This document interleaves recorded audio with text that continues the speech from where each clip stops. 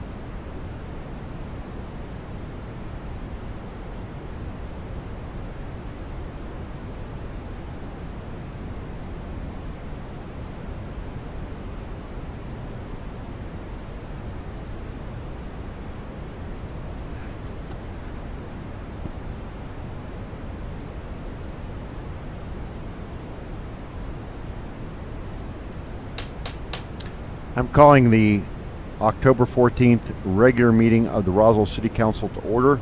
Ms. Call, please call the roll. Councilor Oropesa. Here. Councilor Lopez. Present. Councilor Robick. Here. Councilor Stubbs. Here. Councilor Here. Moore. Here. Councilor Best. Here. Councilor Sanchez. Councilor Kennard. Here. Councilor Foster. Present. Councilor Perry. Present. Mayor Kintai. Present. Mr. Mayor, you have a quorum. Thank you. At this time, I will ask everyone to please rise while Councilor Lopez leads us in the Pledge of Allegiance and Councilor Perry does the invocation. Councilor Lopez, you have the floor.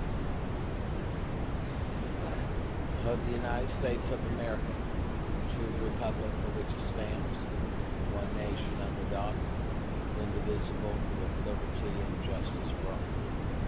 Let us pray. Our most gracious Heavenly Father, we are grateful, Lord, to be in this place this evening. We're thankful, Lord, as the weather starts to change and we get some cool here in our area, Lord, that you're blessing us with the beauty. Lord, I pray this evening, Lord, as there are 10 of us, Lord, here tonight on this council, Lord, who come with 10 different backgrounds, 10 different perspectives, 10 different ways of thinking about things. But, Lord, we need your divine direction tonight that we can make decisions that are going to be of the best use, the best for our community, for the city of Roswell, for the folks that live here. Let us listen to each other carefully and let us have a debate that's going to have purpose, Lord, that we can make the best decisions possible. Lord, I ask at this time that you would just give divine protection upon the men and the women that are serving, that are protecting our nation, protecting our the United States from harm, and Lord, just give them just special blessing this evening. Be with us, we pray, in Christ's name. Amen.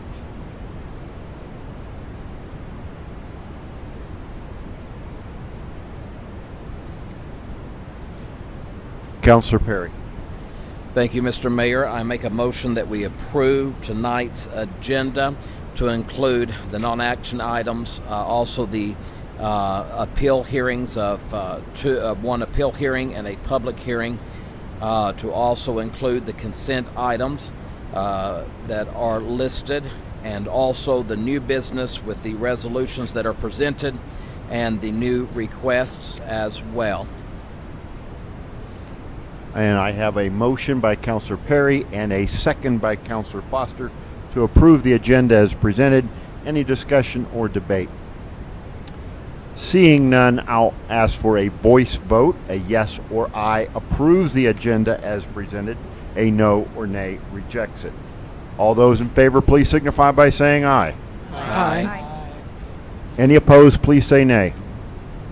Hearing none, seeing none, it passes 10-0. First item up, a few quick announcements. I'm not always the best at doing this, but let's silence our cell phones, ladies and gentlemen. The second and perhaps more interesting announcement is that last week, 7 members of the Roswell SWAT team traveled to Conroe, Texas to participate in the Texas Tactical Police Officers Association annual competition. This is highly competitive. The Roswell Police Department finished 9th out of 33 departments. They beat out departments from Round Rock, Texas, Waco, Texas, El Paso Police Department, El Paso Sheriff's Office, and numerous others. They were the only team from New Mexico, but there were teams from Louisiana, Florida, as well as Wisconsin. And I think it speaks very highly to the professionalism of this department, 2 of whose members I've known for more years than we care to admit were part of this department and part of this team. So I would like to ask that this audience and this council give a round of applause to the Roswell SWAT team.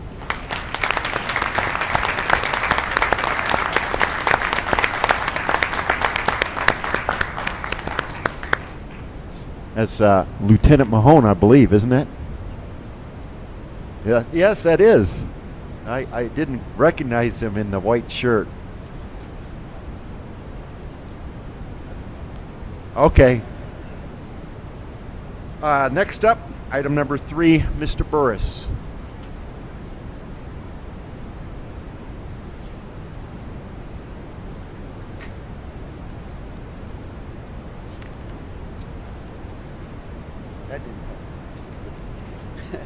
Mayor, councilors. A little louder, Jim. Closer to the microphone. All right.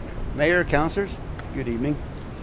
I want to take an opportunity to read you something here. Retired service member provides daily memorial contributions to veterans that have passed, has played taps at noon for the past 20 years at the South Park Cemetery and will continue. I'm talking about Jake Trujillo here. There's a picture of him there. I believe we have a video. My name is Jake Trujillo.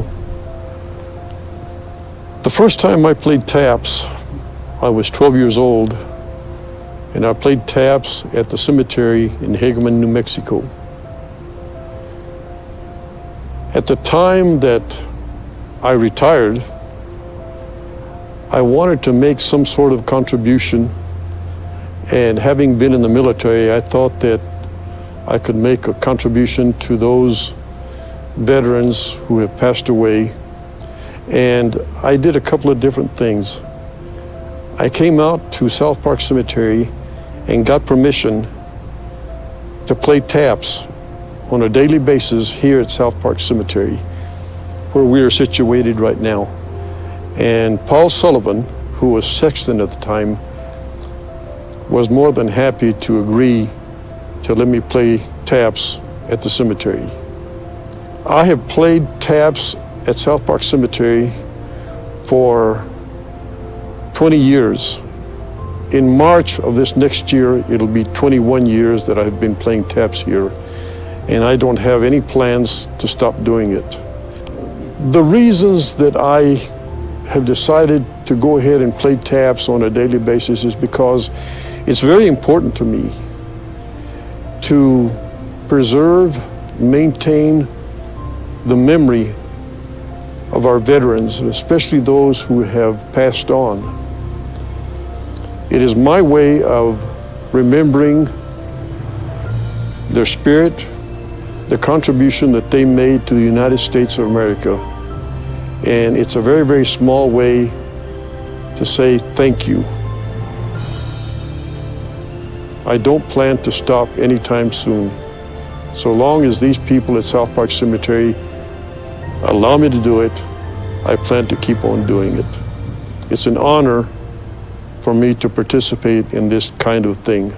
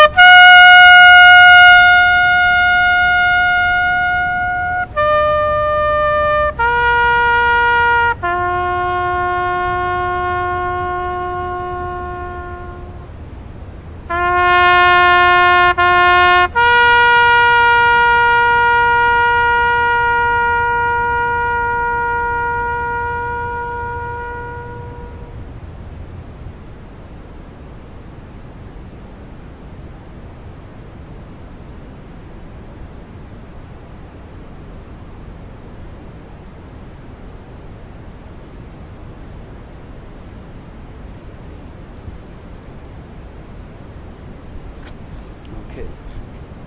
Mayor, join me here, please. Proclamation. Whereas Jake Trujillo is retired service member who provides a daily memorial contribution to veterans who have passed. And whereas Jake Trujillo first played taps at the age of 12 years old in Hagerman, New Mexico. Whereas Jake Trujillo has gone to the South Park Cemetery for the past 20 years to play taps at the noon hour. And whereas Jake Trujillo will continue to preserve and maintain the memories of veterans in this manner for as long as he is allowed. Whereas Jake Trujillo honors his fellow veterans with his daily endeavor to say thank you. Now therefore I, Dennis Kintai, Mayor of the City of Roswell, New Mexico, do hereby proclaim October 14, 2021 as Jake Trujillo Day.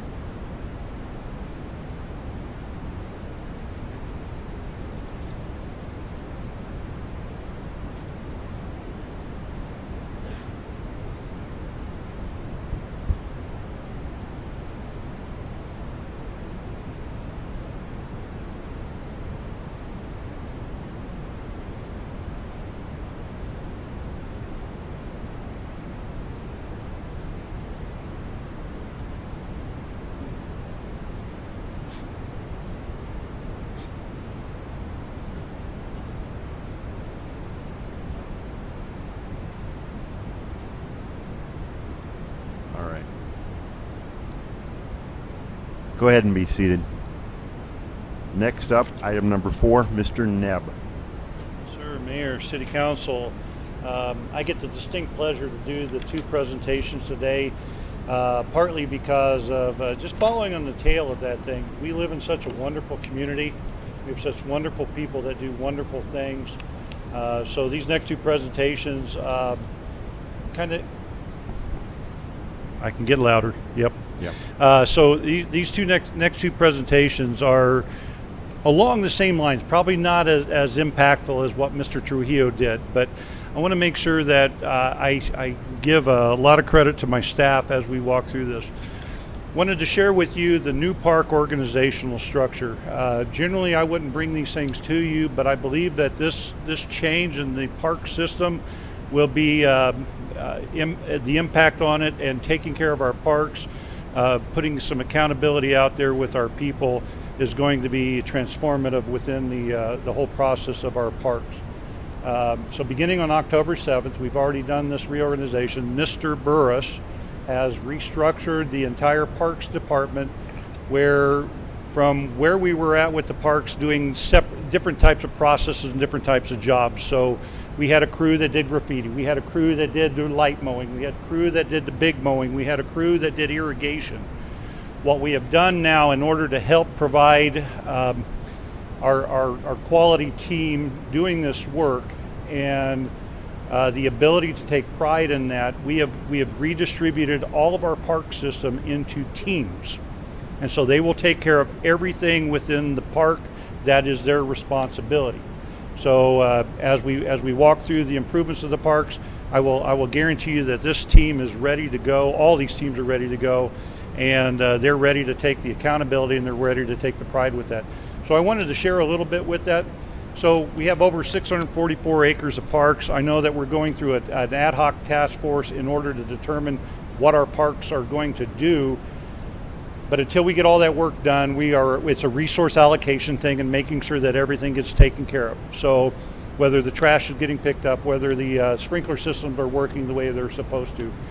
These areas here up on the sign is part of that redistribution as well too, to make sure that the areas like Spring River Park that is inside the zoo, the Esplanade, the Air Center, the Alice Reichman Park is all taken care of by the Air Center. Of course, the Nancy Lopez Golf Course is taken care of by the golf course crew, and then of course the cemetery is taken care of by the cemetery crew. Outside of that, then we also have the street right-of-ways that are the responsibility of the streets. But I want to focus on, we have 4 teams now of our parks crew, and we have 29 employees set up for that, over 644 parks. They're managing the grass, trees, shrubs, flowers, playgrounds, sports fields, shelters, benches, recreational path, irrigation and drainage, graffiti and trash. And there is a lot of work out there. You guys all know the impact of when it doesn't get done. That's when we get the calls and everything. So the whole idea is to make sure that our teams are equipped with that. Underneath Mr. Burris, we have Rudy Chavez, who will be helping direct all the traffic to make sure that these teams have the resources to do the job that we're wanting them to do. So really quickly, we've broken it up. It's kind of a north-south, central, and then a specific dedicated crew. But Team A, you can see that we have a couple openings on Team A, but these are the parks that will be their responsibility. That's our crew right now. Hopefully we'll get those positions filled. We do have positions open for anybody that wishes to join the team. And but these guys will be focusing on these parks. So the whole idea is when they reach the park, unless it is a deferred maintenance item that we have to get back to, they will take care of all of the work in that park. So every time that they get out there and get that park ready to go, they get it all completed, so it's ready to go for the week, and then they move on to the next one. Team B, these are the areas that they're going to concentrate on. Team B. And again, these are all very equal. They're based upon about 20 acres per FTE, and based upon how far they have to mobilize and all of that. So this is our Team B under the lead of Domingo. And Team C, these are the areas that are going to be the Team C's responsibility. This is a good crew here. And then the one I wanted to spend a little bit time on is Team D. Team D, you can see the areas that they're working on. One of the things that we found as we were looking through the restructuring is that Parks is responsible for all the building and grounds around all of the city buildings. However, we never allocated the appropriate amount of time to take care of it. So our crews were taking on those responsibilities and all the park's responsibilities. So the whole idea about this was to break up into a dedicated Team D crew. This crew is dedicated predominantly to the downtown area, and then you can see some of the on the map where some of the other outlying areas are. This team will help keep Roswell beautiful, the downtown businesses directly, Main Street Roswell, the Economic Development Commission, the Roswell and Hispano Chambers, all in that area, in order to make sure that it all happens. I want to make sure that everybody understands that along with the financial commitment that that City Council put together for the business loan and grant program that we're operating through the EDC, we're also having a conversation on a significant amount of the American Rescue Plan money going to grants as well too. On top of that, we have now just committed $300,000 a year in salaries and equipment into this downtown area to make sure that our small business people have the resources and the people to help take care of them. And so I want to really thank, I know the Parks crew is here. They do a fantastic job. They take pride in what they're doing. I think they need to make sure that they keep Mr. Burris on hand, make sure they keep him working, don't let him get by with anything, and make sure that everything gets provided to that. So I really wanted to take an opportunity to thank our crew and the job that they do, because as you're well aware around here, the trash seems to grow right out of the ground, and so all the work that they do is taking care of, make sure everything is safe, making sure everything is clean and neat, and we get so many compliments on how the parks are taken care of. So thank you, gentlemen.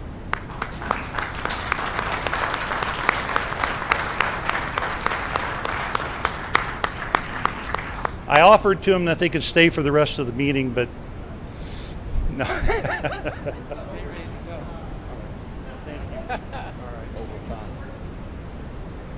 This is true, yeah. Somebody should bring them donuts tomorrow, Jim. All right, okay. All right, Mr. Mayor, City Council, that ends that report.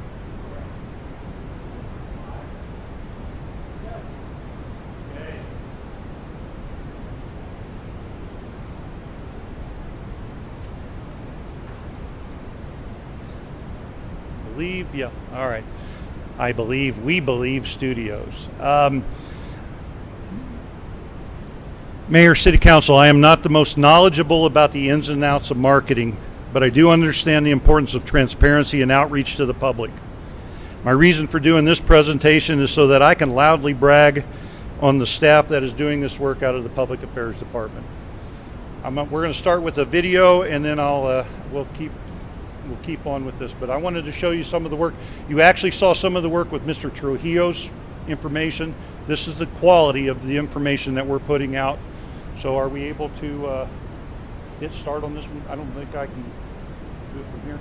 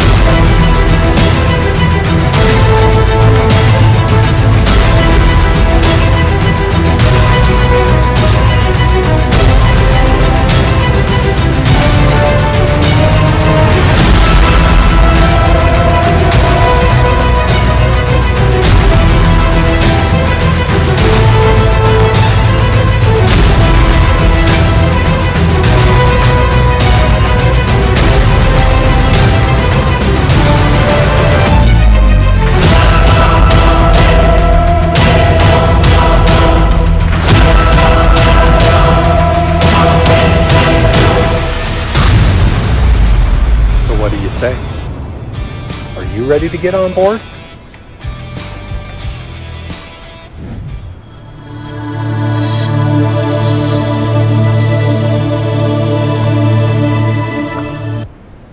We put this intro slide together to show a very good mix of all the different types of videos that we are putting together in order to provide outreach and communication to the public.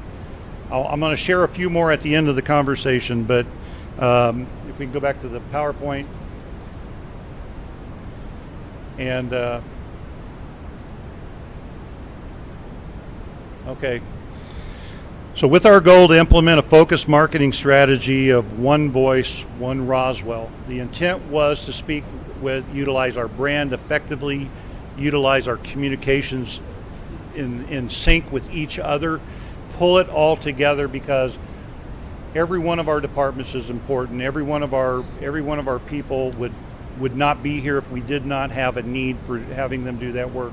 So the whole concept 4.5 years ago was to bring this all together under a one voice, one Roswell. Those of you that were here prior to myself coming on, Juanita Jennings got here before I did, and actually started this whole revival of the entire system. And we just started pulling it together farther and farther as we went through it. Along with the one voice, one Roswell, all the work that we have done to advance our billion-dollar brand. The logo that you see behind you, all of the information, our tagline of "We Believe," all of that is part of this entire marketing effort in order to show what type of a community we are. And now what I'm going to show you tonight is the evolution into the video. And I would put our Roswell team against any other governmental agency for the efforts to advance governmental transparency and the effort to involve the public into our decision-making system. When I show you the videos, I'm going to show you a lot of high-paid actors. No, there are people. These are our employees. These are our professionals that know how to do their job and how they are trying to reach out to the public and share that information.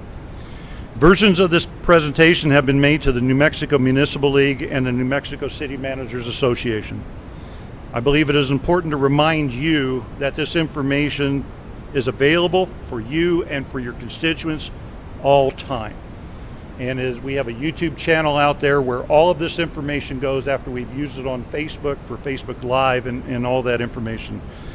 In a 2017 article in Forbes magazine entitled "Traits That Define High-Performing Marketing Organizations," there are 9 traits listed to define high-performing teams.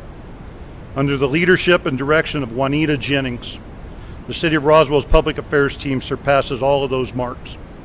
Again, I would put them against anybody else out there. We've evolved over the time as well too. The world continues to change on how we deliver public information. Due to the advances in technology and the onset of social media, Roswell's outreach has become very diverse and covers all different media types. While we continue to utilize the more mature systems, Roswell had to expand its outreach in order to reach our entire public. There's a generational shift within all of the information that we're putting out there. Our older seniors still enjoy the reading, the touching of the newspaper and everything. Our generational, I don't even know what the new generation is, the millennials and beyond that, they do it exactly through social media and those quick little blurbs. That's why TikTok's so big and all of that. It is even more important that we are reaching out there because there is so much bad information out there for the public to disseminate that much of the important information gets lost in the mix. Throw on top of all of this, Roswell has its fair share of misinformation trolls, pushing their own agendas and working to sow discontent and spouting half-truths. It is important to continue our efforts in both internal, citywide, and external, national, and intergalactic communications. People need to know what we are doing. Our portfolio has reached 213 videos that are out on YouTube channel, and I can't show them all to you. I really want to, but this is where they're all broken up, and this is where the information at. And I actually do intend, I intentionally am picking on the trolls because there is information out there on our budget. There is information out there on anything that everybody is looking for on Facebook. I think we've done almost all of it, and we're happy to put out more in order to educate our public on what is really out there. It's interesting to look at this slide because it is an evolution of the We Believe Studios. In 2016, we had a public affairs department of 2.5 people. Today we have a public affairs department of 5. The budget for public affairs in order to do all of this work that I'm going to show you is less than 1% of our budget. I believe it's actually 0.5% of our budget is going to this outreach. And as soon as you see some more of these videos, you're going to see exactly how impactful the videos are. We utilize it heavily in COVID-19. I think that's where we made a transition, knowing that we could not always fill the room with people that care about knowing what we're doing, and we started using the technology farther. We have the ability, we are streaming live tonight. We are out there, we are putting the information out there, so anybody that cannot make it to the meeting, they're on GoTo, and we're trying to reach out to that. This is an area I think that really served us well throughout the COVID response time because it was an ever-changing dynamic of how we went. As I mentioned, the YouTube channel, the videos and the personnel are out there. The whole thing about it is telling our story, sharing information, communication, engagement, creation and impact of the YouTube channel. I would implore everybody to go out there and look at what I'm going to show you on your own time, because you'll see the evolution from some of the older videos. I think there's a video of the mayor out at the Air Center really early when we had our intern and shaky camera. I mean, I think we used an Apple phone, I think is what we were doing at that time. We've now advanced from that. We now have our own videographer. We now have a lot of this other information that you're seeing as we're coming to it. One of the things that we took out of the presentation, but I will draw your attention to, is video has a large impact. I think TikTok is that king of those little short videos now that the number of views, there's like over 8 million, it's a lot of views of how the video goes. So our ability to interact with the public video in written format, one-on-one, is very important to all of our structure. I'm not going to use this slide. I'm going to move over to Ms. Call's desk, and I'm going to run through just a couple videos at the end of the presentation.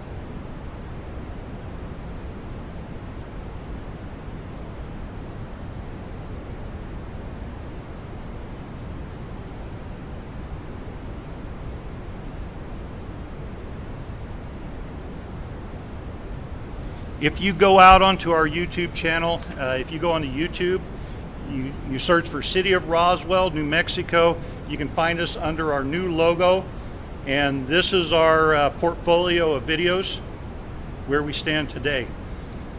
I'm going to go through some of the more important ones, but I would call boring to a certain extent first, Juan.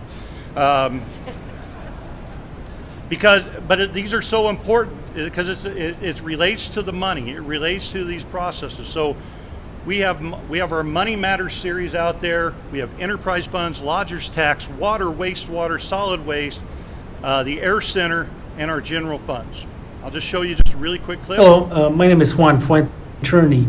The services such as Parks and Recreation, Facilities Department, the Municipal Court, it is all of those activities, police department, fire, public safety, that do not have. What I wanted to draw your attention to was that little PowerPoint box over on the side as well too. Along with telling everybody how to do it, we're actually showing them as well too exactly what we're talking about. That's a lot more than just a blog or anything of that nature. So. We spent a lot of time in our PSA section, public service announcements. These are really interesting as well too. You can see the Lee Deming Bridge with Mr. Nahar out there telling everybody exactly what the work is going to be. The Washington Mill and Fill, the Spring River Zoo reopening. We even reach out during our holiday season to make sure we wish everybody, this is Mayor Kintai and his wife, Carol. We have Fly Roswell. We have the COVID PSAs. We have the hiring firefighters. We have all of this information. Online water bill payments. If anybody doesn't know, they can pay online. If anybody doesn't know, you can set up for auto payment on our utility billing. We've tried to make sure that we can work with everybody. We got all the COVID stuff out there, our fix-it form, and you can see that whole mix there. I'll click on one of these, just more of the recent ones. This is a street. Good morning. I'm Louis Nahad, city engineer, city of Roswell, New Mexico. I'm out here on South Washington in front of Missouri Elementary School. September 22nd, first day of fall, and tomorrow, September 23rd, on Thursday, we're going to be starting.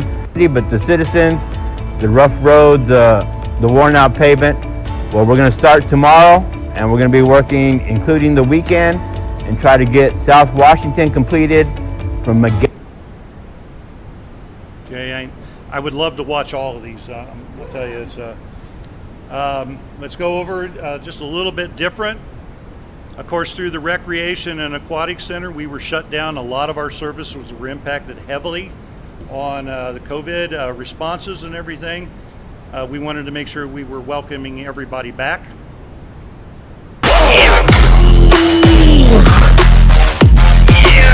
19, 20. Oh, my dad bod has gotten a little out of control through this whole quarantine. But thankfully, I discovered all the virtual fitness classes at the Roswell Recreation and Aquatic Center. And so I can take a class whenever I've got a free moment. Get my dad bod back in shape. I'm stuck. I am stuck. New year, new you. The Roswell Recreation and Aquatic Center has Okay, we're trying to bring everybody back to us. New year, new you for the Recreation Center. You know, and as we look at all the different mediums, I think this next one is really kind of interesting to me. If I can make sure I know where that one is at, it's right here in this section. Okay, we do animation. We have a friend out there called Handy that helps you figure out how to set up your payments. This one is really interesting. This is one of our Keep Roswell Beautiful interns that we had. And we also have a sell online and grow your business with Wix e-commerce. Create a beautiful commercial. Hello everyone, I'm Mason with Keep Roswell Beautiful, and today also joining us will be my friend Marco. Hi Marco. Hi everybody.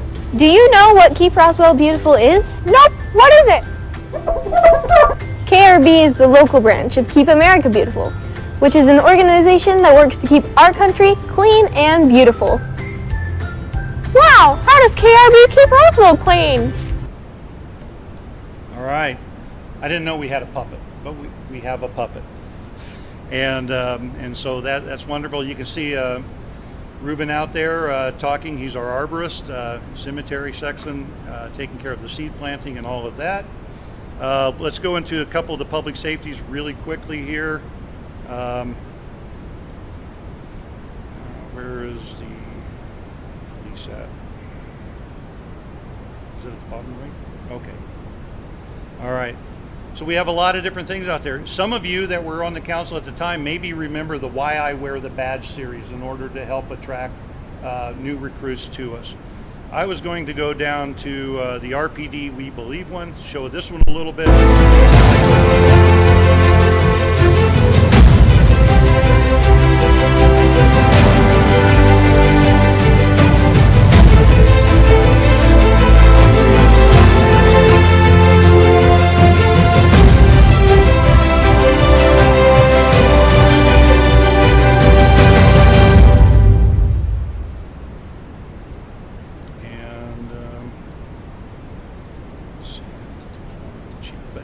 So we have all these different videos out there for that. Let's go to the fire department as well too. This is as you know, we have a new Chief Miller that just came on board. He was promoted up in our group. He has a few of his own out there as well too, but he opened up a position for our fire marshal position, and so this is one I wanted to make sure that everybody got to see as well. introduce him to the people.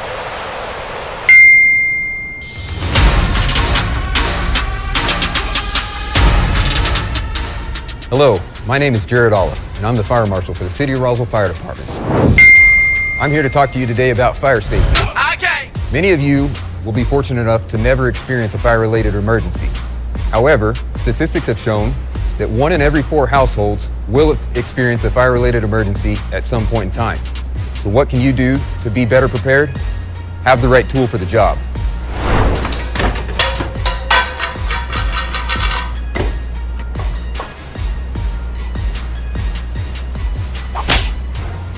Fire extinguishers.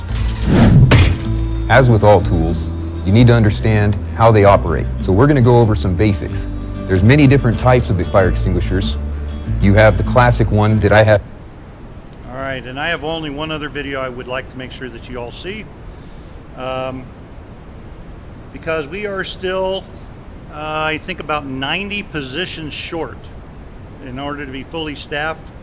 And we are out there working to correct that as well too. Let me see if I can find that one. This is and I'll talk about this one once it's completed. So. You're on the search for underrepresented talent, but other recruiting channels inflate your pipeline. Are you looking for a career you can dive right into? Where you can help keep your home and community safe? Or maybe you want to provide a friendly smile and assistance. It was the elk, right ma'am? Career advancement? It's only a step away. 911, where's your emergency? Yes, ma'am. And teamwork is priority when helping the citizens of Roswell. Yes, ma'am. My partner has them started. Maybe you want your coworkers to be real characters. Hey, guys, want a treat? Here you go. Where you can impact the entire community.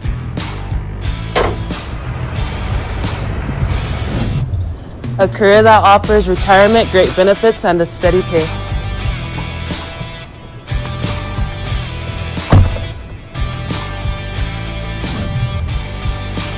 So what do you say? Are you ready to get on board?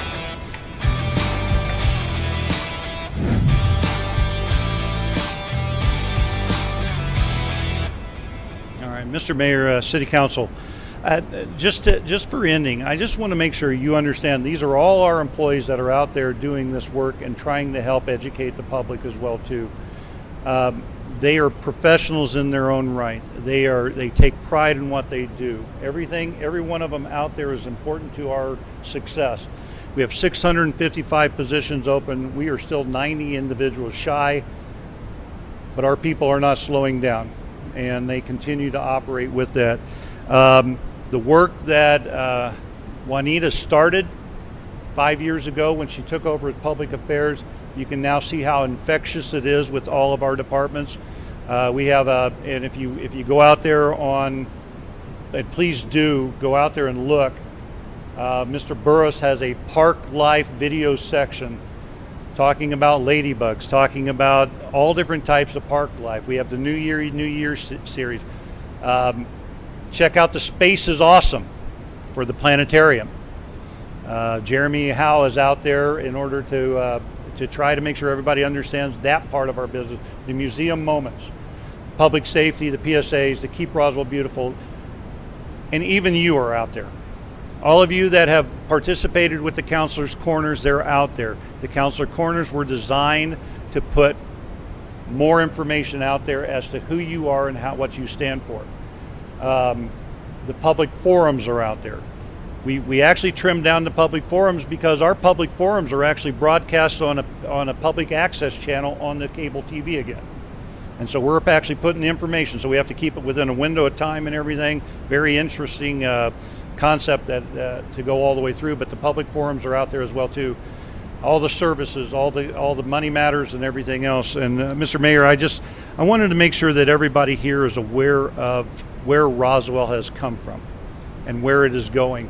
Next year, the entire series, we actually have been putting out about 5 videos a month in order to get there. I expect that's going to grow as we continue to advance out. We're also going to introduce all of our partnerships. So the chambers, the EDC, Main Street Roswell. We're going to put them together with us because we couldn't do it without them. I would say the civic clubs. Anybody out there that is trying to make Roswell better, we want to put them up there and make sure they understand how important they are to our community. Mr. Mayor, City Council, I just want to thank you for your time. This is very, as you can tell, it's very passionate to this because these are our people and these are the ones that I rely upon day in, day out. So I just want to thank them, and I really want to thank Juanita Jennings for working with the city of Roswell and helping pull this to where it's going. So I'll stand. All right, thank you. I have Councilor Kennard. Councilor. I just wanted to thank you, Mayor. Thank you for the work that you've done in this area. One of the videos that I first caught was the Vector truck video. That, I mean, I guess I didn't realize what all that entails, and so I mean, it's very informative.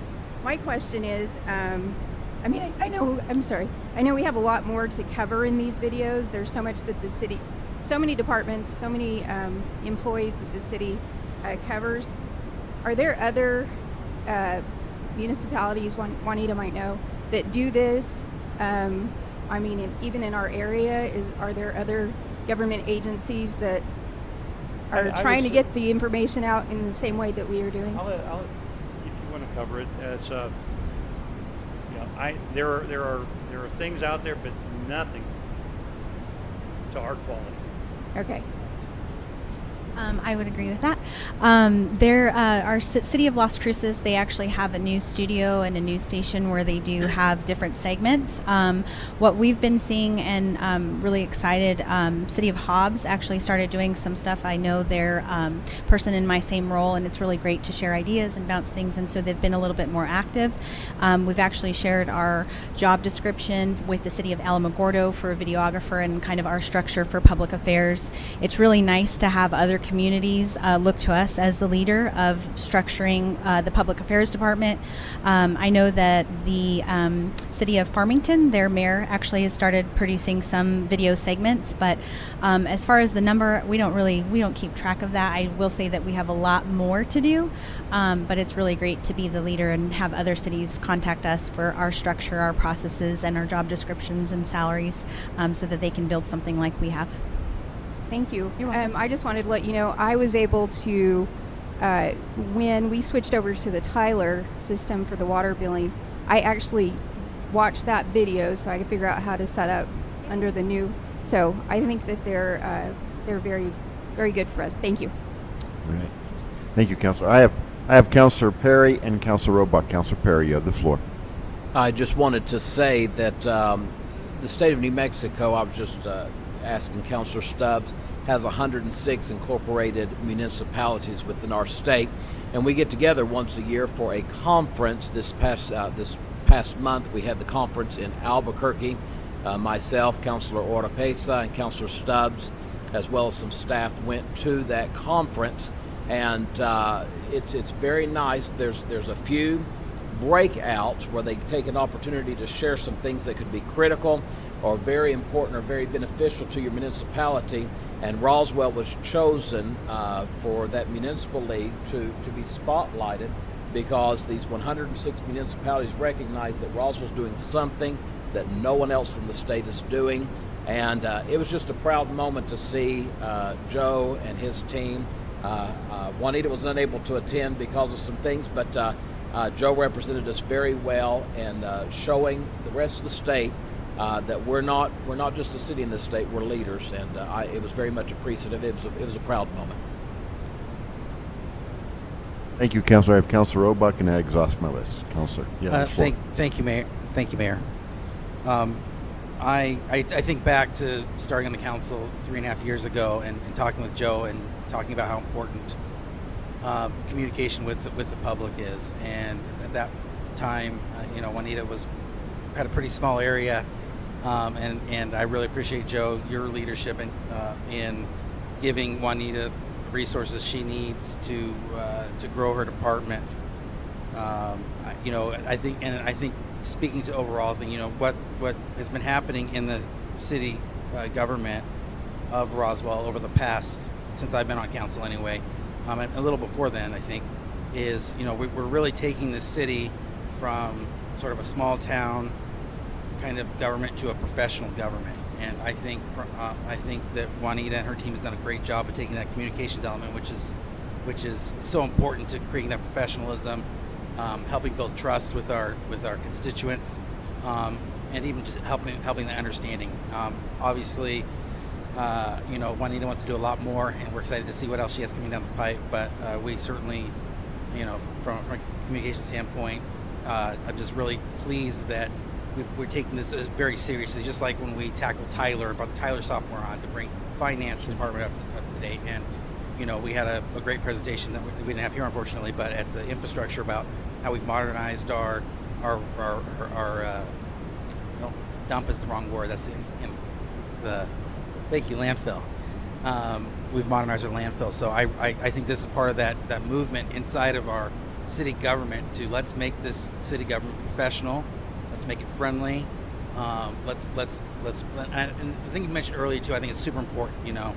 And I appreciate your leadership on this, Joe, and Juanita's help on this, is that we want to be a very transparent government. We're not hiding anything. There's no secrets here. And we are the government by the people, of the people, and for the people. And so I appreciate that component of this as well. So thank you very much to you, and certainly thank you to Juanita and her team. All right, that exhausts my list. I just want to say to Ms. Jennings, thank you. Been in this position for 7+ years, and I remember what it was like. And Ms. Call and I were actually discussing this earlier today. People just don't understand what you've built, and what you had to start with was basically nothing, basically not a thing. And so I am very appreciative of you.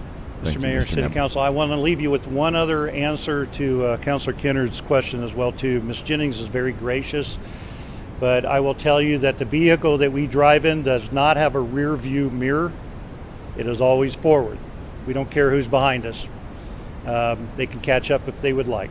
So we exude that in everything we try to do.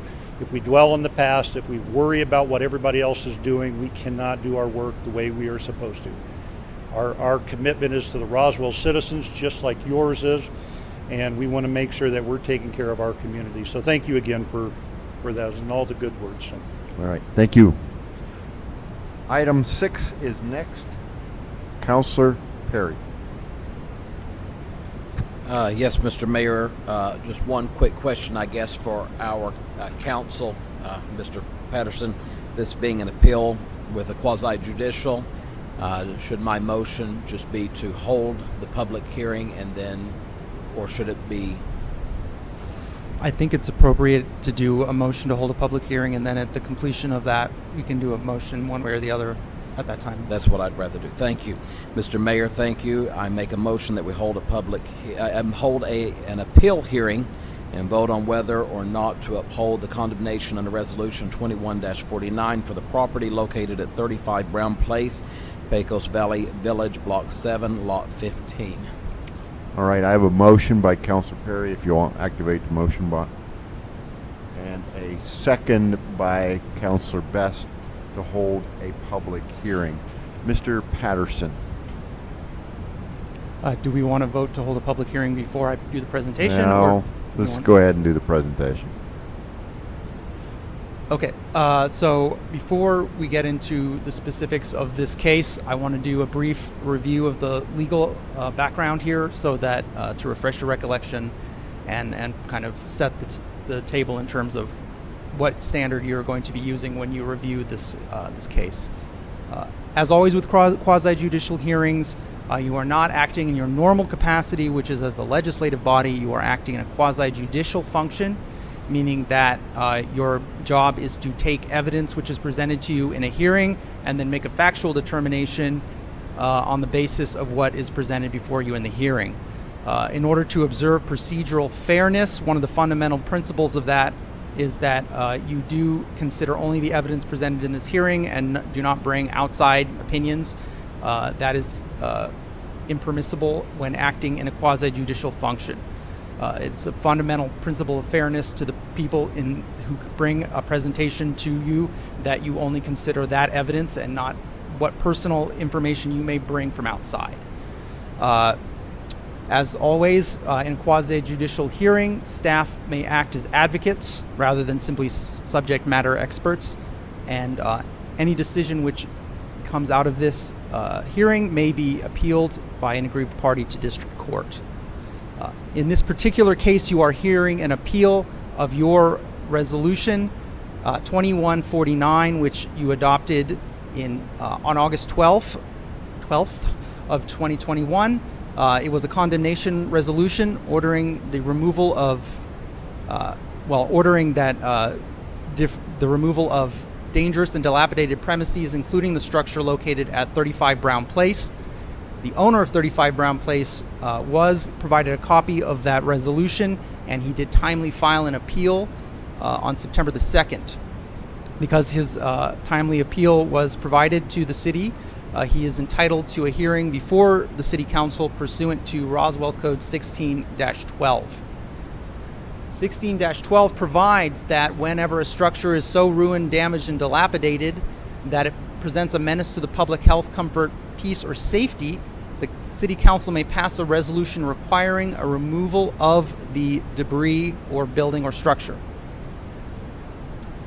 Within 10 days after that determination, the individual who is the owner shall commence removing the structure, or he may file a written appeal, which in this case was done. Upon that appeal, you are required to hold a public hearing, consider the evidence for and against the removal resolution, and then determine if the resolution which you passed should be rescinded or enforced. As I said before, your determination here can be appealed by the aggrieved party if there is one. Before I turn it over to community development, I want to emphasize with you that this order, the resolution, orders that the individual shall abate the public nuisance. That is the fundamental question that you have. Is this a public nuisance that you are going to order this person to abate or not? If this person fails to do so, in that case, the city may take care of that situation ourselves and put a lien on the property.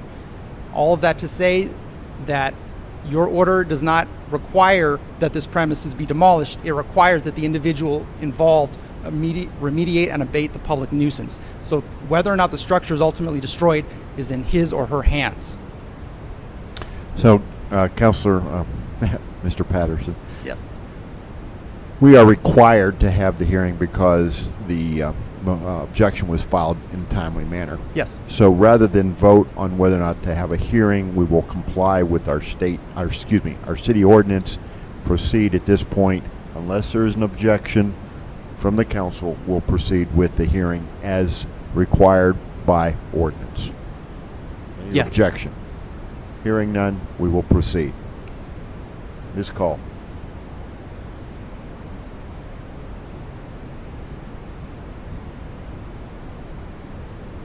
Good evening, Mayor, Council. I do apologize. I'm going to turn my back on you. For all of the individuals, the city employees who plan on giving testimony, please come forward. The appellants who's giving testimony, please come forward.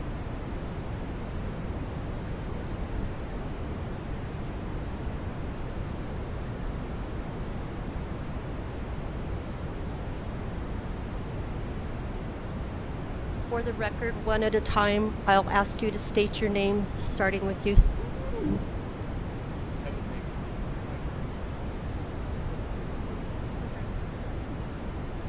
Thank you. Please raise your right hands. Do you solemnly swear or affirm that the testimony you give is the truth, the whole truth, and nothing but the truth under penalty of perjury? Thank you. Council, in order for the procedure that will follow tonight, we'll have staff will provide their presentation on advocating to enforce the resolution. After they are done, the appellant will be given an opportunity to present any testimony and evidence and arguments from their side of it, and then we will turn it over to you to debate, and you can also direct questions to either staff or the appellants as you see appropriate. All right. Mr. Mavers. Once again, council, we will hold questions till after both parties have presented. Mr. Mavers, go ahead. Good evening, Mr. Mayor and council members. Tonight we are conducting the appeal hearing for 35 Brown Place. I'll give you a little bit of background on how we got to this point. Again, going back to earlier this year in January, there was a fire at 35 Brown Place. The structure was significantly damaged on the interior. Code Enforcement Officer Rick Rodriguez, however, 6 months later, when doing his rounds in the area, noticed that the property was still open, that it was obviously significantly damaged, that there were broken windows and other items. It was being unmaintained, and the rear yard of the house was open and available to the general public. It was quite easy to get onto the property and potentially into this house. Building Inspector Mike Christensen and Mr. Rodriguez went back out on June 24th for a site visit to assess the situation, and then they went ahead and determined at that point that it met the criteria for a resolution 2149 declaring this a dilapidated structure, one that was damaged to the point where it was a risk to human habitation and it was a nuisance to the area. They filed the appropriate documentation, and the City Council adopted Resolution 2149 on August 12th, 2021. During their inspection, it was apparent there were multiple municipal code violations. There was damage from the fire that occurred in January 30th, 2021 that had yet to be repaired. The fire damage resulted in a harmful airway particulates as well as the damage to the structure itself, and it is considered at that point and to this day a dangerous building pursuant to Roswell City Code 16-12. The fire resulted in significant damage to the roof soffit, increasing risk and decreasing safety. There is clear evidence from the photos that you see that the roof soffit required repairs. Unfortunately, the repairs that were performed, permits were not obtained for any of the work that has been done, and therefore the quality of the building structure and the repairs themselves cannot be accurately assessed. Therefore, the building inspector has determined that he cannot assure the structure is safe for habitation. Serious uncertainty continues regarding the structural quality and the integrity of the home, hence the safety of the roofing materials as well. The black felt paper that is visible in this photo conceals the quality of any repairs done to the roof structure itself. Again, I remind you that up to this point, no permits have been pulled. Any work that has been done on the structure has been done without the benefit of permit or inspection at this time. The building inspector has stated that he is not confident that he can approve the structural integrity of any of the repairs or the roof structure as a whole. Additionally, electrical service is missing. There's more evidence of soot and other damage that has not been inspected, that has not been revealed, and of course, without the electrical meter available, the property is not suitable for human habitation. Looking back, we are asking tonight that the City Council uphold the condemnation action pursuant to Resolution 2149 for the property located at 35 Brown Place. As this is our only opportunity, this is the only tool we have in our tool belt to work with the property owner in order to effect appropriate repairs and return the building to a habitable condition. Mr. Franco, our code enforcement supervisor, is here also for any questions, and as is Mike Christensen, our senior building inspector. All right, thank you, Mr. Mavers. Mr. Salcido.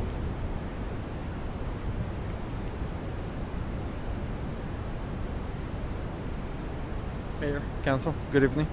Go ahead and pull the microphone closer, make sure we can hear you all. All right, sorry, is that better? Good. All right, that is correct. There was a fire in the property, but not in the house. It was a truck that was burned down. Some of the flames did catch the garage door on fire. We have been doing repairs on it. All the windows have been fixed. All the yard has been maintained.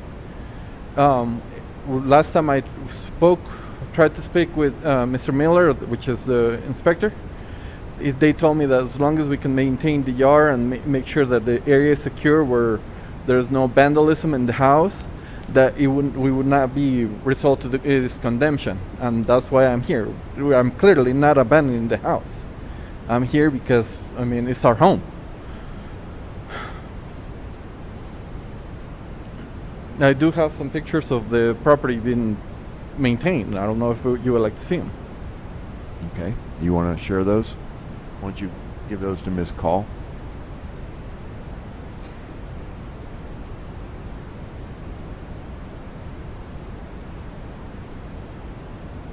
Any nuisance or trash that was on the property, it has been picked up, and we do maintain the property. I do go there every morning after I drop off my kids to make sure the property is secure. I do go there at 9 randomly to make sure no one's breaking in or anything. I have not abandoned the home.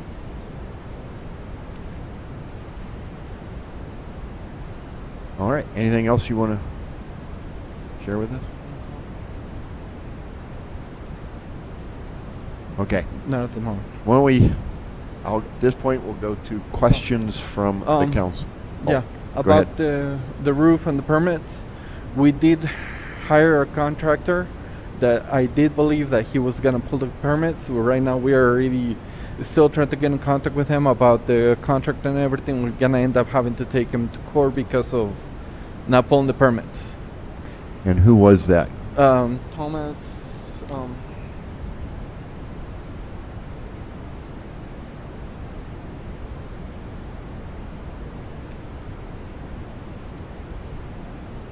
Thomas Martinez Jr. We did end up paying him off, and right now he pretty much bailed on us. So, okay. Do you want to see the messages? Go ahead. Whatever you want, give it to Ms. Call. Whatever you want to share with us.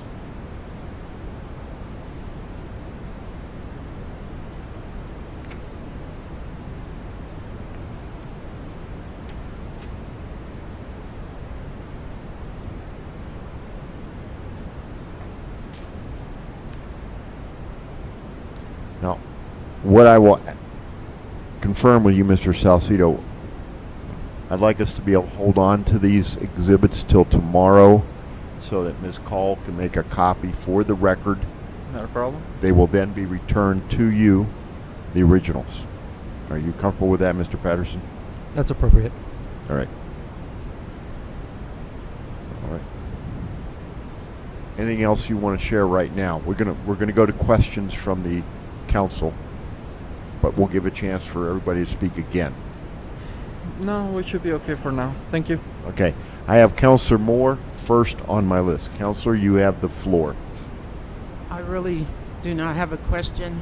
Just so you know, I live directly in front of your house, and I've been there for 35 years. I know that house to have been lived in and taken care of. I was actually outside when the fire happened, when somebody threw the cocktail into the man's truck in your driveway. Yeah. And y'all can get mad at me, want to blame the city because there was no water. So they had to go down 5 blocks down the street to get water. So that's why the roof caught on fire, because they couldn't get to the water. Yeah. I watched the firemen run down the street about half a mile to get water. So I have seen you there repairing. I have seen you there working.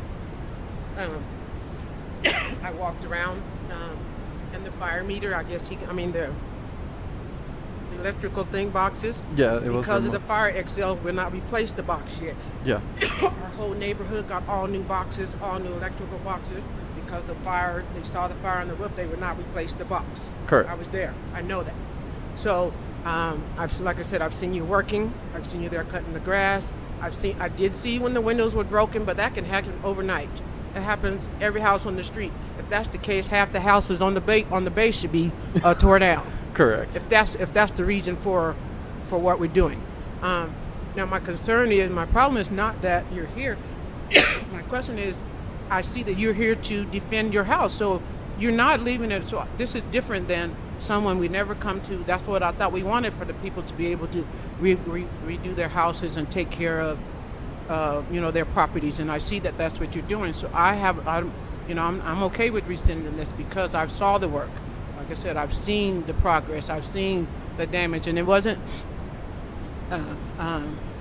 superficial damage. It looked like on the superficial damage, and I remember talking to the guy.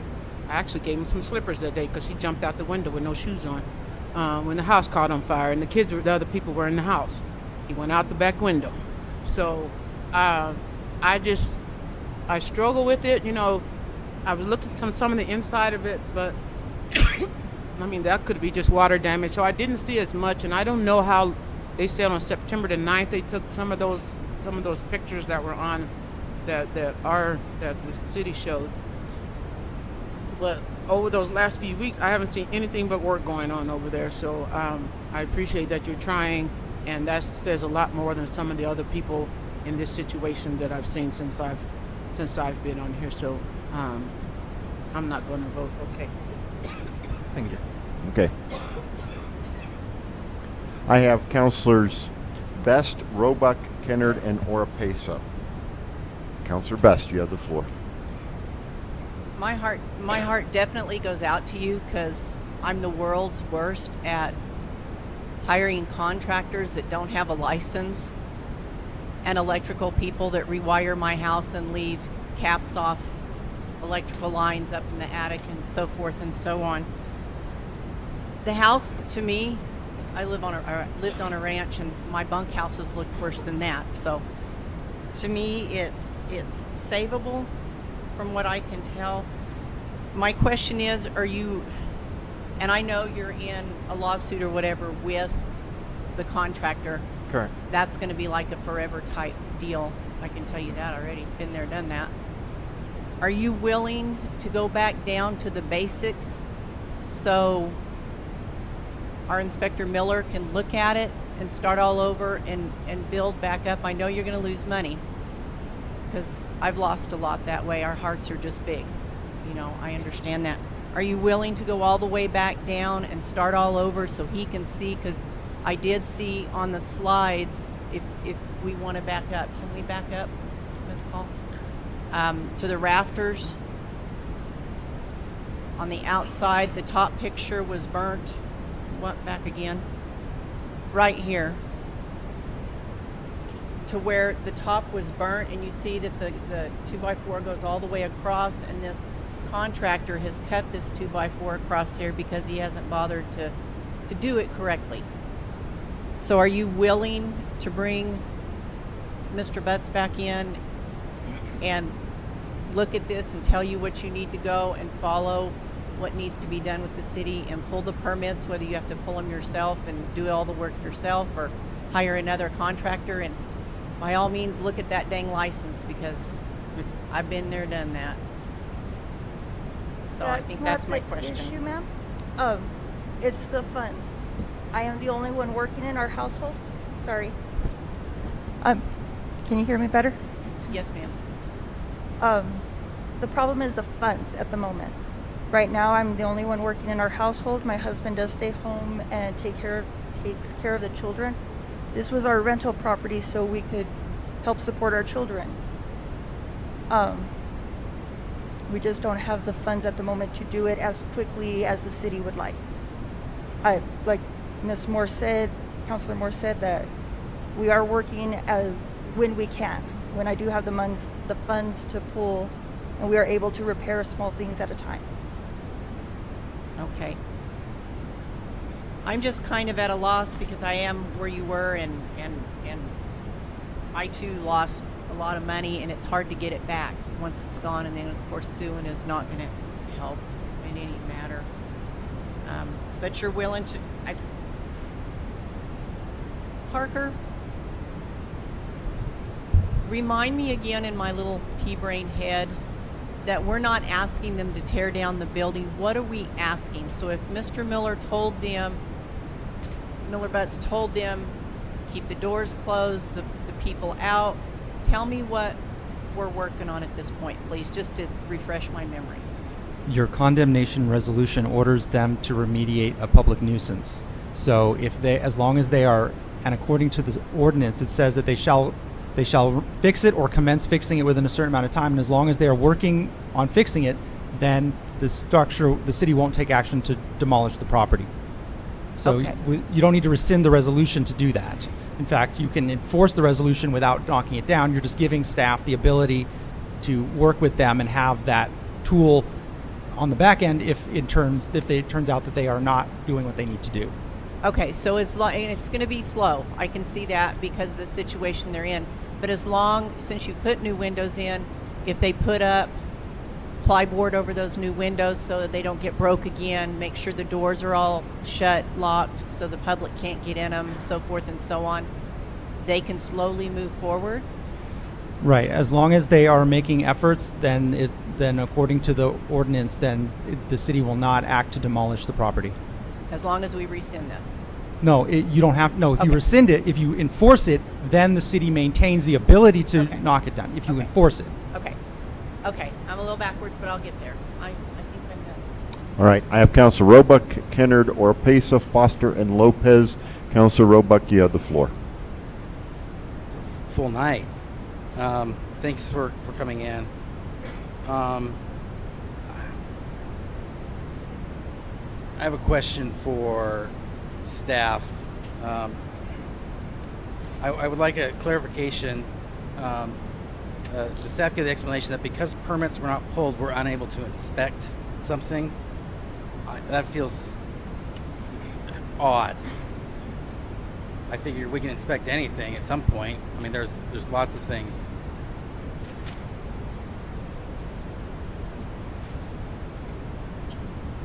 So if a property is open to the public, then I have all the right as anybody else to walk in and take a look, do an inspection. This perhaps was closed. The doors are closed. I couldn't get inside the house. So if I went inside the house, then I'm breaking the law, Sure, of course. sure. So you're just talking about access then? We're yes. not talking about anything besides access? Correct. So I could probably go around and get an administrative warrant at some point in time if needed be Sure. to get in. But Sure. Okay. No, it was visual enough for me that it was unsafe at the time. I understand. I was confused why the not being able to permit would. But we're really talking about access, not necessarily the actual. Right, and then permits are process. required to do any of the repairs. I understand that. Thank you. You bet. I don't know why this is here. This is the first time we've had this kind of thing since I've been here. When we have a party that is willing, seemingly, maybe they're not, maybe they're being misrepresented. They're willing to work with the city. They're trying. Historically speaking, our staff, under Joe's direction, I think has been, hey, if somebody's willing to work with the city's willing to work with them. So I'm a little confused about why this is why we're dealing with this now, because what's going to happen, regardless of what we do with this, is the city's most likely, I don't know what's going to happen, nobody does really, but the city's most likely not going to tear this building down. We're not going to waste money tearing this building down because these people want to save this building. So, okay, they want to save it. So at some point, there's going to be some more discussions and about how they need to go through that. And they're going to work with it. I don't see us bulldozing that building because they didn't do it fast enough. It's whether it's a public nuisance or not, which is, I think, it's kind of what we're ultimately just deciding right now. It's, in my opinion, it's on the fence. But again, if there's maybe I have a question for you folks. Why do you, outside of the stigma of it being condemned, why do you need it taken off the condemned list? Why is that important to you right now? How's that keeping you from achieving what you guys want to do, which is ultimately get that house back to where it is? Because as staff's mentioned, this is a tool they have in their tool belt to kind of, it's the carrot stick thing, right? This is their stick. They have carrots too, which I hope they use. Why do you want this? Why are you appealing this? Why do you want this taken away? Is there a logistic reason? Is it just because you feel it's wrong? Can you help me with that? Correct. Reason was when I went to speak with. And can you speak real close to that microphone, yeah, please? Sorry. When I went to speak with Miller, and they told me again, as long as we're working in the house, everything's fine. But then they send us a notice saying, hey, we're condemning your house. Even though you're working on the house, they still send us this letter saying, hey, you're not working on the house. And as Ms. Moore stated, she has seen me going there working on the house. The public I don't think anybody's disputing that. The public nuisance part where the windows were not actually broken by anybody. They were actually broken by the fire. So those were actually, they have been repaired. So no one could actually go into the house or vandalize it. I do have the front of the house fenced in and actually locked. So no one can go in through the front. The back side, yeah, there's an open fence part so you can go to the back. That is open as the staff member stated. If they want it closed, that would be no problem. I'll put a fence up. But the issue was that when I spoke with them saying, hey, I'm working on the house, what can we do to take it out of the condemnation list? They told me, well, as long as you're working on it, we're fine. But then they send us a letter saying, hey, we're condemning your house. Okay. And I guess then, and there was no discussion with you at that point about just because a house is condemned doesn't mean it's getting torn down. It means that we go into a process and we work with that. Was there any discussion with any city staff? No. Along those lines? No. Did you try to initiate? Did they try to initiate at any point any discussion along those lines? Either No, side? I have given them my phone number and everything. I have gone to the office and speak with them, and they told me that as long as you're working on it, we're fine. But then they send us a condemn letter. Okay, and one more point of clarification. I know there's other people who have questions. No one's living in the house currently. Currently, no. And I assume that you're not planning on renting it out until it is up to code? Correct. Okay, thank you. I yield. I have Councilor Kennard, Oropesa, Foster, and Lopez. Councilor Kennard, you have the floor. Thank you, Mayor. This is mostly for our staff, if you could answer this. If you could discuss why the permits are so important for not only the property owner, but renters and that sort of thing. That would be my first question. Okay, so state law requires permits for pretty much any major building repair. So electrical work, structural work, all requires permits. It's state law, and it also says that if you're not if this is not your primary residence, we can't issue you a homeowner permit because you're not the homeowner. It's a rental, so it requires a contractor to do the renovations and do the work. So that's probably where he's getting a little confused. It's not saying that he can't be fixed. We just need a contractor to pull the permits and move forward. As long as he maintains the property, keeps that part down, we're okay with that. But he can't move forward. He can't work on it until we get permits. So that's technically he's not to be doing the work. He needs a contractor to do the work. Okay. Correct. And I think he's confused with the letter. The second letter was just the letter they get after you guys pass the resolution. They send out that letter saying that it passed. So I think that's where he's getting confused, that they're getting another letter. Everybody gets that second letter after a condemnation's gone through resolution. Okay. And my next question is, what is the time frame that we can allow? I mean, I understand what our attorney said, is as long as there's work is being done. But I guess I'm just wondering, do they have a year? Do they have? That's really a judgment call either for me or you to make on what we're willing to agree to as to what's a good amount of time. There's not really any set limit. It's usually case by case basis. Okay. And for the property owners, when was the last repair made? Or when was the last time the house was worked on? Right,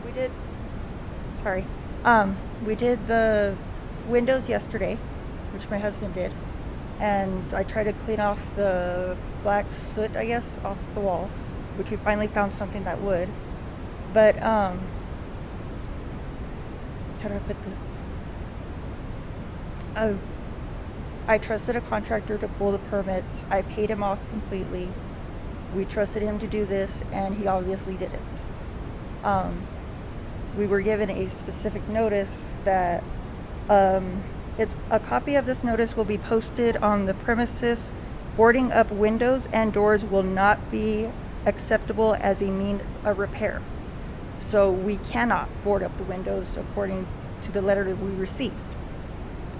We're not against pulling the permits. We were told that the contractor had to pull them. It's paying another contractor to start or complete the work, which, again, I need the funds. It's not like I'm not working towards the funds, it's just getting the funds to pay another contractor to go pull the permits and start working on the house again. And I do have other quotes from other companies, like it's just paying them. Thank you. And just one more question for our staff. The windows that they put in yesterday, is that acceptable? Or should that have acceptable for to them meet being, to meet the state requirements for the? I would allow it just because, yes, I was there today. I saw that you fixed them. For fixing the windows, yeah, that's fine. I'm not going to give him a hard time about that because it, like I said, it makes it look better. He's working the right direction. And as for boarding it, it doesn't say that you can't board it. It's just saying that if you go board it, now you're fixed, you're done. That's not what the boarding does. The boarding keeps it secure, but that's not saying that that's it. That's all you have to do. You still need to move forward and maintain the property and bring it back up to standards so that somebody can live in it. So. Okay, so that doesn't qualify as forward progress. That's just correct, shutting it securing in the property. okay. Correct. Thank you, Mayor. That's all I have. All right, I have Councilor Orpesa, Councilor Foster, Councilor Lopez, and Councilor Roba. And Councilor Orpesa, you have the floor. Thank you, Mr. Mayor. First of all, I sympathize with Salcedas because, and I commend them for being here and for taking the action that they have taken to try and salvage their home. My question is, apparently, I'm going to make the assumption that you didn't have insurance. Is that correct? That would be correct. Okay, and the issue with the contractor, I'm going to address the staff. You indicated that the work had to be done by contractor? Correct. I cannot issue a permit to the homeowner if it's not their primary residence. Okay. So I mean, that is that a city ordinance, or is that a state statute? It's a state statute, yes, sir. Okay, because it puts them at a very disadvantaged situation. Yes, sir, I understand that. Because I don't know what his skills are or whatever, but it would seem that if he is able to do at least part of the job. Well, let me back up a little bit. The permit on the roof, I know they hired a contractor. Did the contractor go and pull the permit for the roof? No, sir. Okay. We have no permits at all for the address. But you guys gave the money to the contractor? Is that correct? Yes, that is correct. And how much money have you put into this house since it was burned? $18,900. Okay. Well, I think that in itself, to me, it tells me that you're willing to salvage the home, and given the situation that we're in right now, given the environment that we live in right now,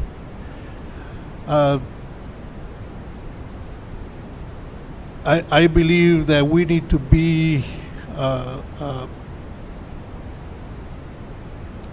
thoughtful enough to give them time to try and get this house, even though it's not their primary home, but trying to make sure that they get this house restored.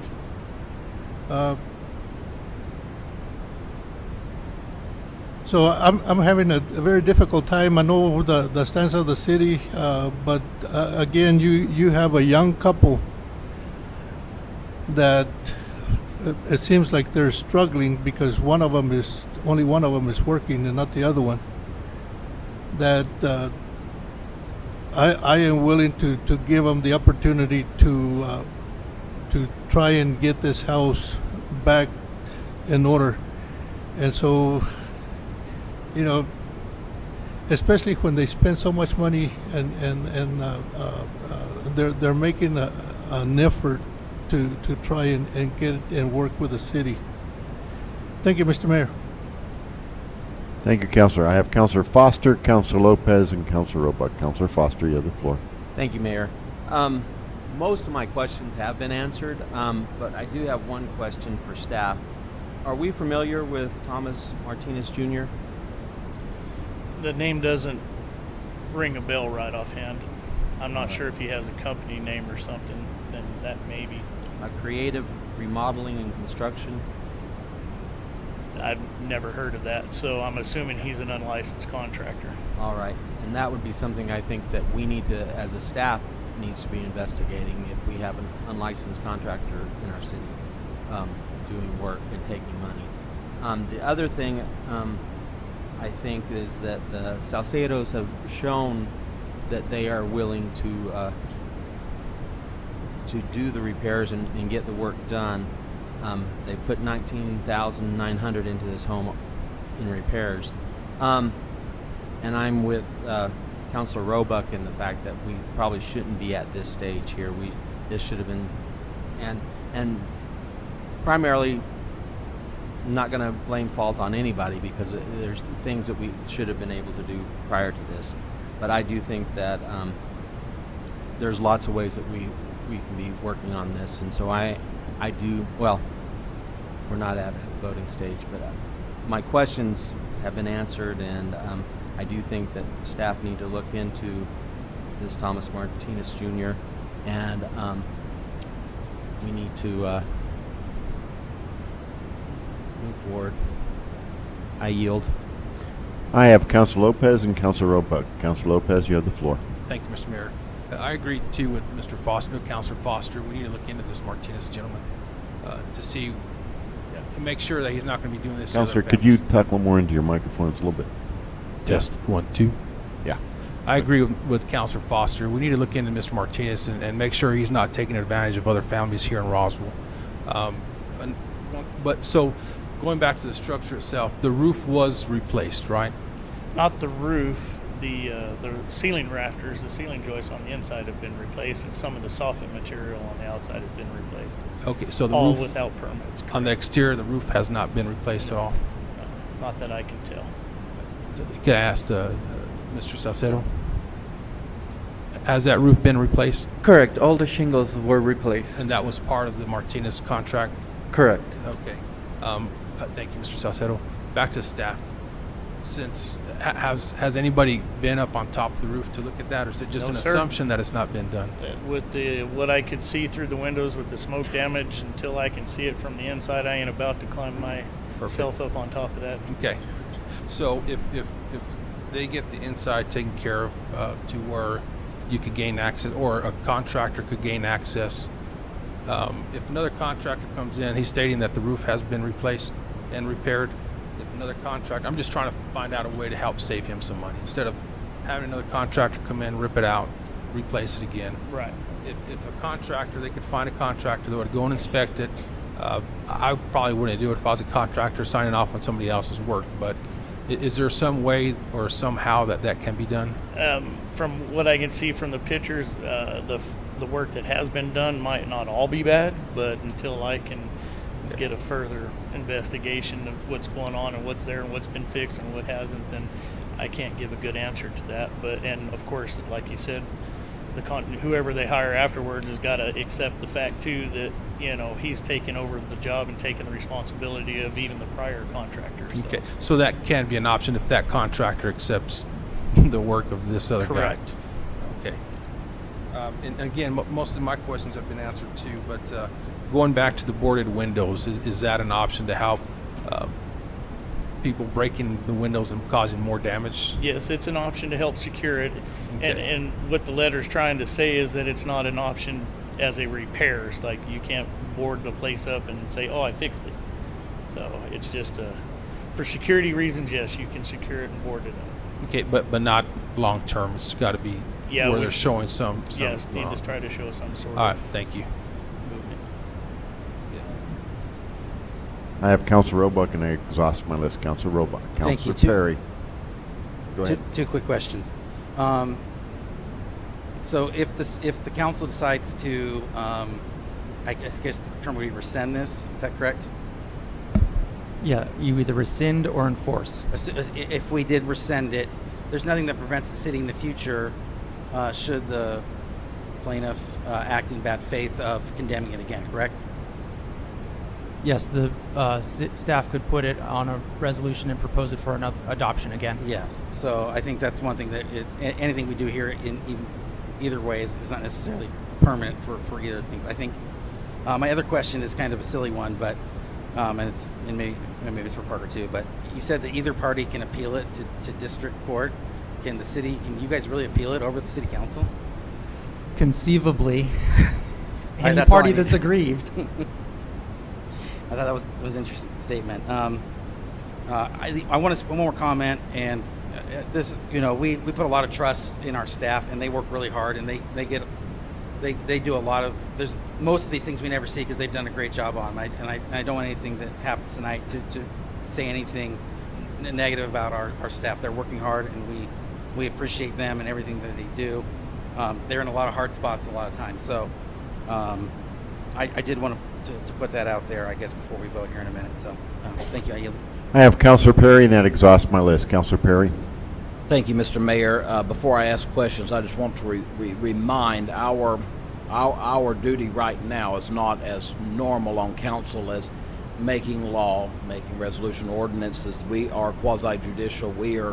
We have to make a decision not based on emotion, but based upon what we received tonight as testimony, and what is on the books is what is law. A couple of questions that I do have. What permits would be required to bring the property? And I know that our staff does not know completely, because we're at the point where we're just standing back and looking from a distance. We can see that it is not safe, so therefore we've not done a thorough. But what permits are we expecting would be necessary other than the roof, or is that the only one we're worried about at this time? Councilor Perry, you are correct that we have not been able to do a full building inspection, so we don't know exactly what permits will be required. Certainly a roofing permit will be required. We're going to have to get in the interior of the structure itself, determine whether any framing or other type of materials need to come out. Probably an electrical permit to redo the wiring and other things. But until we get inside the structure, we just don't know exactly what it's going to take. But it is going to be a number of different permits that will be required. Okay. My next question, I think I know the answer to, but I think that it needs to be said. If this council does choose to rescind, how long is the rescind good for? I from my knowledge from past situations like this, that we null and void the decision of the former commission that made this decision. I think the staff could, but I think that we've seen that they take into consideration the judgment of the council. My concern goes into, if a rescinding is given, that we have no checks and balances to ensure that the property indeed does move forward as is necessary to make it habitable. So the rescind, as I understand, would just be as long as necessary, correct? Councilor Perry, if I may offer a suggestion to the council, because I've been sitting back there and listening to all the testimony, and I do want to reiterate that staff takes no pleasure in condemning a home, whether it's owner-occupied or not owner-occupied. We do it because it's in our city code. We do it because we have a clean and safe program that we are required to go out, we are required to take a look at what's going on. Unfortunately, in this particular situation, we are caught between a rock and a hard place. We do have a sincere property owner who I believe does want to make the repairs and want to bring the house back up to a habitable situation. But we also have a state code that we adopt that says that permits must be pulled by a licensed contractor. Okay? We've been looking for a workaround. That's one of the things our deputy city manager asked me to start looking into when I first came on the job, because we have this same problem every year during hailstorms. We have a number of unlicensed contractors come in, they take people's money, and they do substandard work. And we're trying to find a workaround, but right now we haven't found one. So if it would be, and Mr. Patterson, you're going to have to help me out here, because I would like to make a recommendation, knowing and understanding that, okay? Let's play this out. Okay. And we'll save it for later. Okay. Councilor Perry, if I could just jump in here to answer your question about the effect of the rescission. It only applies to the current resolution, so staff could conceivably come back next month with a new resolution to do the same thing, and then that would be your discretion whether or not to adopt it at that time. Okay, thank you.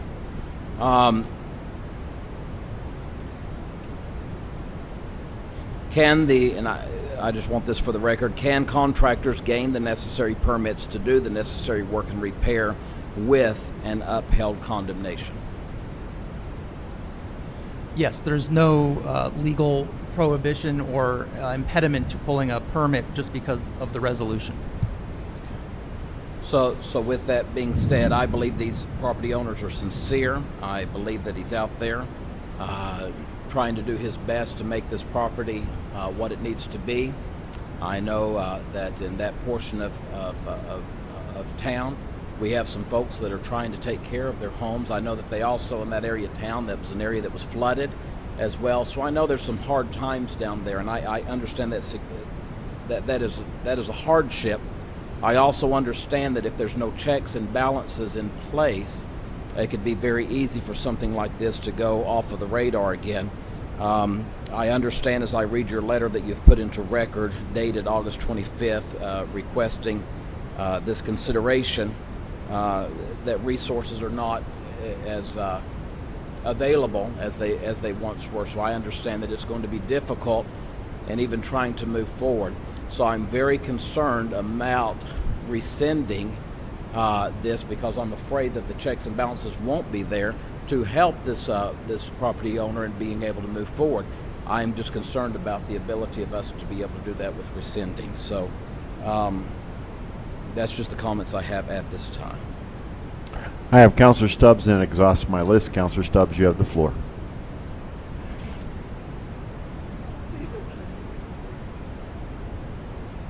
Sorry, you can't hear me because I didn't have my mic on.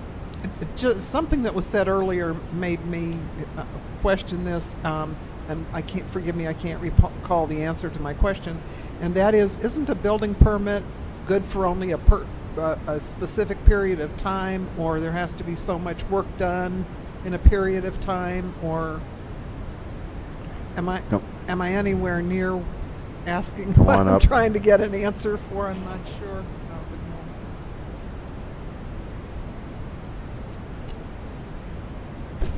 Generally, a building permit's good for 6 months. 6 months. Unless you're working. As long as you're moving forward, you get an inspection within every 6 months, then you get 6 months from the last inspection. So it just keeps it going and going and going. And generally on a remodel, something like that, you're going to have a plumbing, a mechanical, electrical, and a building permit. So any of the inspectors shows up, you get 6 more months from that date forward. So as long as you're making progress, it could last 10 years if needed be, but you got to make some sort of progress. Okay, so as long as you're showing on all of those permits that you're referring to. Correct. Okay, thank you. You bet. All right. I have no one on my list. I do have a couple questions myself. Mr. Salcido, are you prepared to allow city staff to inspect the interior and exterior of this property? Yeah, that'd be no problem. Total access at a time of convenience for you and for them? Yeah, I can give him my number as soon as this is over. Okay. The issue of the unlicensed contractor, can we confirm whether or not this is in fact a licensed contractor by tomorrow?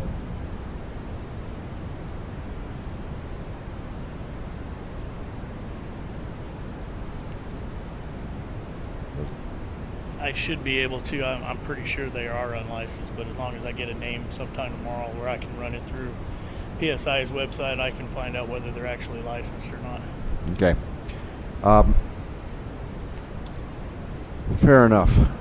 I'm going to be a little bit out of normal character here before we take a vote. By the way, it will be a roll call vote. We don't have a motion yet. What's that? We don't have a motion yet. I know. When we have a motion, it'll be a roll call vote. What I'm talking about is what the motion should look like. My proposal, I understand where Councilor Perry's coming from, but I think the point being that if we rescind this condemnation, staff can still come forward at a later date if correction has not been done in compliance with state statute. The advantage is in that situation is that this governing body would see it again and would be able to vote on it again. If we maintain or affirm the condemnation, it's entirely at the discretion of staff whether or not demolition goes forward. Is that a correct assessment, Mr. Patterson? Correct. So in that sense, I think for this body to keep control of this situation, which I think works in the best interest of all concerned, I would prefer that the motion, but I don't get to make it, would be to rescind the condemnation. I do have Councilor Moore who wishes to speak at this time. Well, it's Councilor Perry is the lead on this one. Are you comfortable with that, or you want it to pass to someone else? Mr. Mayor, let me ask counsel, Mr. Patterson. I can't see, I'm sorry.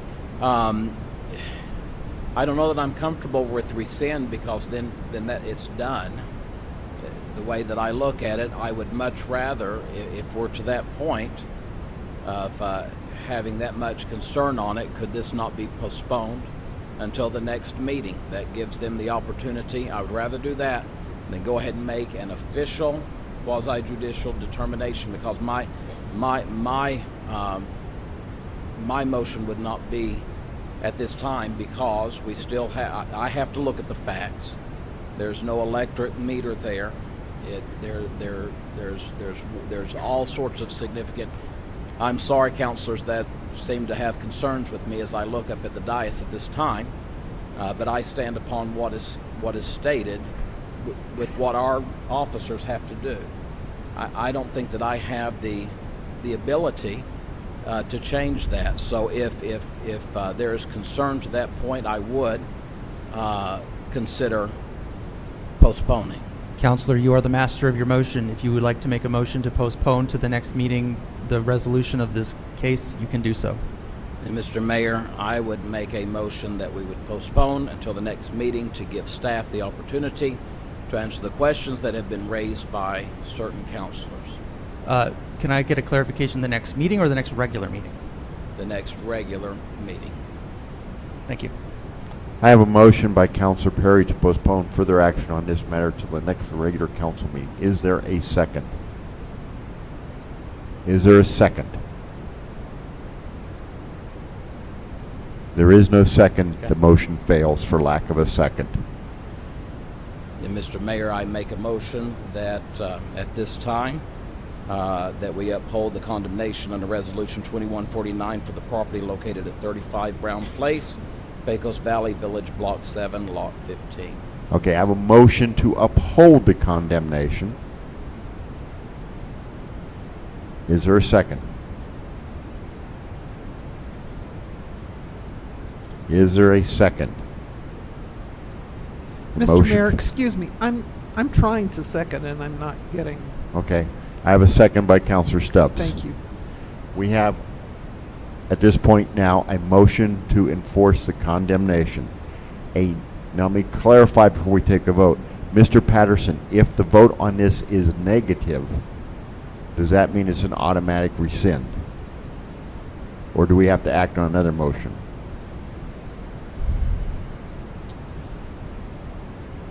I think that's a good question. I think that the effect, given that it's an either or choice that is being put before you by ordinance and state statute, the necessary corollary of refusing to enforce is automatically to rescind. Okay. So a yes or aye vote enforces the condemnation. A no or nay rescinds the condemnation. Is that correct? I have a correct. All right. On the motion, this will be a roll call vote. Once again, a yes enforces the condemnation. A no or nay rescinds the condemnation. Ms. Call, are you ready? Yes. Call the roll. Counselor Oropesa. No. Counselor Lopez. No. Counselor Roebuck. No. Counselor Stubbs. No. Counselor Moore. Counselor Best. No, and I pushed the wrong button. We'll fix it. Thank you. Counselor Sanchez. Counselor Kennard. No, with explanation. Counselor Foster. No. Counselor Perry. Yes, with explanation.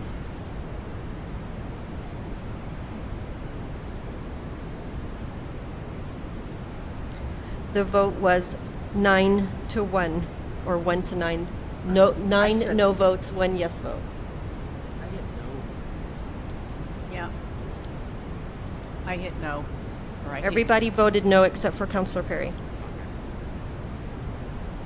Are we hit the wrong button, Councilor Foster?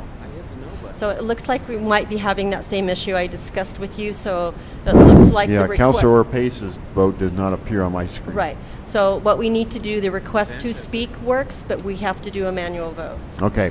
So, Councilor, Ms. Call, sorry, folks, but Ms. Call did warn me ahead of time there may be some glitches going on tonight. So we will be going with manual voting on this in the future. The vote, confirmed, is 1 yes, 9 no's. That is correct. Condemnation is rescinded by action of the council. Yes. Mr. Salcido, I will encourage you to get together with code enforcement at the earliest opportunity and begin the process. Understand this could come back if a corrective action is not taken. Absolutely, Mayor. Thank you. Mr. Nebb, the staff, the council here has expressed very serious concern that there is an unlicensed contractor functioning in this city. I will ask you to direct the city's resources to locate this individual and take whatever is the appropriate and legal action. Yes, sir. I have Councilor Kennard and Councilor Perry wishing to explain their votes. Councilor Kennard, you have the floor. I voted no, but I did it. I echo some of the concerns that Councilor Perry has. That I just hope that you work with the city to get these issues resolved, and that it is obviously within your resources as soon as you can get this taken care of that you do. But I think there's a huge responsibility on the contractor or the unlicensed contractor that left you in this situation, but you also have a responsibility to whomever you put in this property later on, or if you choose to sell it at some point, that you are handing over a property that's safe. And so that is, I just wanted to reiterate that responsibility to you guys, and I hope that this gets resolved for you. Thank you. Councilor Perry, you have the floor. Thank you, Mr. Mayor. My vote does not reflect that I do not desire for this house to be fixed or for this house to be brought to the place where tenants can be put in. I just get very concerned about a liability that we would put upon the city and our because at this point, with this rescension, unless staff decides to go forward and pushing forward, this could go forward and have renters in there without all the checks and balances by this rescension. So that gives me just concerns that we could have had those checks and balances with an upholding that now we do not necessarily have with the rescinding. That was my reasoning for voting the way I did. Thank you. All right, thank you. All right. The next item would be item number 7, another public hearing. However, it is 5 minutes till 8, and I had originally planned to take a break at 8 o'clock. I anticipate the next item will take more than 5 minutes. So we will take the break now. By my clock, it's 7:54. We will resume at 8 o'clock. We are in recess.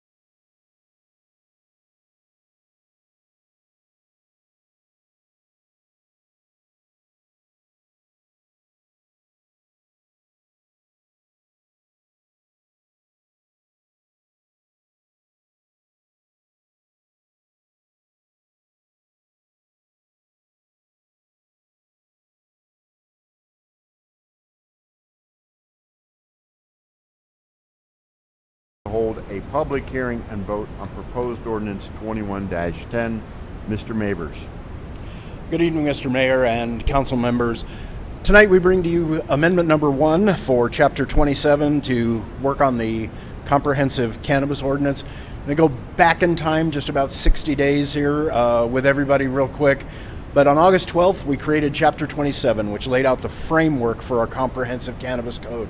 The approval of Ordinance 2109 created the general framework for Chapter 27, yet as if you all remember, there was a whole bunch of different sections within the chapter that were left as reserved because we needed to build those out.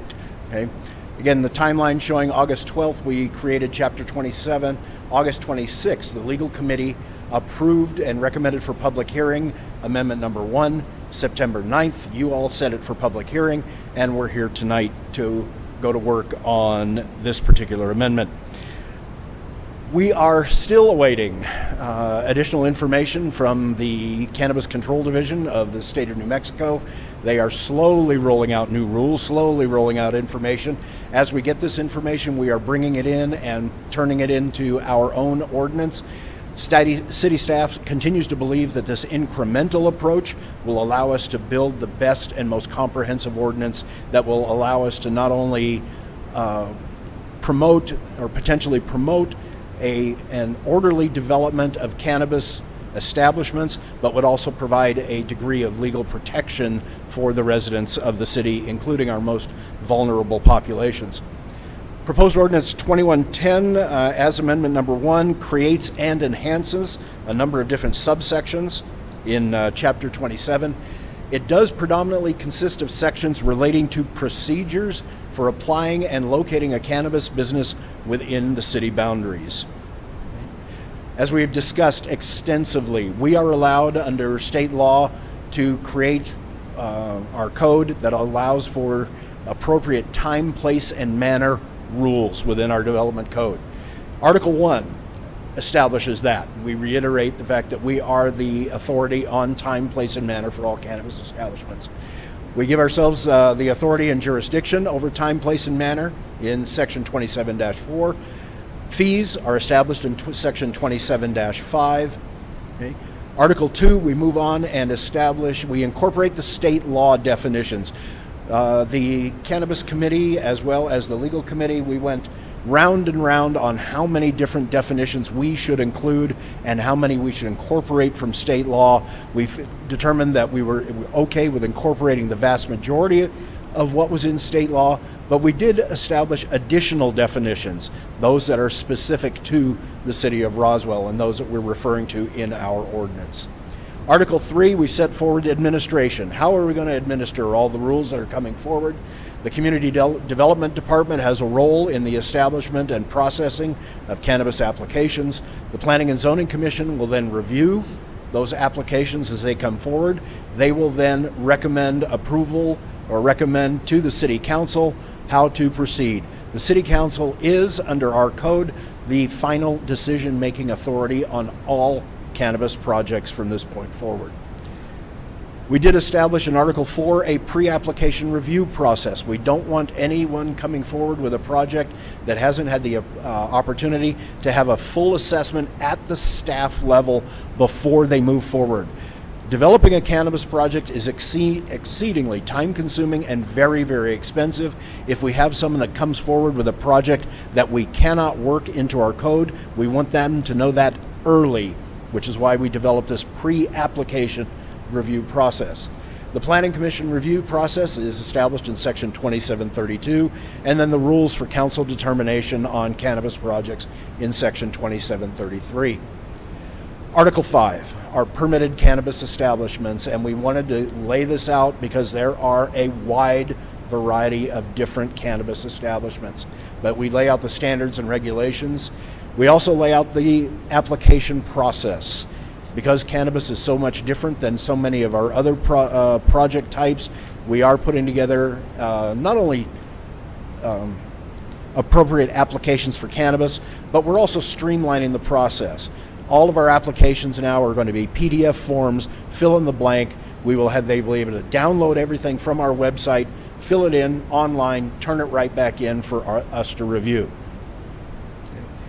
As proposed by this ordinance, all applications for all types of cannabis, and this is what we want to make clear, is we're not just dealing with the local dispensaries anymore. We are dealing with cultivation, manufacturing, processing, distribution, retail establishments, on-site consumption, specialized events. All of those different types of applications have to be developed, and all will initially be filed with the Community Development Department. Completed applications, once following a thorough review by city staff for compliance with our ordinance, will be brought forward to the Planning and Zoning Commission. The Planning and Zoning Commission considers the applications and then makes recommendations to the City Council, and the City Council has the final decision-making authority. The primary rationale for this process is to ensure sufficient analysis and due diligence is conducted on cannabis-related projects to protect the public health, safety, and welfare. For proposed ordinance 2110, the city attorney did participate extensively in the drafting of this particular ordinance. The city attorney and I have become good friends over the last few months in dealing with the cannabis ordinance. The legal committee reviewed and approved 4-0 at their August 26th meeting. The city council at your last meeting, of course, voted to conduct this public hearing. Staff recommendation is that proposed ordinance 2110 to hold our public hearing this evening and consider the adoption of ordinance 2110, which will amend chapter 27 of the Roswell City Code relating to cannabis. We're here for questions. All right. As this is a public hearing, at this point, I will go to the audience. Even if you have not signed up to speak on this matter, you may, since this is a public hearing, have comments. Comments will be limited to 3 minutes. Is there anyone here wishing to speak in opposition to proposed ordinance 2110? Is there anyone present wishing to speak in opposition to proposed ordinance 2110? Let the record reflect no one chose to come forward to speak in opposition. Is there anyone wishing to speak in support of proposed ordinance 21-10? Anyone wishing to speak in support? Let the record reflect no one chose to come forward to speak in support. Is there anyone wishing to speak on this matter at all? Anyone wishing to speak at all? Let the record reflect no one chose to speak at all. In my correct understanding, we have no one on the public GoToMeeting, so we have no one to ask if they want to speak online. Well, let the record reflect there was no one online wishing to speak on this matter. I have two counselors. I have Counselor Stubbs and Counselor Foster. Counselor Stubbs, you have the floor. Thank you, Mr. Mayor. I just wanted to make note for council, and that is what you see before you is all new, and that the red line that appears a few places in this new actually comes from the Cannabis Steering Committee that met after the Legal Committee did. So everything in here is new, and the red part came from the Cannabis Steering Committee, and the rest of it came from the Legal Committee. Thank you. Okay. I have Counselors Foster and Roebuck. Counselor Foster, you have the floor. There's a couple of questions I have. One of them is pertinent to this only because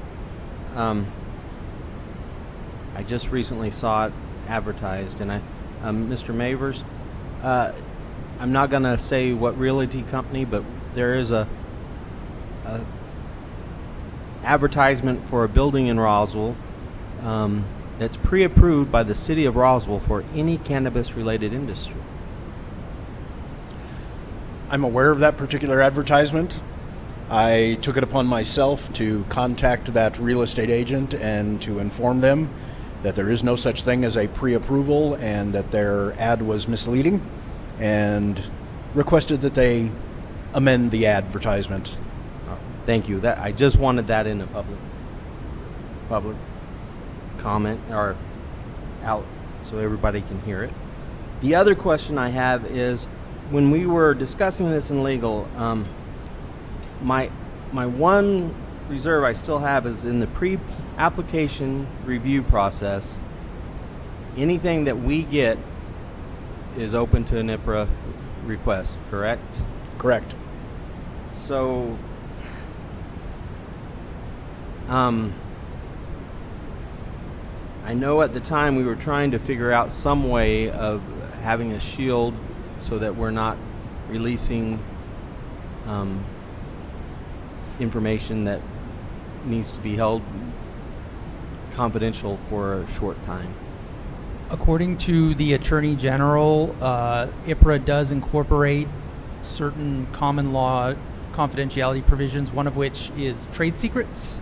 And so to the extent that anything that a business provides us constitutes a trade secret under law, that would be protected from disclosure by IPRA.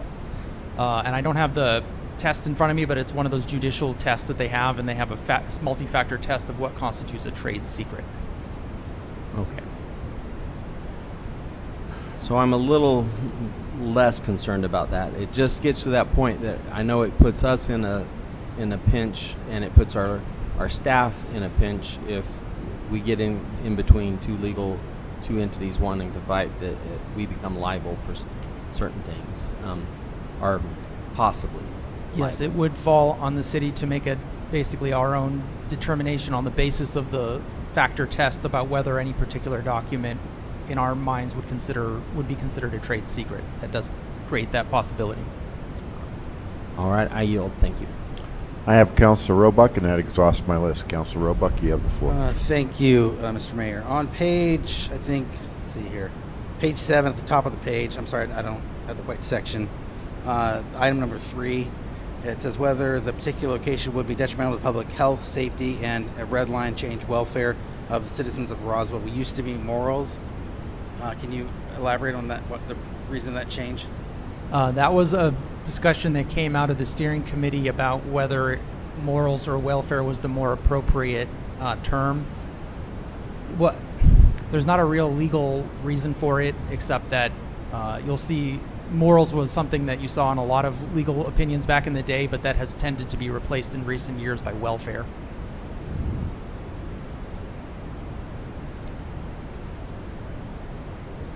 More of a stylistic issue. Sure. And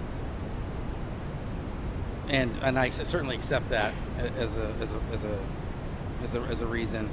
I think it's worth saying, although it certainly isn't any worth amending or any more than just commenting on. It is important for this council to consider the morals of our community and all of the decisions that we make. It's part of our fabric of who we are. It's part of who this community is. Morals are still important, notwithstanding that anybody on the steering committee was trying to say otherwise. Thank you. All right. Thank you, Councilor. I have no one else wishing to speak on this matter. I will, at this point, ask for a roll call vote. A yes or aye approves proposed ordinance 21-10, the red line version as presented in our online packet. A no or nay rejects proposed ordinance 21-10. Again, a yes or aye approves it. A no or nay rejects it. Ms. Call, do you want them to still try to do the vote boxes? All right, just ignore your vote box on this. Speak clearly and loudly so that Ms. Call and Ms. Sanchez know what you're saying. Ms. Call, please call the roll. Councilor Oropesa? Yes. Councilor Lopez? Aye. Councilor Roebuck? Yes. Councilor Stubbs? Yes. Councilor Moore? No. Councilor Best? Yes. Councilor Sanchez? No. Councilor Kennard? Yes. Councilor Foster? Yes. Councilor Perry? Motion passes 8-2. Next up is item number 20. Ladies and gentlemen, items number 8 through 19 were on the consent agenda, which was approved when the agenda was approved, and they were adopted at that time. We are now on item number 20. Councilor Perry.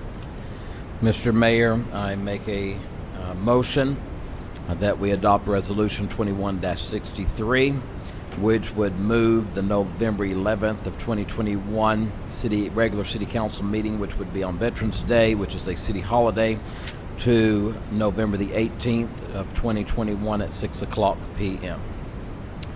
I have a motion by Counselor Perry and a second by, I have Counselor Kennard. Our motions and second buttons, we're also going to write those off tonight. They have been working. Yeah, you can use them, the first and second, if you'd like. Let's just Okay, mark, but I mark have- off the actual voting and do. Okay, so we have Perry and then Kennard as the second. Counselor, if you'd activate it again, the second button. There we go. All right, sorry for the technological problems, counselors. So we have a motion and a second. Mr. Patterson. Good evening again, Mayor and Council. This one is fairly self-evident, so I don't have a lot to add to what was already in the motion itself. I would note that we did recently amend city code with this in mind. So section 2-20 of the city code now provides that regular meetings are held on 6 p.m. on the second Thursday in each month, or is otherwise indicated in the meeting notice. So this proposed resolution would reschedule the November meeting for November the 18th at 6 p.m. This item was placed on the agenda at the recommendation or request of the mayor, which is permitted under the governing body rules of order.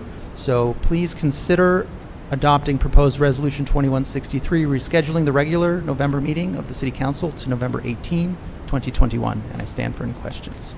Thank you. Any questions or comments? Seeing none, we'll try a voice vote. A yes or I will approve resolution 2163. A no or nay will reject it. All those in favor of resolution 21-63 signify by saying aye. Aye. Any opposed, please say nay. Hearing none, passes 10-0. Next item up, item number 21, Counselor Perry. Oh, I'm sorry. I looked at that and saw. Yeah, because we had talked about that, and Hey, Mr. Mayor, I make a motion with the recommendation of the legal committee that which approved it 3-0, that we approve resolution 21-64, which is a resolution opposing President Biden's executive order implementing the 30-by-30 plan. all right, go ahead and activate your. I have a motion by Counselor Perry and a second by Counselor Foster to approve resolution 21-64. Mr. Patterson. Good evening again. So on January 27th of this year, President Biden issued Executive Order 14008, which is titled Tackling the Climate Crisis at Home and Abroad. The upshot of this executive order is that it seeks to conserve 30% of the nation's lands and waters by 2030 as permanent wilderness areas, hence the name 30-by-30. It is estimated that the 30-by-30 program, if followed through as proposed, would designate approximately 680 million acres as permanently set aside and not available for production or use by people.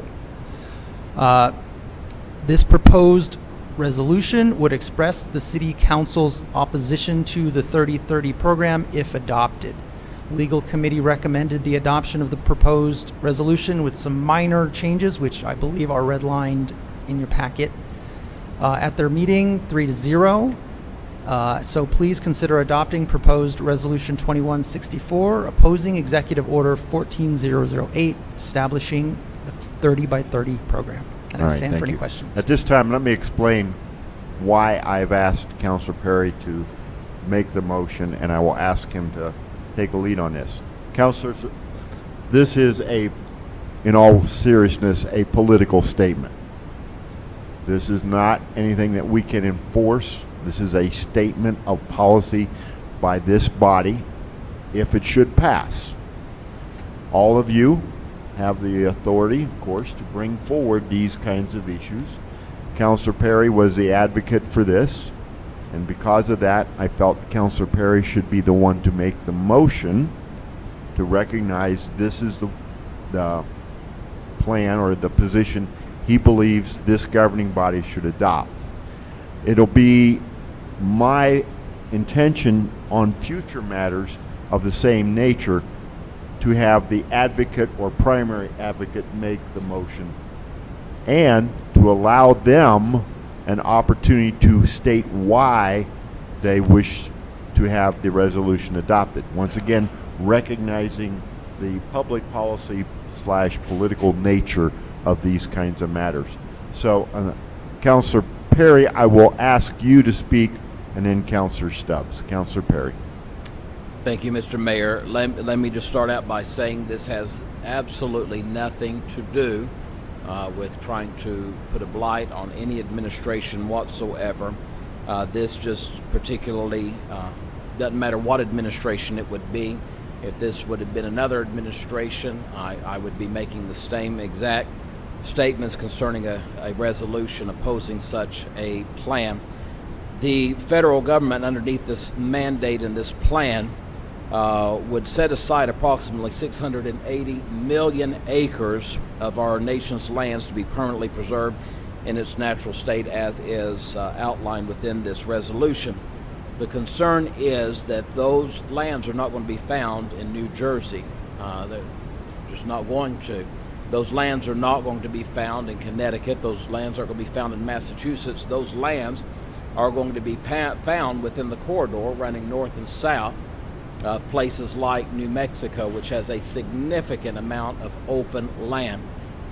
That is a major concern to me because the state of New Mexico is totally dependent upon the oil and gas revenue that comes from the lands, specifically in Chaves, Eddy, Lee County, these areas of our state. We are really what allows the state to do the things that we are capable of doing. And I have much concern when we allow authorities in Washington, D.C., regardless of what political affiliation they are with whatsoever, to set land aside, potentially, in a place like Chaves County, where our people absolutely thrive on what takes place in this county. We have a lot of things that happen within this county that brings a significant, and someone would raise the idea or the concern, well, this is a county issue. These lands are in the county. This does not affect the city of Roswell. I had a particular farmer tell me the other day, as they called me to thank me for bringing this resolution forward. They said, we buy our pickup trucks in the city of Roswell. We buy our equipment in the city of Roswell. We utilize the services in the city of Roswell, the things that we buy from Roswell Seed within the city of Roswell. We would significantly be hampered as far as a GRT, and also many of the people who live within the city limits of Roswell work on these ranches, work on these pecan orchards, work within these farming industries, work at the cheese factory, work in these areas that we have in the oil industry, work at these areas. This could bring a significant impact on our community of Roswell. So I felt it was very important that we support the county commission as they, in unity, stood to try to say that our lands that we have, yes, we do have open lands in Chaves County, but they're open for a reason. We need them that way, and it's very critical that we keep it that way if our way of life is going to continue the way that we desire for it to thrive and to happen. So, Mr. Mayor, I will just stop with that and just say I think that this is just a statement saying we recognize the open land that we have in Chaves County is that way for a reason, and we would oppose these restrictions upon our areas. Thank you. All right, thank you. I have Councilor Stubbs, Councilor Best, and Councilor Roebuck. Councilor Stubbs. Thank you, Mr. Mayor. I want to first say that I do agree with what Councilor Perry has said as far as the concerning about the protecting our public lands and waters in New Mexico and the other western states of this country, because as he stated, we are the ones that have the open land and the open waters. So I do support that. I just have one teeny tiny thing that I hope, Mr. Mayor, you'll let me just do without an amendment, and that is on line 28. The intent from the legal committee was to cross out the city of Roswell and the word "and" did not get crossed out.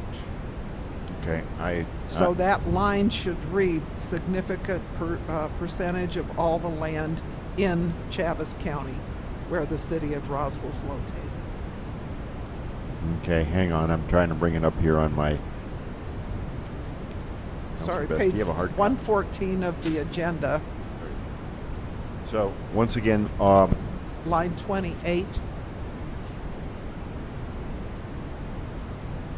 the land in Chaves County, where the city of Roswell is located. So what is it you wanted?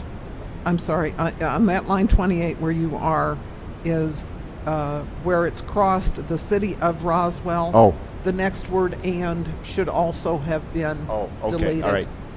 It's Yeah, a small thing, but I don't know where this resolution may go. Okay. I would suggest that can be done by a consent, unanimous consent request. All right. So this is a correction, not a change. Is there any objection to striking the "and" that appears on line 28? Hearing none, let the record reflect that the resolution line 28 be corrected in its final form. All right, Counselor. I have Counselor Best and then Counselor Roebuck. Counselor Best, you have the floor. Jason, question. Since you've read this and you understand this better, this is telling us that they're not counting the Forest Service, they're not counting the BLM, they're counting only the private land that they can take. 30% of my private land they can come in and take. Am I correct? No, Counselor Best, what this does is they are trying to ensure that 30% of all lands within the United States are going to be federally owned and federally protected. So 30% of the lands. Right now, the government does not have all that, and the way that they would divvy that up has not been determined.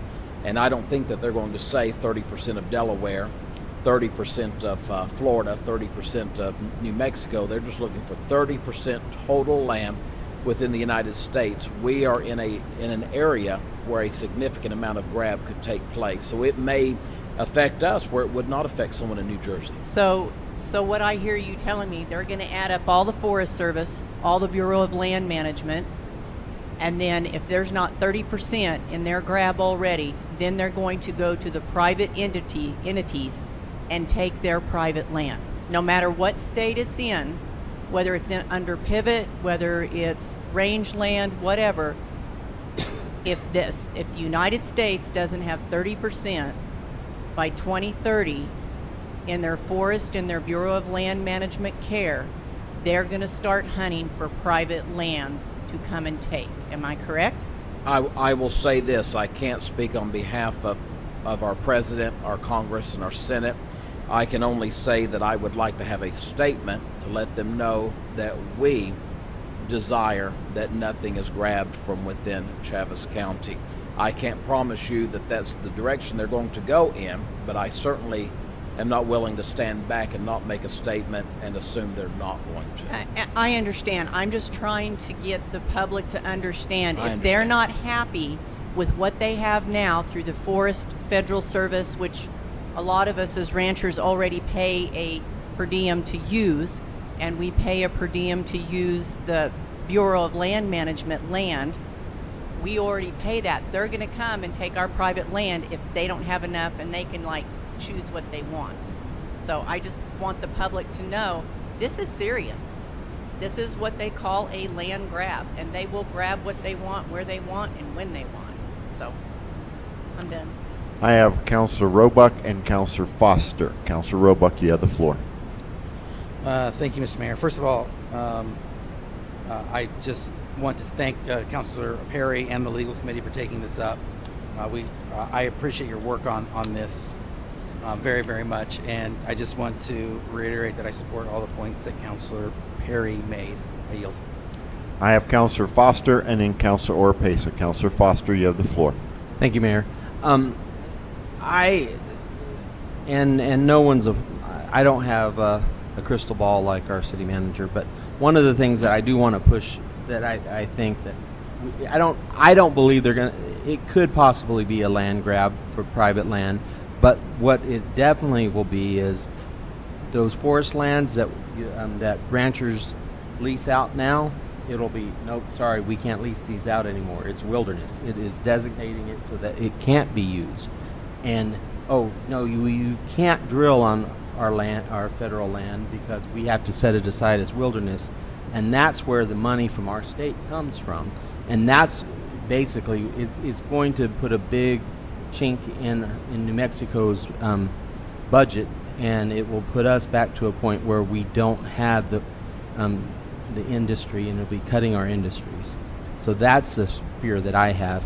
Now, it could get to a point where they're pulling private land, but my major concern is they're restricting the use of federal land. They're already trying to do that now, but this is where we need to push back to say, no, federal land is our land. It's our public land, and it's our public right to use that land. And so that's what I think that we need to stand up for. I yield. I have Councilor Oropesa and Councilor Perry. Councilor Oropesa, you have the floor. Thank you, Mr. Mayor. You know, I also want to protect our lands. But what we're talking about here is pure speculation that this is going to happen.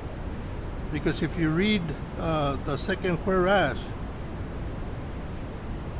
it states, whereas Section 216 of Executive Order 14008, President Biden directs the Secretary of the Interior, in consultation with the Secretary of Agriculture and other senior officials, to develop, and I emphasize to develop, a program to conserve at least 30% of the lands and waters in the United States by 2030.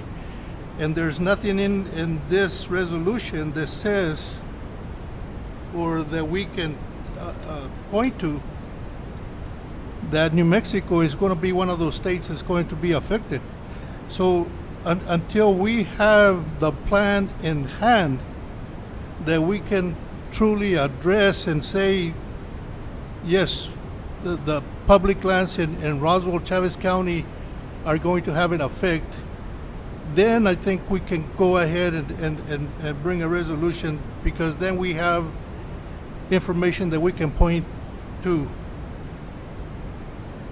And let me ask Joe a question. Have we received official notice from the census? I have not seen the records, Mayor, Councilor. However, I have been told by our demographer that our population for the city of Roswell is 48,700. Okay, and the reason that I asked that is because there's a reference in 1, 2, 3, the fourth whereas. And if I'm not mistaken, based on the numbers that I've seen, I think we've fallen from 5th to 6th and possibly 7th. Is that not? Is that not? I've heard that. I have not seen that yet, but my understanding is that there's 2 or 3 of the communities down in this region that were very close in the population. Right. And depending on how the census went, it could change the ranking in the state. Okay. So I guess as of right now, this statement is correct, because we are the 5th until we get an official notice. But again, I do want to protect our lands, but I think we're doing it prematurely by not having all the information on hand. Thank you, Mr. Mayor. Thank you. I have Councilor Perry, and that exhausts my list. Councilor Perry, you have the floor. Yes, Mr. Mayor. Just to say on a couple of these incidents, I chose when I spoke with staff, and I appreciate the fantastic job that legal did in writing this out. I did not want to start trying to push buttons and point fingers, but I do know from the studies and the investigations which I have done, and the articles which I have read, and the testimonies that I have seen, that our Secretary of the Interior has made statements moving forward with what we're going to see. I believe in being proactive instead of playing on the defense. I just want our Secretary of the Interior, who is very knowledgeable of New Mexico, to recognize that we who do live in these areas see merit in keeping what we have as it is, to bring in the finances and bring the potential for the entire state from southeast New Mexico. I chose not to push buttons in the way that the resolution was written. I do appreciate Mr. Mavers just made a statement to me. The entire state of Texas is approximately 175 million acres. The 30 by 30 plan will require an area of more than 4 times the state of Texas to be preserved. They're not going to be able to get that from areas of New York and Michigan and Vermont and Maine, and they're not going to be able to get those from California. They're going to find those areas in these places like we are at that are never going to bring that massive population, because we need that open area and we need it to stay as it is in order for our population to have that kind of workforce to be able to move forward with. So I just wanted to bring that forward, that we're not talking about just a little bit of land, and I appreciate that, Mr. Mavers. 4 times the size of Texas plus is pretty massive when you really think about it. So I would hope that the council will appreciate. I do appreciate all the statements that have been made. I think that we need to make a statement that is proactive in the kindest way we possibly can, and I believe that this resolution handles that well. Thank you. Thank you. That exhausts my list of those wishing to speak. This time I'll ask for a voice vote. A yes or aye approves Resolution 21-64. A no or nay rejects it. Once again, a yes or aye approves Resolution 21-64. A no or nay rejects it. All those in favor, please signify by saying aye. Aye. Any opposed? Any opposed say no. No. I have Council Oropesa as no. 9-1.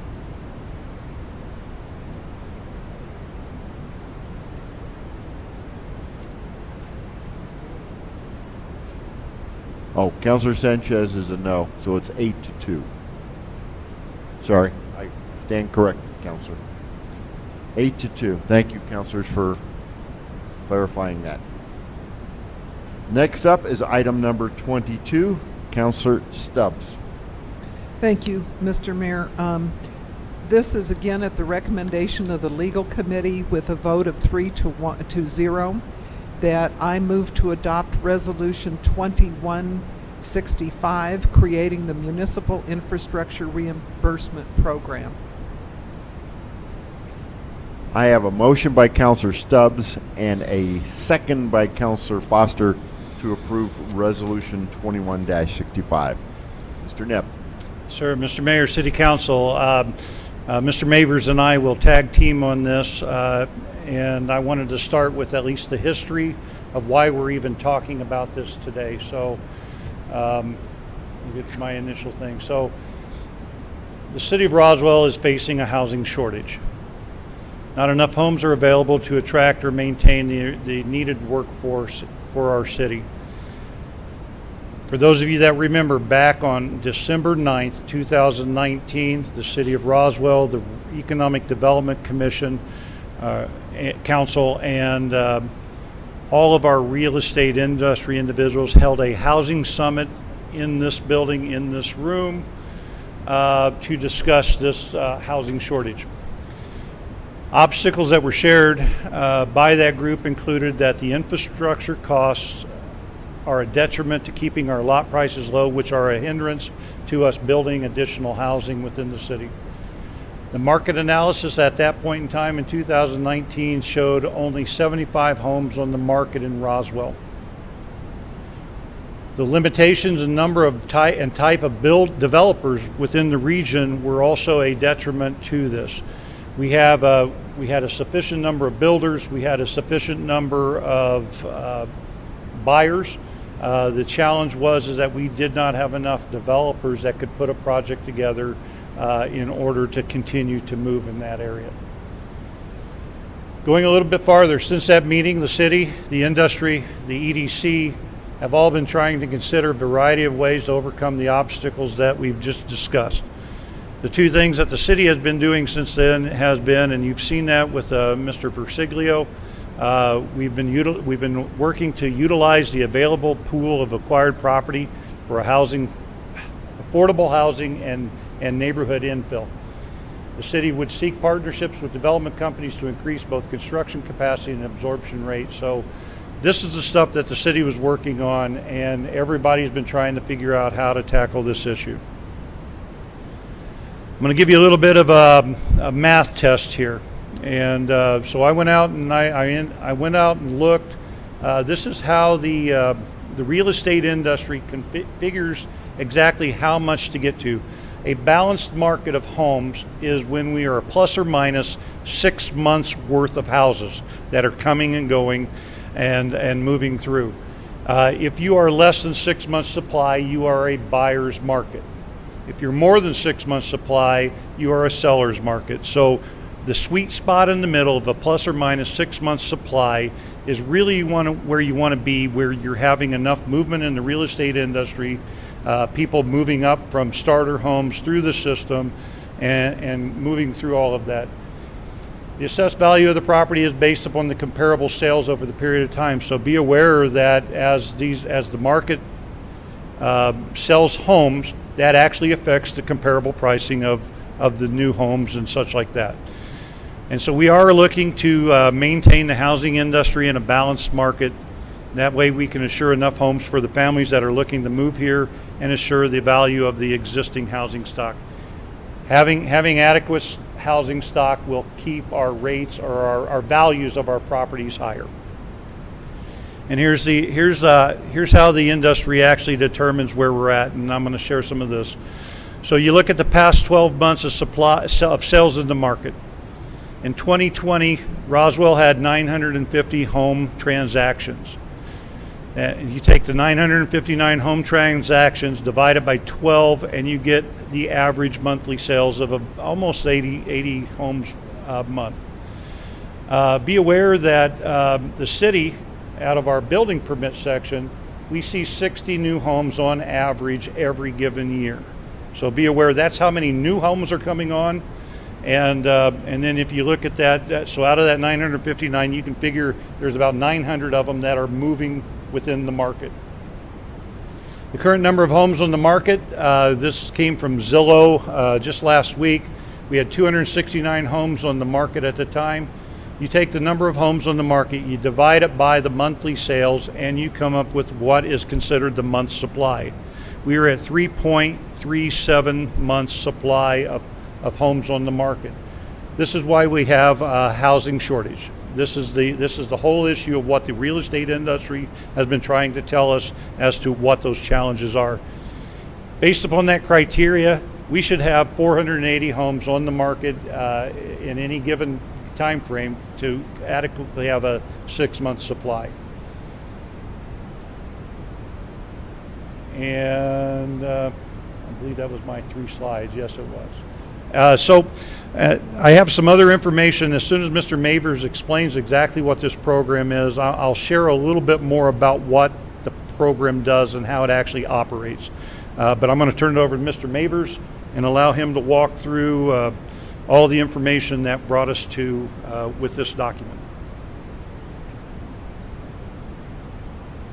Mr. Mayor and City Council, I asked to be part of this program because I came face to face with what we're talking about 7-8 months ago when I made the decision to come to Roswell.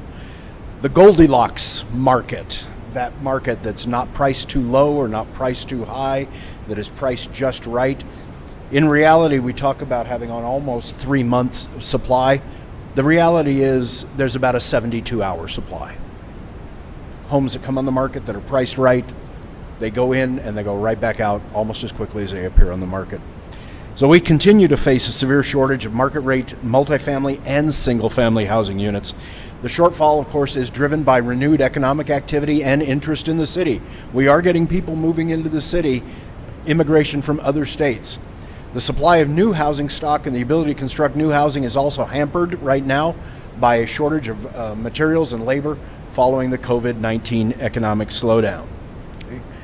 The city, of course, wishes to encourage and facilitate new housing development. The Municipal Infrastructure Reimbursement Program is being proposed to assist in the development of municipal infrastructure. And we want to make it very clear, we are not assisting in building and developing the homes. We are assisting in that city-owned and maintained infrastructure that goes along, that facilitates the development of the new homes. Okay. The purpose of the program is to facilitate the development of market rate single-family and multifamily housing projects by partially offsetting the cost of the construction necessary for municipal infrastructure. Okay. The intent of the program, and we've included this right in the document so everyone can read along, it is the intent of the City Council through the implementation of the MERP to provide additional housing opportunities throughout the city, to facilitate infill development within the municipal core, to increase the levels of primary owner occupancy. We are looking to facilitate primary owner occupancy, whether it's first-time buyers or move-up buyers or those executive homes. We are trying to facilitate owner occupancy of homes. And then increase the numbers of an availability of small multifamily projects. These are our duplexes, our triplexes, our quadplexes, to provide additional owner-occupant opportunities and workforce housing options. Some of the program highlights. Okay. A budget will be established annually for this. We don't want to extend I think by state law, and Joe, you'll have to help me out, we cannot commit ourselves to anything more than an annual budget on any of these things, so you will have the opportunity as part of the budget process to assess whether or not the program is working and to make adjustments in the budget annually. Every project that comes forward that would like to take advantage of this program, that be part of this program, will be required to submit a development agreement so that every encumbrance on the budget for this program will be supported by a council-approved development agreement. It'll have to come before the council. You will review it, you will approve it, you will sign off on it. And then last but not least, the reimbursement process is available only for that installed public infrastructure that has been designed, constructed, dedicated, and accepted for maintenance by our city engineer. A couple of the calculations here. We've got 3 different ways that we look at projects. On a per unit, the availability up to $10,000 per single family unit, $5,000 per multifamily unit, which means if somebody came in and wanted to build a quadplex, a 4-unit project, they would have the potential to apply for up to $20,000 in reimbursements. But there's also the square footage basis and then what we call our fair share basis. The ability, we look at the cost of the infrastructure being put in front of the property on a linear foot basis, and we divide that into the total cost. Okay. Again, the development agreement is required for each project coming forward. Something that we were all concerned about is the timing of the disbursement. Again, the funds will be dispersed after the infrastructure is constructed and approved and then dedicated to the city.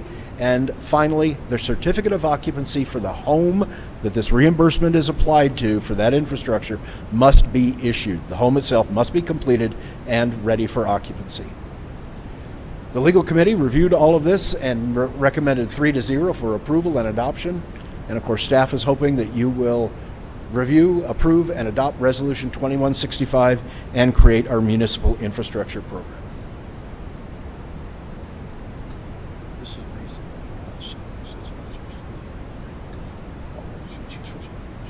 Okay. No, it's square footage. It should be square footage of the entire lot. Yeah. Okay. All right. I just and Ms. Stubbs, yeah, it's we'll make those adjustments. So The document in front of you, the program in front of you, I will state first off, we're actually patterning this off of the City of Hobbs. The City of Hobbs has done this program for a number of years, and so rather than to reinvent the wheel for this, then that is what we are doing. When Ms. Stubbs and I, Councilor Stubbs and I went through the document, we inadvertently changed section B, and it should be returned back to square footage, not linear footage. All right. So we already have a strong affordable housing program out there. And then most of the terminology in this program helps establish the caps and protections of the program. Section number 3, the reimbursement is on actual expenses. Just like we have to seek reimbursement from, if we build something utilizing legislative dollars, they can't give us back more money than they put into the whatever the project is. Section 4 establishes the 3 ways to calculate any reimbursement. These are not compounding on top of each other, they're all separate. There is a limit for each one of them. Section 5. In this section, if you read down through there within the development agreement, in section 5, there is a maximum cap per project of $200,000. So even though we have $10,000 for, or $5,000, $10,000, $5,000 for category A, for category B, we have a $10 square foot per lot size on the north side of 2nd Street and a $20 lot size on the south side of 2nd Street. So we made those different within the lot sizes in order to help increase the amount of housing that we are putting into the older parts of the city. And then section C is, of course, the fair share amount. And then we have section 5 that actually has a max limit per project of the $200,000. And so all of this criteria is utilized based upon what the developer is at requesting within that, and we develop out the development agreement from there. I do want to reiterate that the reimbursement is given at the occupancy permit, which means that the end user will generally receive this reimbursement. And I'll walk you through exactly how I envision this all happening, and this is how we'll utilize the development agreement in there. So the contractor that installs the infrastructure for the developer will want to receive all of their funding for the total cost of that. The developer is going to sell the lots to the builder. The developer is going to want their fair share or their full amount of what it's going to cost to do the work.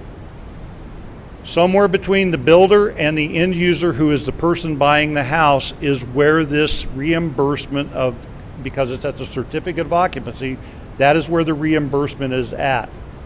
This doesn't go all the way up to the developer. This doesn't go out to the utility worker. They're taken care of. This incentive is to increase the number of families that buy homes in the city of Roswell. And I think we can keep working on that development agreement, because we're going to lean on that a lot. The program can be stopped at any point in time that we feel that we've reached capacity, or we feel that we've adjusted the market far enough. We can stop the program at any point in time.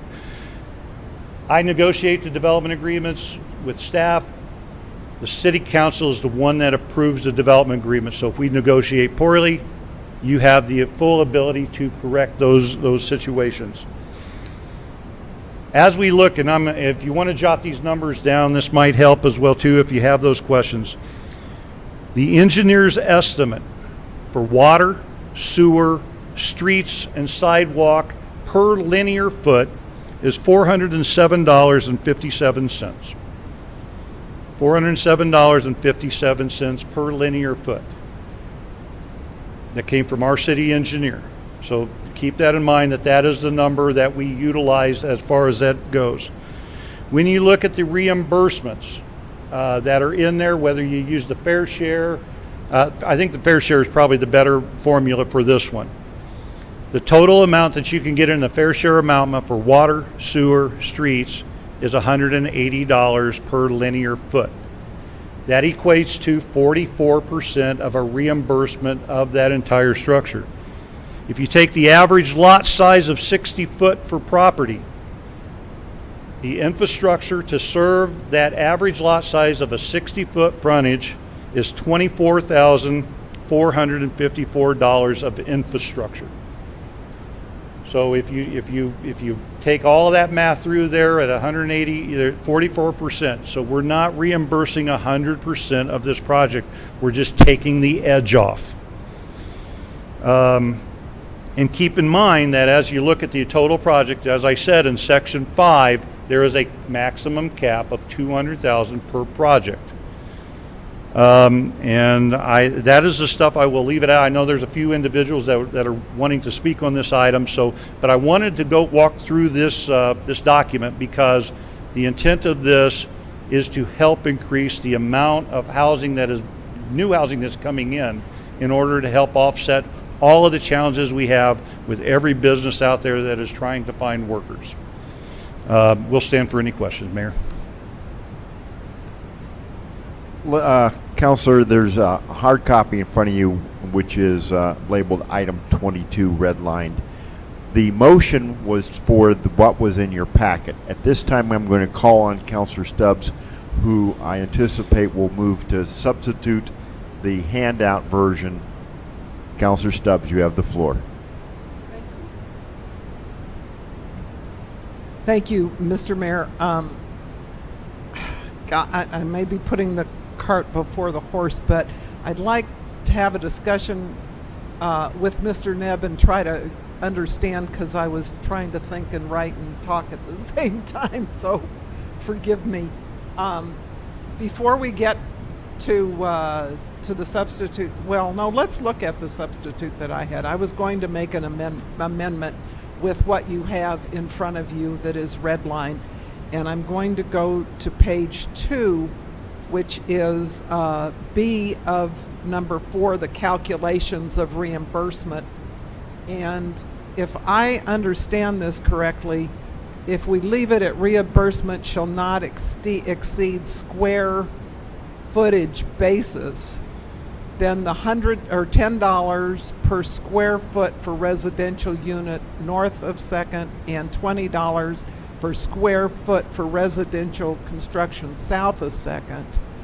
Then I read number 3 that says calculations shall be based on livable, habitable area only, that garages and accessory structures are not included in the calculations, which tells me that it's the square footage of the house, not the property, that's being calculated. And so I still am of the opinion that when you say linear foot is what you're referring to, not square foot. I believe, Mayor, Councilor, when I believe that this section B, and I'm assuming that Hobbs doesn't use it very much, but the square footage of the living space was designed to help when we don't have a very good linear mechanism. So if it is a shallow lot, deep lot, I think that's the intent. And so if the house is rectangular, sitting long ways on the property or something, I think that was the intent of how to manage that infrastructure within that cost. I think we could work either way, but I guess the thing is that when Mr. Mavers talks about that, and he's the one that went out and talked with Hobbs, and it is a square footage is what the interpretation of what section B was. I believe we can use it as an infill kind of thing and do the linear footage as well too, because I think that was a question that we had as well too from. All right, I'm going to interrupt right here. The copy we have that's been passed down to the council has frontage linear footage per linear foot. The SQ is crossed out. Correct, sir. So is this correct, what we are going to act upon? Mr. Mayor, that's what I'm trying to determine if I wrote it, if I understood correctly, if I understand it correctly, the way that I wrote it. And so I'm hesitant now to make my motion until I get some information clear. Okay, then so do we need a recess? No, because I think we all need to hear this. I was just, if I could, Mr. Mayor and Mr. Nebb, I'd like to ask Mr. Nahar how he determined. Counselor, we're not going to go down this road. We're going to take a recess. We're going to recess for 5 minutes. We're going to get a final version clarified and in everybody's hands before we take any more action. It is now 9:03. We will recess until 9:08.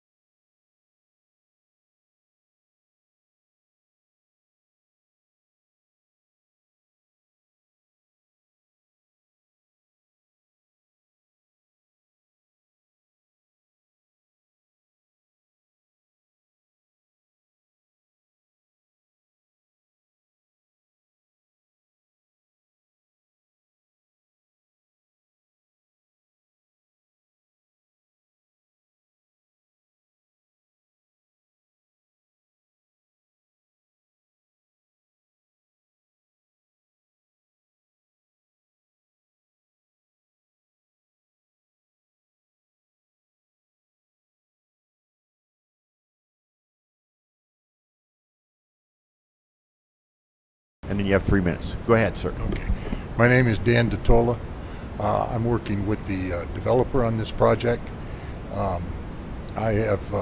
We've done one in Hobbs, which has been very successful, solved their housing problem. It took about 7 years, but we've got 742 houses in there. And what's happened is there's other builders that came in because they saw there's a demand for it. And that's what we think we can create here.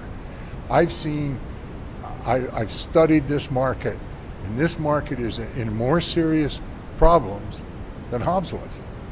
So I think that this is ideal for this community to solve your housing project. Okay? All right. Thank you, sir. Did we get your address? For the record, just for the record. Yes. My address is 69 Mountaintop Ranch Road, Pinon, New Mexico, 88344. Okay, that's good. Mr. Hildebrand. My name is Ed Hildenbrand, 3008 La Jolla Lane, Roswell, New Mexico. Mr. Mayor, council members, I appreciate the opportunity to be here, and I also appreciate the spirit that you're trying to get some development increases in this community. But I looked at this resolution as is.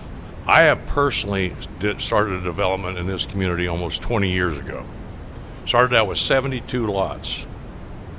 I let my development stand on its own 2 feet. I didn't ask the city. I paid for my roads. I paid for my water lines. I paid for my sewer lines. I paid XL Energy to bring the power to it. I still have 23 lots over there. I'm not asking the city to put any money in my pocket. Because if you do, you're picking winners and losers. I hear that gentleman say, this is for me. Well, that's not the way this should be. This should be transparent and available to everyone in this community. If you want to do something to help people with housing, you don't pick the winners and losers. Let the free market decide who the winners and losers are. If you want to do something, I would relook at this policy the way you have it written. Because it doesn't say that this goes into the individual home buyer's pocket. It says very vague on that. This is not a very definitive policy at all, or a resolution. I ask that you relook at this. Maybe there are other avenues besides taking money out of the city's pocket and putting it into a developer's pocket. You find a way maybe to the individual home buyer. You're also picking a winner and loser. You say, only if you're a residential home buyer you get this. You must occupy the house. It can't be a rental property. But if I want to do a triplex, I don't have to live in it the way this is written. You're going to give me the money for that. This is very weak on some of the items that you have presented before you. So maybe there are other avenues. Maybe you look at the right-of-ways that will give a developer more land to develop. Maybe you reduce the right-of-way size. There are other avenues that I believe that this council needs to take into consideration besides spending taxpayers' money to put into a developer's pocket. I'm not asking for that money. I did my math and said this is what it's going to cost. I didn't think it was going to take 20 years to sell 72 lots in this community. So yes, there are a shortage, but why do I still have 23 lots on the south end of town? I didn't go north. I'm at the south end of town trying to do affordable housing lots down there. So I ask you to reconsider and not pass this resolution as it is today. Thank you for your time. All right, thank you. Mr. Espiritu. Mike Espiritu, Roswell, Travis County Economic Development, 220 North Main, was where I stay at most of the time, even in the evening. Good evening, Mr. Mayor, Council. So the city manager eloquently talked about the need for housing in Roswell. And as you know, housing is an important part of economic development. Part of my role is to attract companies to locate here and expand here and grow their business. Housing is part of that mixture because it's about the workforce. It's also quality of life and quality of place for the residents that already live here, as well as those that we hope to attract. I applaud the city for its creativity in this MERP, I think is the acronym, city manager. Anything we can do to be creative, to create opportunity is important. what you may not be aware of, Mr. Mayor, Council, is that when we first started this back in 2019, what happened as a result of that initial summit that we co-hosted with the city was there's a Southeast Council, or Coalition, excuse me, for housing that was created as a result. It includes the communities of Roswell, Artesia, Carlsbad, and Lovington, because we all face the same issue. We all have the same need. The coalition brought in speakers from the New Mexico housing folks up in Albuquerque. We brought in the State Economic Development Department. We even was able to attract a couple possible modular home builders to come to Roswell to consider building homes here, and also in those other communities. Again, we support any activity the city embarks upon to help create opportunity to develop these housing opportunities for people, because we surely need it. Thank you, Mr. Mayor, Council. All right, thank you. Hi, my name is Todd Seidenschwartz. I live at 3619 East 2nd here in Roswell, New Mexico, 88201. I own the Mesa Verde Apartments. I recently bought the Midtown Apartments next to Albertsons. I operate 162 units here in Roswell, 50 units in Artesia, 20 units in Hagerman, 133 units in Carlsbad, and 130 units in Albuquerque. And I would love to build a Class A++ apartment complex here as well. I think this is a great program. The reason you lack developers is because it's a tough business to be in. You have to put a bunch of money up front. You got to take a huge amount of risk. There's no guarantee of a payoff, and this would take a little bit of the edge off. I think it'd be great for Roswell. I think it would even be great for workforce housing. If I build a 200-unit apartment complex, you're going to pull maybe 20 tenants from Raintree, 20 tenants from Saddle Creek. That's going to open up those units for more workforce housing. If they build 800 homes, that's going to get a lot more homeowners to move into those homes. More starter homes will become available. I just think it's a great program. I love Roswell. Moved down here, got married, had a kid, probably going to die here, so I would love to keep on sell all my stuff in Albuquerque, take the money, invest it down here, and keep the ball rolling. So that's all I have to say. I'd love to build some more, buy some more, rehab some more, and keep it going. All right. Thank you. All right. Councilor Perry. Thank you, Mr. Mayor. I understand that Councilor Stubbs has some comments that she wanted to make. I do have. I would like to make a motion that we postpone. I don't know if you would like to hear any other comments or. Let's go ahead and make the motion. We'll take comment on that motion. Thank you, Mr. Mayor. I think that there's enough confusion at this point that we need to make sure that what we're passing is going to be most appropriate, that at this time I would make a motion that we postpone to the next city council meeting, which would be just the next council meeting. That'll be fine. All right, I have a motion by Councilor Perry and a second by Councilor Foster to postpone action on this resolution to the next council meeting. On this motion to postpone, Councilor Stubbs. Thank you, Mr. Mayor. I thought I was going to make the motion, so forgive me, but I just wanted to make sure that what you have in front of you that is redlined, that's pulled from this evening's discussion. So I guess it's not relevant if we're postponing. Thank you. Correct. Anything else on the motion to postpone? I have Councilor Roebuck on the motion to postpone. Thank you. And I certainly appreciate it, and I'm sad we have to postpone action on this, but I do think it's the right thing to do. But I think that we need to get this nailed down as soon as possible, and so I don't think that we should view postponement as that it's not urgent or important. I yield. Okay. Any other on the motion to postpone? Councilor Foster. Thank you, Mayor. I too think this is a very important. I have changed my views on this a little bit, but I do think there is just something we have to do somehow to get movement in homes built in Roswell. And so I do think it's very important for us to to keep this front and center and us to get it worked out for the next meeting. Thank you. Okay. Anyone else on the motion? At this point, I'll ask for a voice vote. A yes or aye postpones action on Resolution 2165 to the next council meeting. A no or nay rejects a postponement.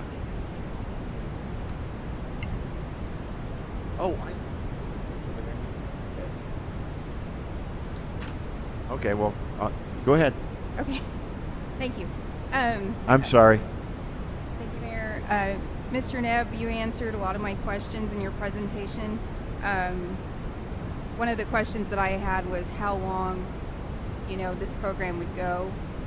And I think that a lot of that would depend on how the city's doing financially to be able to do that.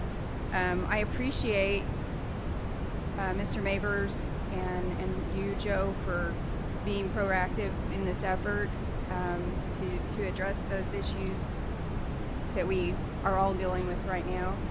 And I do agree with Mr. Hildenbrand about some of the issues that he brought up. I think that some of these things can be, I think it's good overall that we're trying to address this issue. I think the program has a lot of good opportunities, but I do agree that we need to maybe look at it one more time and hammer some of these things out. And I just want to thank everybody who came to talk in support of and give us some feedback on this. I think that anything we can do to move Roswell forward, we should be looking at. And I think this is one of those positive items that we can be proud of once we get the details hammered out. So thank you. All right, I'm sorry. Anyone else? All right, a voice vote. A yes or aye postpones action until the next council meeting on Resolution 2165. A no or nay rejects that, and we stay on the agenda item at this time. All those in favor of postponement signify by saying aye. Aye. Any opposed, please say nay. Hearing none, passes 9-0, postponed to the next council meeting. Next up is item number 23, Councilor Roebuck. Thank you, Mr. Mayor. I move that we approve Resolution 2166 to support agreements with selected Transportation Fund TPF projects. I have a motion by Councilor Roebuck and a second by Councilor Foster to approve Resolution 21-66. Mr. Nahar. Mayor, Council, good evening. What you have before you is New Mexico's DOT TPF projects approval resolution. As you know, as I explained to last City Council in August, the DOT graciously granted us 3 out of our 4 projects.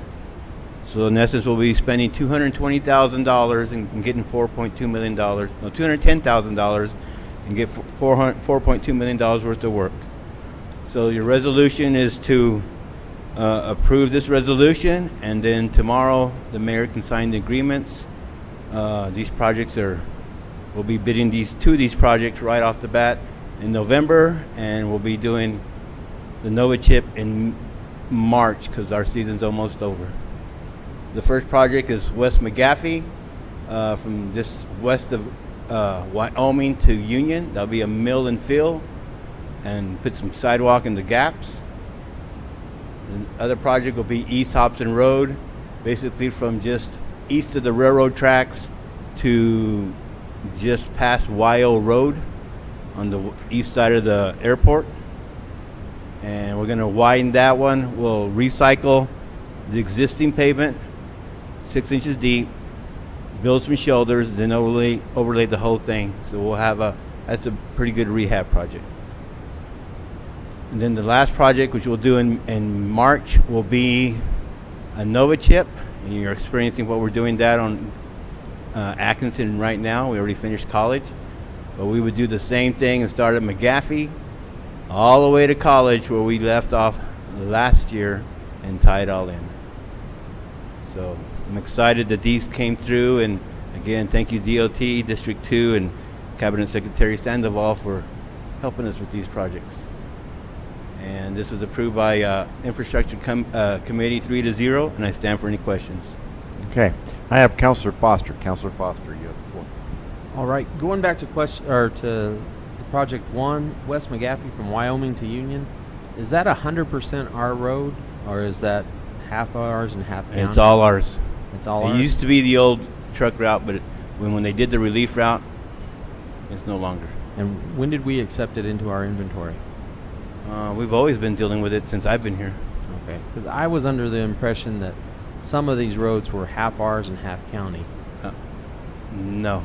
No. Well, it becomes county just past Wyoming, and then it's county all the way to the relief route. In fact, they got money to do a microsurface, I believe, on theirs. On your side. And we're doing a mill and fill. All right. Thank you. I yield. All right. I actually have a question about the Hobson one, so if you could slide that one over. Similar to Councilor Foster, this, if I'm not mistaken, east of the YO-Hobson intersection, that small sliver is in the county. That is correct. Okay. And the county and the DOT are looking at redesigning the geometrics of that intersection.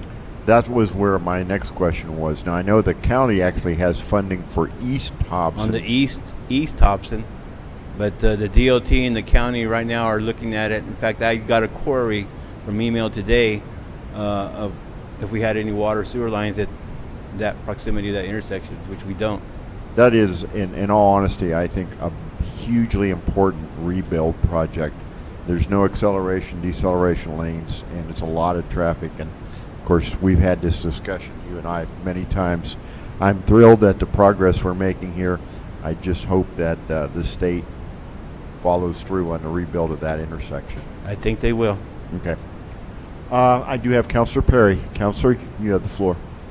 And I'm not trying to be derogatory by this. I just need to understand, as I look at, I couldn't understand why Main Street with as much linear foot there is cheaper than the West McGaffey, but as I look, it's mill and fill, sidewalk, and ADA. My question is, how do we determine the necessity of sidewalk and ADA? I understand that we'd love to have it everywhere, but I look at places like, and I'm not saying that this area of town is like it, but I look at Encino with the sidewalks to nowhere. How do we make determinations as to that there is an adequate need for these in these areas? The guideline is when you're doing a reconstruction or major rehab that you would address the sidewalk. If you remember, we had that same questions, I don't know, from other councilors when we did North Union, and there was from 2nd to 8th Street, yes, and there was a lot of gaps there, but all I did was build the sidewalk ramps, which did fulfill the federal guideline, but we didn't have enough money to build the sidewalk. So it's a slippery slope sometimes. Yes, sir. So help me also, if we can go to that slide, please, so I can see that for the West McGaffey. The areas in these other areas here, I know where we're looking at. All these streets that intersect, they do have sidewalk, correct, to the north? To the north, most of them do. To the south, no. So are we looking at ADA on both sides or one side? We're looking at ADA on both sides, and the sidewalk will only be from Wyoming to Union. Because once you get past Wyoming, there's really not that many houses to serve. And just Wyoming to Union or Sunset to Union?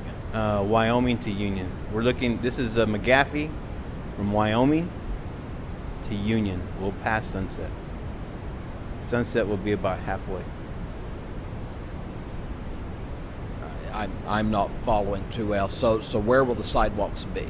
From Wyoming to Union. The same exact area that we're doing the construction on the road? Well, we're going to go to the west of Wyoming. That's where the city limits is.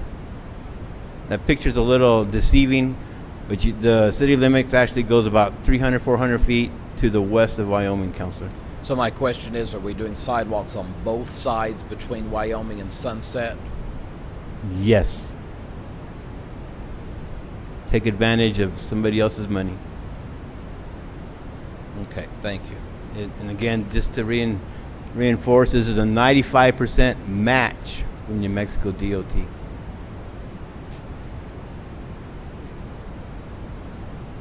May I ask just one more question? Of course, we don't sit on this map. Are there any roads, and I can't remember the names of these, that adjoin Sunset and McGaffey in that corner that do that rainbow shape? Do any of those continue down sort of like Nevada goes through the middle of the old airport? The closer one is Camino Real, and it does go to the south. But once you go to that one's a tricky one because part of that is in the county once you go a little bit past south of Sunset. So will the sidewalks? The sidewalks would just make the curve, the ramp part, and dead end. Okay. That's what I wanted to know. Thank you. Yes, sir. I yield. All right, that exhausts my list. At this point, I'll ask for a voice vote. A yes or aye approves Resolution 21-66 as described. A no or nay rejects Resolution 21-66.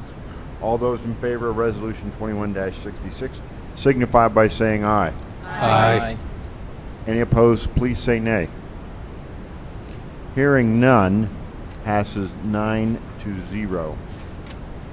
Next up is item number 24. Councilor Roebuck. Thank you, Mr. Mayor.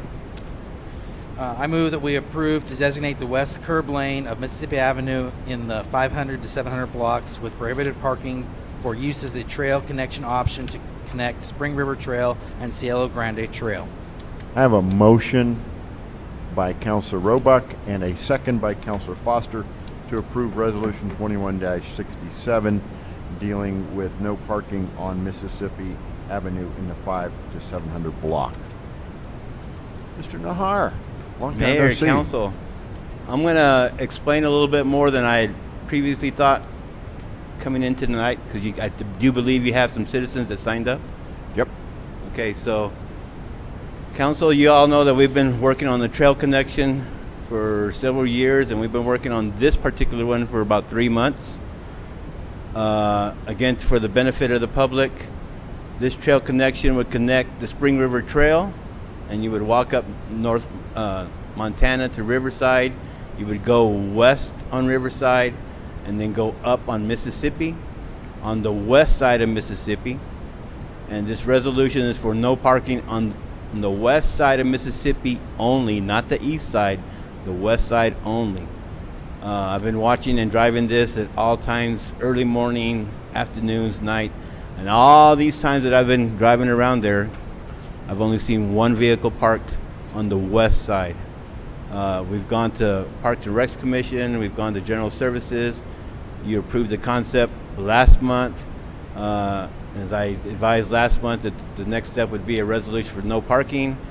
For those of you that are new to the council, when we do the no parking, as we did with the school zones and Roswell High and that kind of stuff, we bring it to council to make sure that there's government support on that. So once this is passed, if it's passed, then the next thing that would happen, we'd start building the trail connection. Part would be Parks Department would have to relocate that fence there at along the golf course to give a sight distance, and along with striping the trail on the west side and where the people would be walking, we're actually going to put speed humps to reduce the speed throughout the whole termini of that trail. Again, we're going to start putting people in the street like other cities. I know Roswell hasn't experienced, but other cities do this. So it's just a step in what I call becoming a metro and having the walking trails in the street. And I stand for any questions. All right. I do have 6 individuals who have signed up to speak. And what I will ask is 3 at a time come forward. I will call the first 3 names. I'll ask you to line up one behind the other. When the Next person, when the first person gets finished, I'll call the next person to join the back of the line. That way we're constantly moving and getting through this. You will have 3 minutes to speak. I'll ask for you to clearly state your name and your address for the record. And start with Rebecca Healy, Sandra Whitlow, and Nancy Phillips. So Rebecca Healy, Sandra Whitlow, Nancy Phillips. Go ahead, ma'am. State your name. All right, and my name is Rebecca Healy. I live at 1400 West 7th, which coincides with the west side of Mississippi, where the bike path is proposed. As a member of the local agricultural community, I often bring home trailers of equipment, as do my friends and family when they visit. I also have multiple off-road vehicles on the property that require trailering, as well as a horse that requires a horse trailer sometimes. The west side of Mississippi Avenue in that 700 block along my property is the only reasonable place to park these large truck and trailers. Parking on the east side of the street would obstruct view of the stop sign, so we always park by my house on the west side. In addition, rarely do I ever see anyone other than neighborhood residents walking their dogs or using the sidewalks in that area. And I do notice these people because I already have issues with people trespassing on my property, coming up behind my truck, up to the house to the carport, and cutting across the front lawn instead of just going around the corner like they should. Many of the residents in this area have also had issues with vehicles being broken into, egged, and keyed. I personally have been all three on my vehicles. I believe that the designated path between the walking trails would make the problem worse, having more people directly by our houses. And for these reasons, I oppose it. But I would like to offer that why not move it to Montana Avenue, where the trails connect more directly anyways. I don't see why they're jogging all the way over to Mississippi. Thank you. All right, thank you. I will ask Bob Phillips to join the line. Go ahead, Sandra Whitlow. Hello, Mr. Mayor and Council. I'm Sandra Whitlow. I am the homeowner at 1400 West 8th Street here in Roswell. I am asking you to reconsider this resolution designating the west curved lane of Mississippi Avenue as a path connecting the Spring River and Cielo Grande recreational trails. Living on 8th Street, Mississippi Avenue serves as parking for my family, visitors, and even my neighbors at times. Though parking is not prohibited on 8th Street, there is not sufficient lighting for overnight parking, and there have been accidents on my very block of drivers hitting cars parked at night. North Montana makes the most sense for a bike lane, as there is already access point to Cielo Grande on the corner of North Montana and West 8th. And though North Montana might be slightly more traveled, Mississippi is still a fairly busy side street.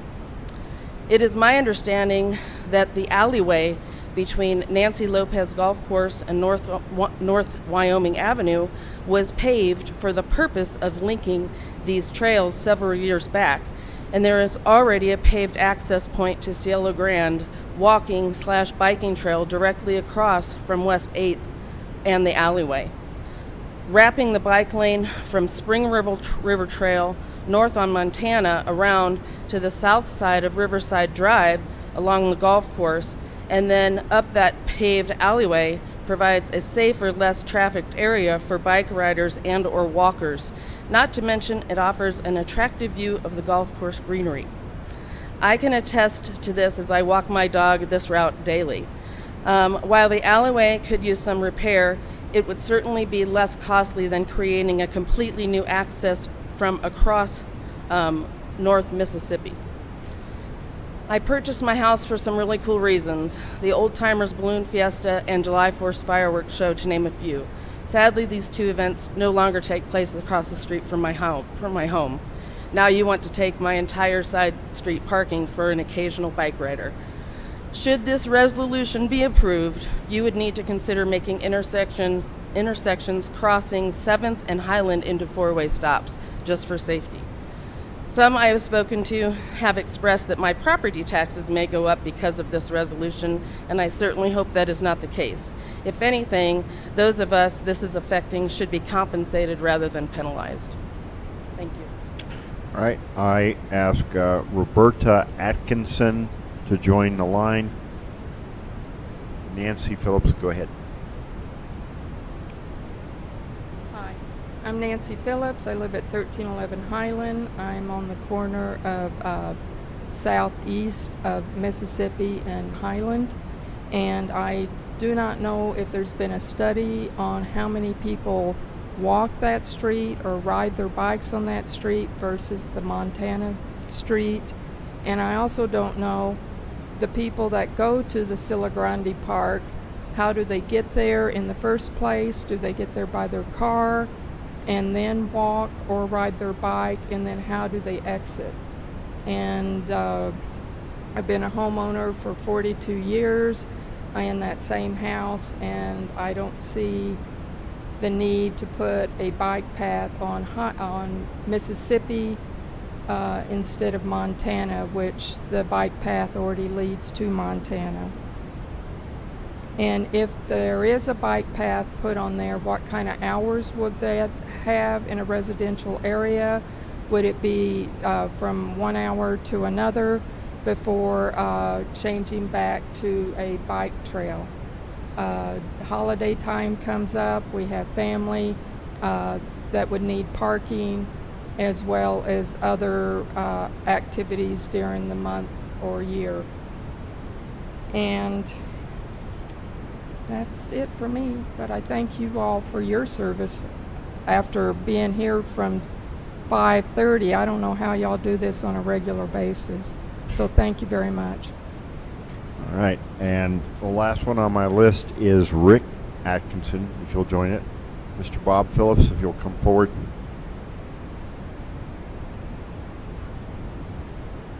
Good evening, Mayor and City Council. Thank you much for your time and attention to this issue.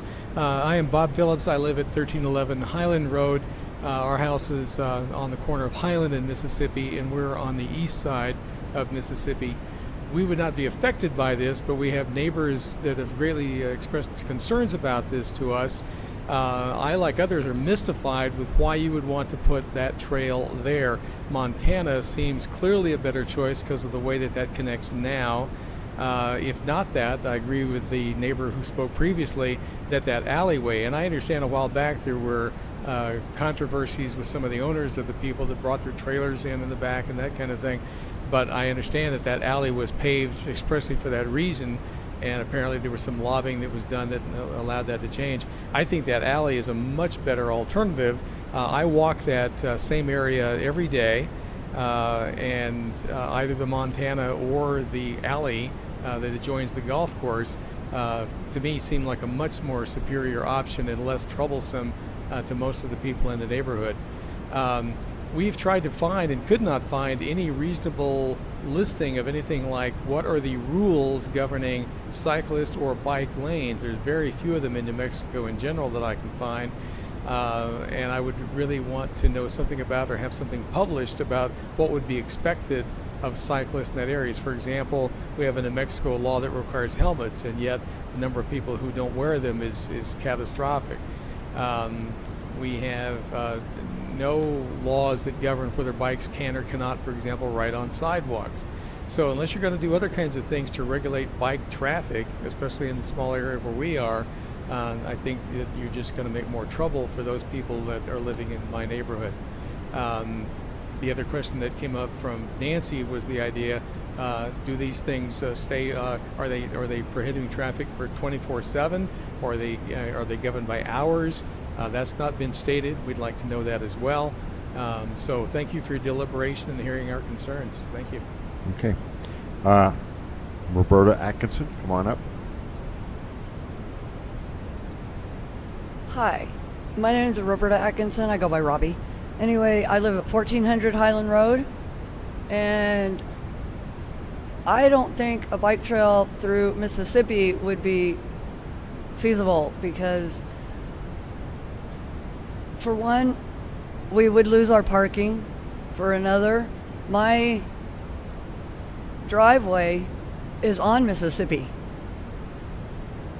And we have family and friends that come for birthdays, holidays, barbecues, get-togethers, and they park all the way around.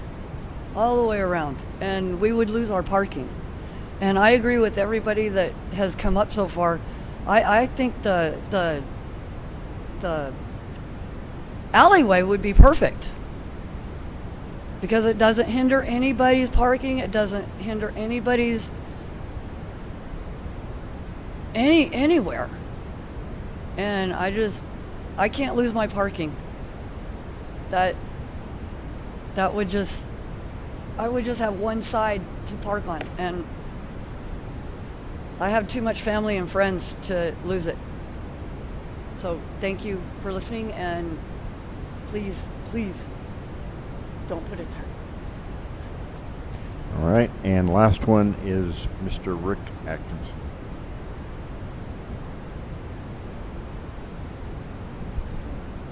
Hello, I'm Richard Atkinson. I'm at 1402 Highland Road, right here in Roswell.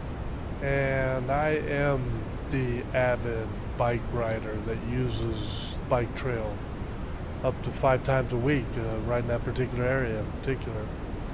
I use it to get from point A to point B. When you're out riding your bike, a lot of people walking do the same thing. They do distance, they do time.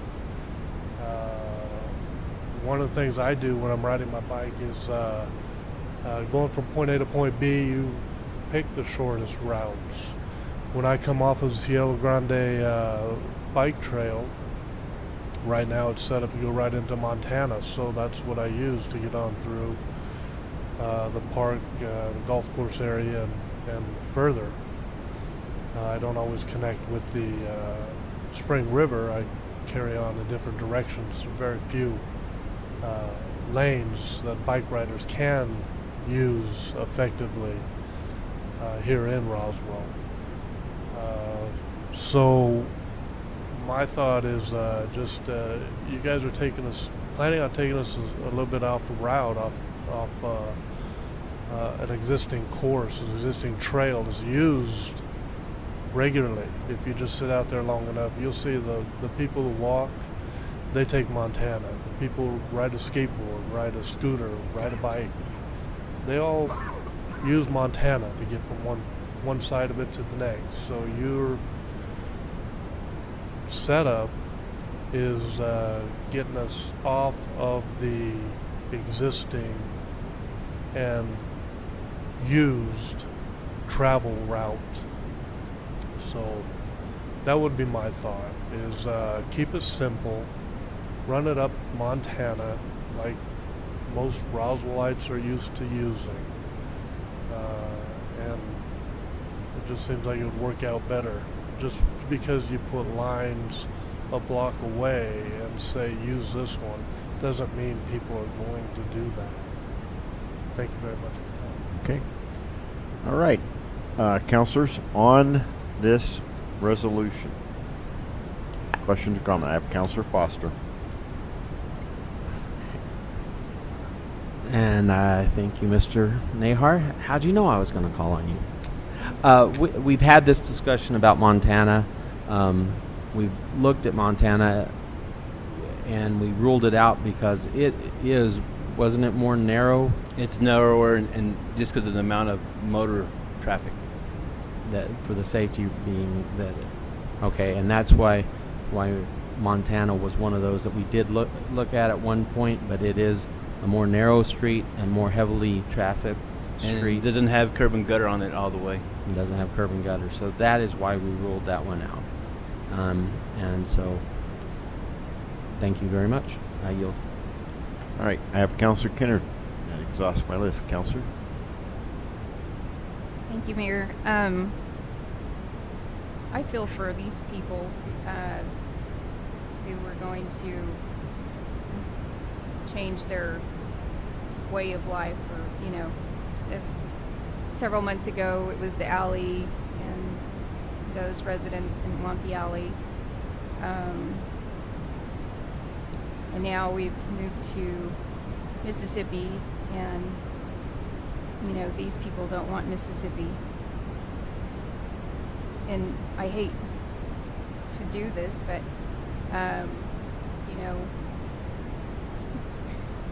nobody's gonna be happy, right? So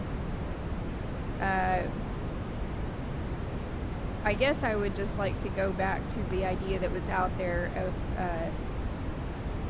taking a portion of the golf course and letting people use that. But if these people are right, according to that, everybody uses Montana or some other way, or the alley. I don't know how we resolve this issue. I know it's something that prior to me even coming on council, has been an issue for years.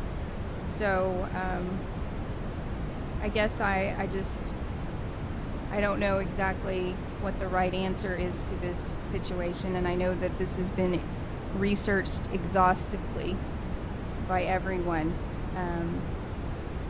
So I guess that's all I have to say. Thank you, Mayor. Yeah, you're correct, Councilor Kennard. I mean, this is the kind of response that I usually get, so this is not unusual. This is why we bring it to council. So it's your support, your decision, yes or no. I just build it or don't build it. That's why we make the big bucks, right? All right, I have Councilors Perry, Oropesa, Roebuck, and Lopez. Councilor Perry, you have the floor. Owen Stubbs. Thank you, Mr. Mayor. I do have several questions here. One question on the Roswell High School, I was a part of when we had the no parking there. Is that for 24-hour parking, or is there specific limited times? Roswell, no parking. It was because of the students Right. kept parking further and further away from the schools. Right. Because they didn't have their permits, or they didn't have their license, or whatever, insurance, whatever it was. But it was restricted because we were targeting a particular user. Right. So I believe, and I believe the sign still reads 7:30 to 3:30, something like that, Councilor. And then if you remember, just to refresh your memory, we did give permits for those people, and they were for free. Right. And even with that, I think we gave out 2 permits. Right. Right. And I think we sort of suspected that would be the case. Is 5 foot an industry standard for bike lanes? And the reason I ask that, I think of the bike lanes that I can think of offhand, specifically Martin Luther King Boulevard in downtown Albuquerque. It's massive. I'm just wondering, is 5 foot a standard, or is that just something we've chosen to allot? No, it's just something. 5 foot is a minimum, and we're going with the minimum. I envision more pedestrians, walkers using this trail connection than the bikers, because the bikers, they're more used to going from point A to point B, and they're going to go the faster route. One of the reasons this was selected, it's a wider street. I have been studying the parking, and I understand their parking. No, I don't dispute that. But I think it was just a safer route, and that's why this proposal went as far as speed humps, just to try something different for the safety of the users. And I envision more pedestrian users than bicycle users. Is there sidewalks on this corridor going Negative. southwest? No. Negative. Okay. That was a question I'd have. What is the width of Montana? Montana, probably paved surface is about 23, 24 average. Okay. So significantly less than what we're looking at on Mississippi. So a couple of other questions that I have. If parking is allowed on the east side of Mississippi, is there enough room left over? Because the way that I see this, unless I'm incorrect, we have traffic going both ways with vehicles, and the potential of traffic going both ways in the bike path as well. Is there enough room there with that 5 foot minimal for bike for there to be a parked car, a car going north, a car going south, a bike going north, a bike going south at the same time? Based on the pattern that I've been observing all this time, at the Phelps House, they do park on the east side. At the house at the southeast corner of 8th and Mississippi, they do park on the street. The rest of the time, the neighborhood doesn't really use on-street parking. Is there adequate room though for that to take place? If you had parking on both sides, On no. one side, for the volume of traffic, I think it would be okay. And again, I would be putting the speed humps, so you're significantly going to reduce the speed limit. Okay, I guess just a couple of concerns that I just have is I don't understand why the alley is no longer a consideration. I was off the council for a while, but that made sense at the time. I don't know necessarily, and also something that you've said that probably bikers are going to continue to use that point A to point B, so that gives me even more reservation. Yeah, what I've seen, I mean, there's already people walking on Mississippi. I've observed that already. And some of they're walking dogs. I assume they're the neighborhood people. The alley got the same response as this. I mean, whatever we want to put a trail or anything else, people are for a trail connection.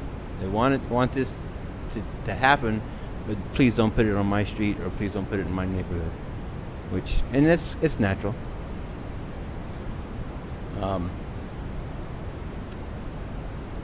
Okay, I think I yield at this time. Thank you. I have Councilor Oropesa, Roebuck, Lopez, and Stubbs. Councilor Oropesa, you have the floor. Thank you, Mr. Mayor. Just a matter of clarification. Is there any exceptions to the rule that would allow parking?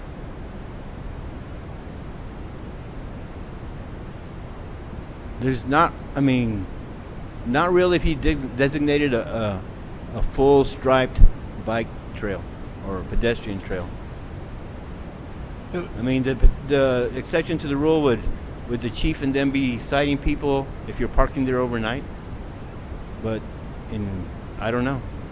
I mean, the only other thing that I've, toyed with in my mind is making it a one-way. But then you start talking one-ways, and you gotta, you'll still have citizens coming up here, probably from the other side of the street, complaining about the one-way. Well, I believe that it doesn't matter where the trail is located. You'll have people that will come and object to it because it would affect them personally anyway. So it really doesn't matter where it goes, because you're still going to have those complaints. However, I believe that perhaps we may want to look at like the holidays when people do have a lot of visitors or that type of thing, that perhaps make some kind of an exception or usage of the signage like we have with Roswell High. And I don't know, I'm not familiar with that part of town. So I would venture to say that some individuals are going to park on the sidewalk or in the area between the property line and the sidewalk line. And we also have an ordinance for that, right? That they're not That is correct, but on the west side there is no sidewalk. There is no sidewalk there, so they can't do that. I see, and I think I know some of these people based on what their descriptions on their houses. That one lady was saying, I believe she's the one with the no trespassing sign. So I caught that right away from the very beginning. She's had it out for some time. So that told me there's probably people shortcutting, just like she said. Right.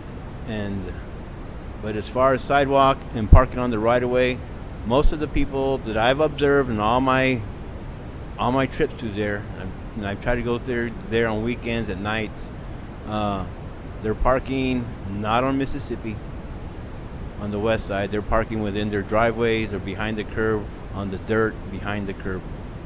It's within the right of way, but there is no sidewalk. So from my point of view, they're not creating a sight distance really, because they're away from the intersection and they're within their rights of where they're parking.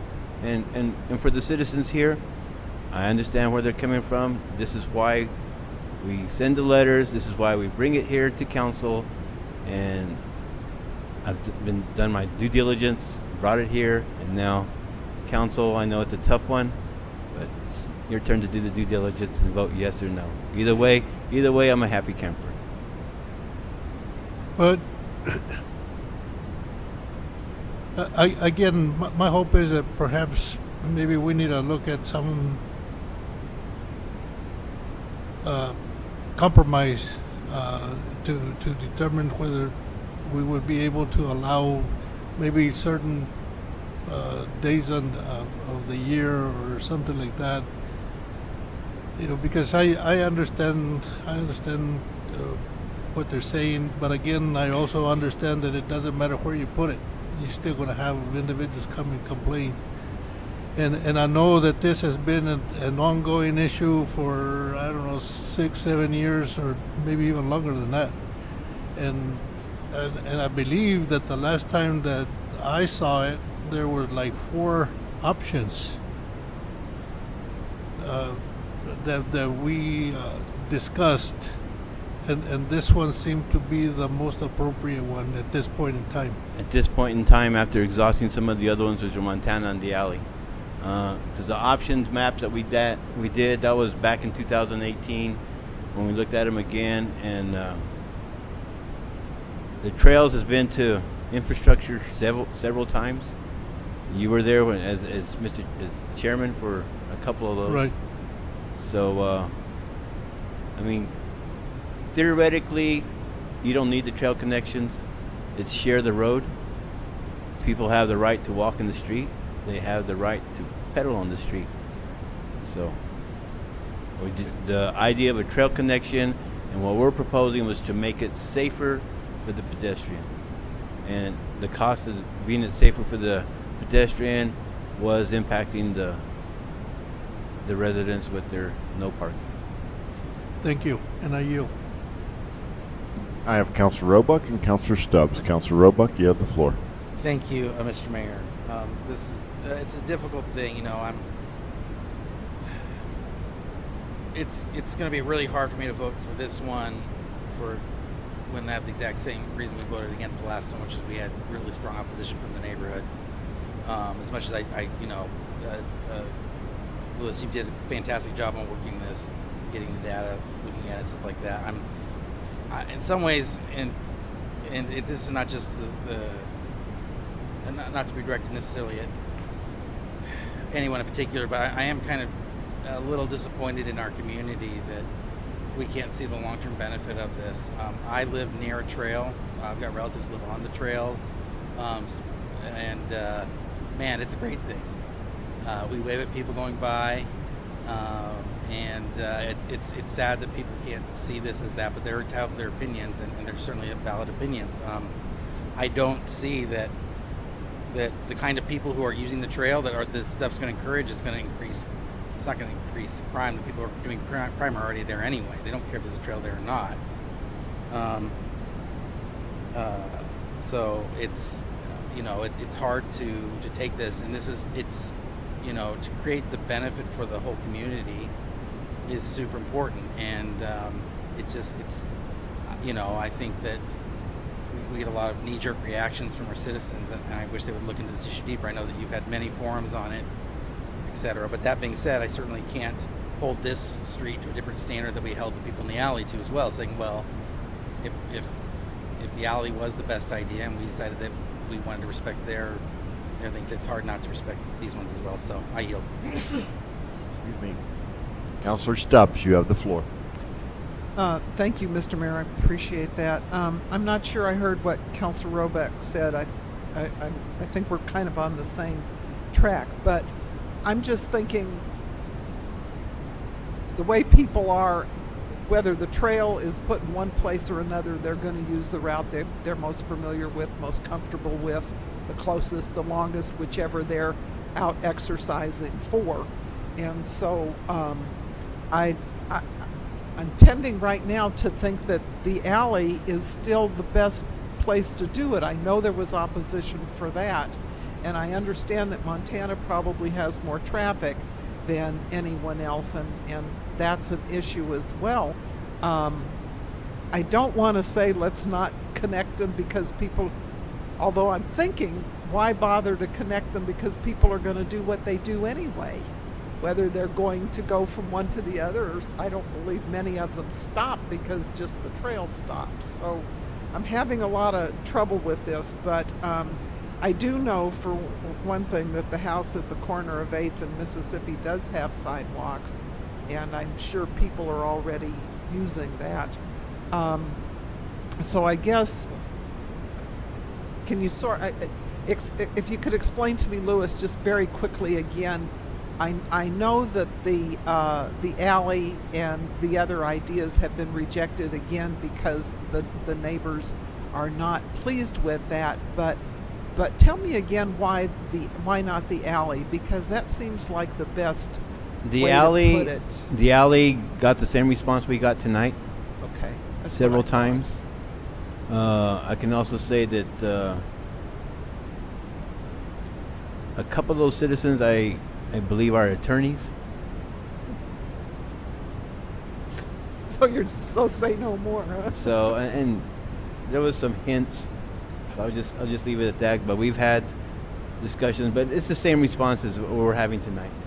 And council at that time and committees at that time backed off. And I've gone through this exercise several times, and I know you have. And you point me in a different direction, and I'll do that exercise again. That's my job. Louis, I've heard there's an attorney that lives on Mississippi as well. Yes, there is, and they're welcome to take off their coat and speak. Very interesting. Okay, I don't know what else to say other than I think I'm favoring the alley because that was the original intent, and it seems I know what you're going to shake your head at. And like you say, council, you vote the direction you wish, and you tell me where to do the next direction, or General Services or Parks and Rec invites me back to, and I'll do it again. That's my job. Thank you for that. I appreciate that. Thank you, Mr. Mayor. I have Councilors Foster, Lopez, and Kennard. Councilor Foster, you have the floor. As I remember it, also there was something that threw me was ownership of that alley. We don't own all of it, do we? Well, there's an easement there, and that's part of the dispute that was brought up legally when they sent somebody to go look at the plats and stuff. Easement, but we don't. But as I was told, we own half. We own the west half. We don't own the east half of that alley. Well, all I can say is my experience. We've already had that 20-foot, and so you could argue that you have the. I don't know what the proper terminology is. I'll just say grandfathered in because I'm an engineer.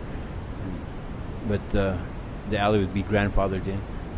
But and that was the other thing. It wasn't quite so much the standing, but also the fact that ownership of the property. And this is something that has been discussed at NIDM for 8 years or more. And so we've talked about it and we've talked about it.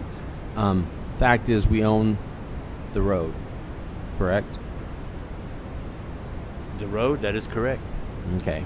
And so, and I hate, I mean, it is going to,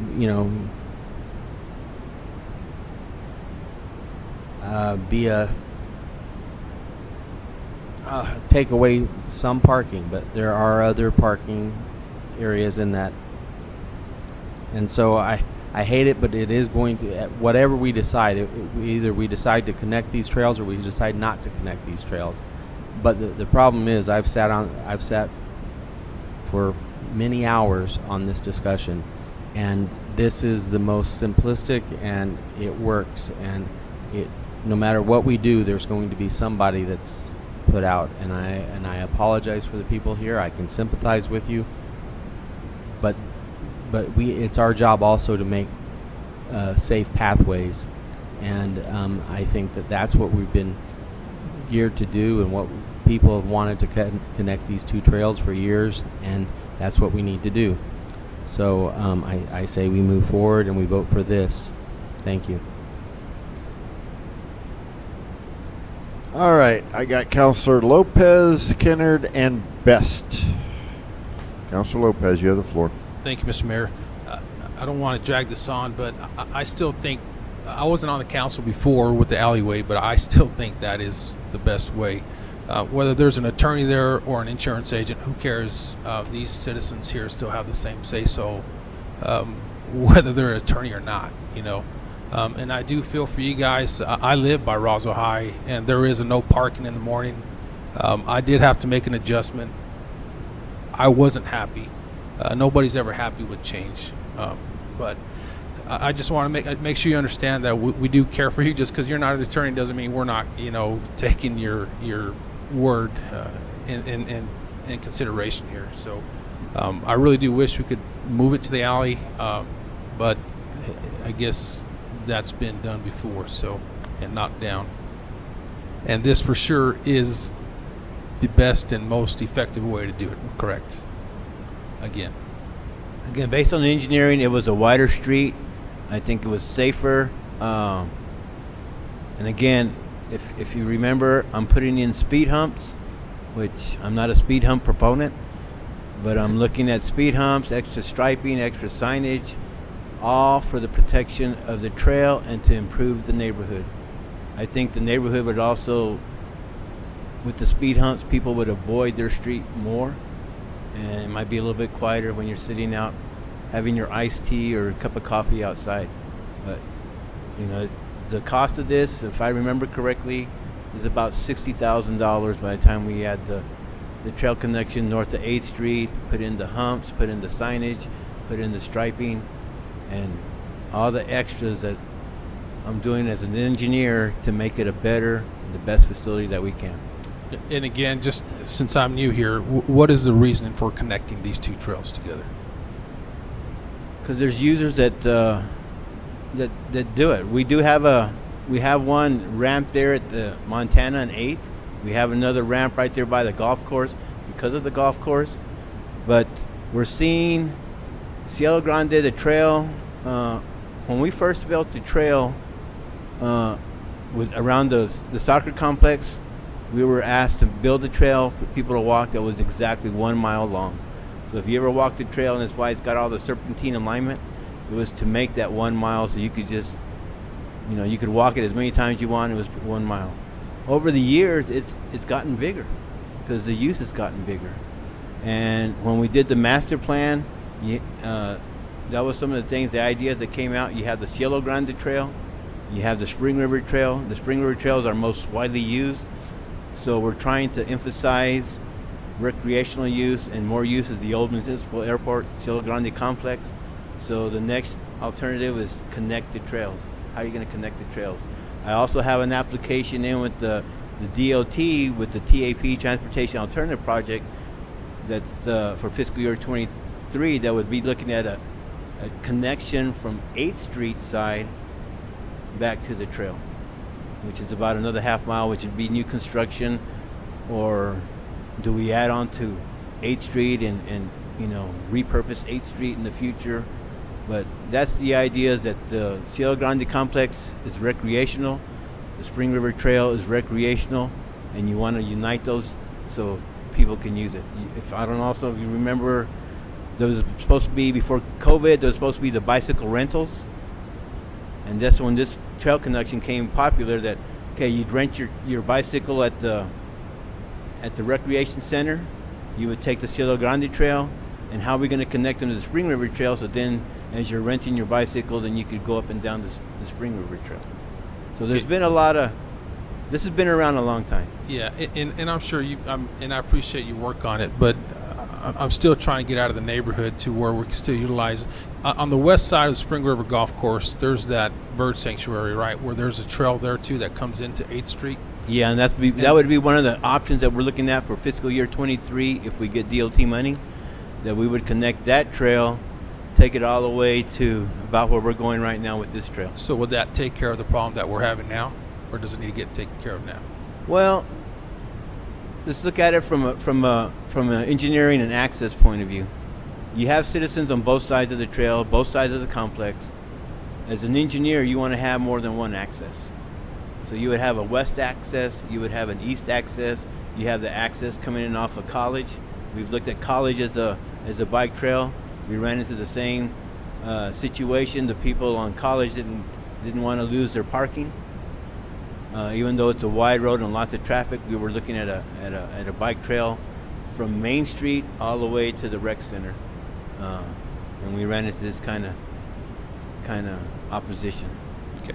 But yeah, there's all sorts of options. This is the option we're looking at right now, and I'm just asking for guidance. All right. Thank you, Mr. Knott. Councilor Kennard and then Councilor Best. Councilor Kennard, you have the floor. I just wanted to advocate for if we do something on city property that's not the street. So one of the options that stood out to me, and I think that it would be aesthetically pleasing, more pleasing than, that area. Some of those areas right there on 8th Street would be, and I know that this was brought up, one of the options is creating a path through the golf course just north or west of the alley. And I don't know how much that would cost, but I think that it would appease a lot of people. And I don't know if you ever had a number on that or not. Well, it was $105,000 to upgrade the alley, and if you got to move the tee box, you got to move the tee box on 10. You got to move the cart path on 10. Relocate that. We also have a pitching green that's just to the east of the pro shop that would have to be relocated or significantly cut down to put in the trail. So you would still be looking probably at another $105,000 or more, because I don't know how much to relocate the pitching greens, and I don't know what that would do to the golf course when you have to relocate the tee box. It's a par 4 right now. Would you shorten it and add another par 3? And then what would the golfers say if you made that one a par 3? I don't know. I mean, we looked at it, and Jim Burris and I kind of looked at it. It was a tough one. Okay. But I understand where you're coming from as far as city property. Yeah. Thank you. I have Councilor Best, and that exhausts my list. Councilor Best, you got the floor.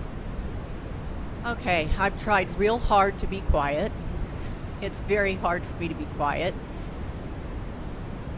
And this may come out wrong, and I'm sorry, but you will survive. And that probably was harsh.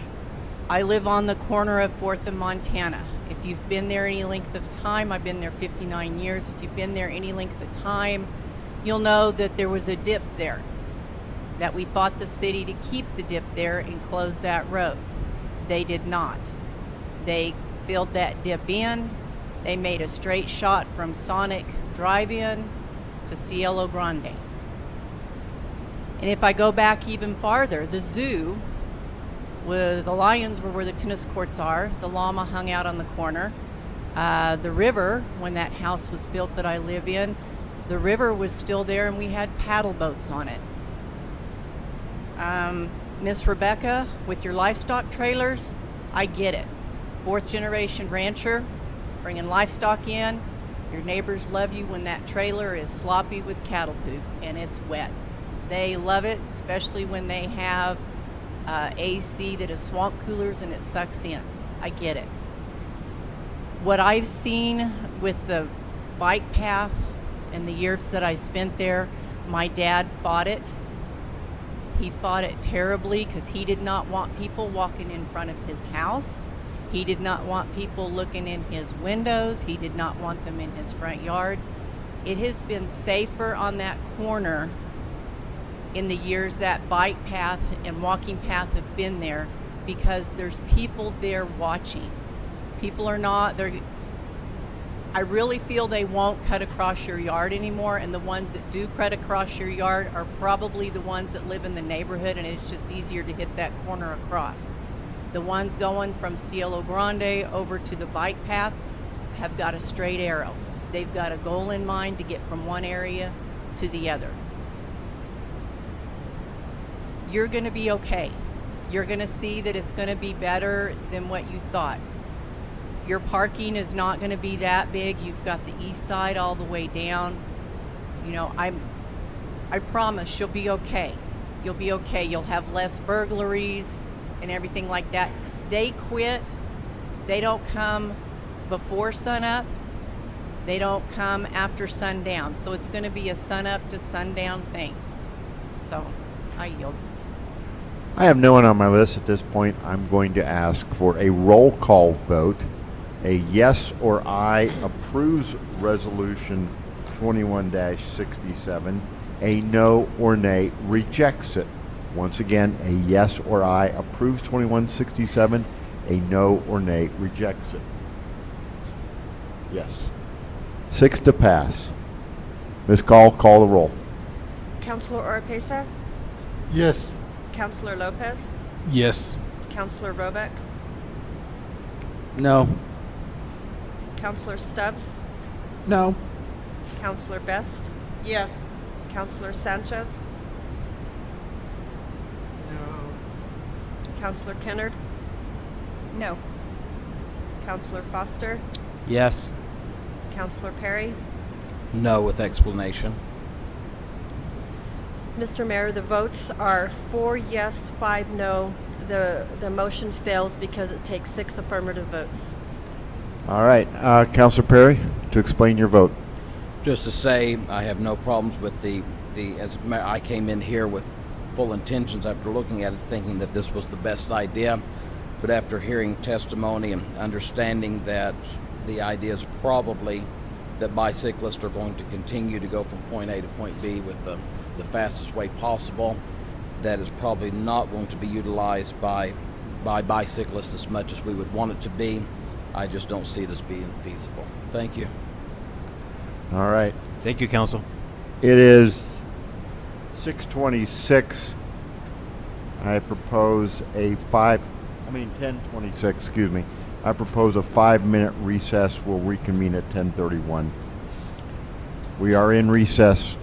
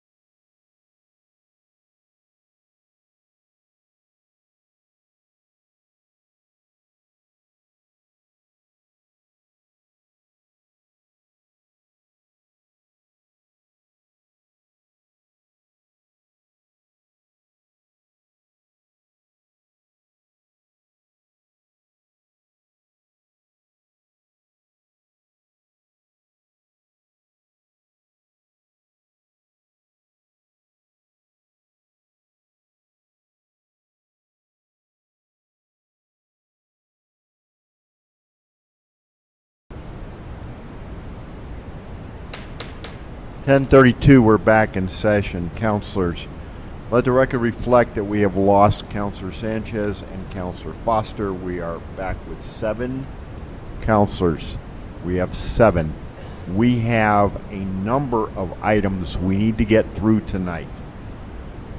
We have to deal with some of these because they are time sensitive. Let's get this done. Item number 25, Counselor Perry. Thank you, Mr. Mayor. As the Finance Committee has recommended in a vote of 3-0, I make a motion to approve Resolution 21-68, which authorizes the disposal of certain surplus personal property, which is listed in the packet. I have a motion by Counselor Perry and a second by Counselor Kennard for approval of Resolution 21-68, disposal of certain personal property. Mr. Glenn.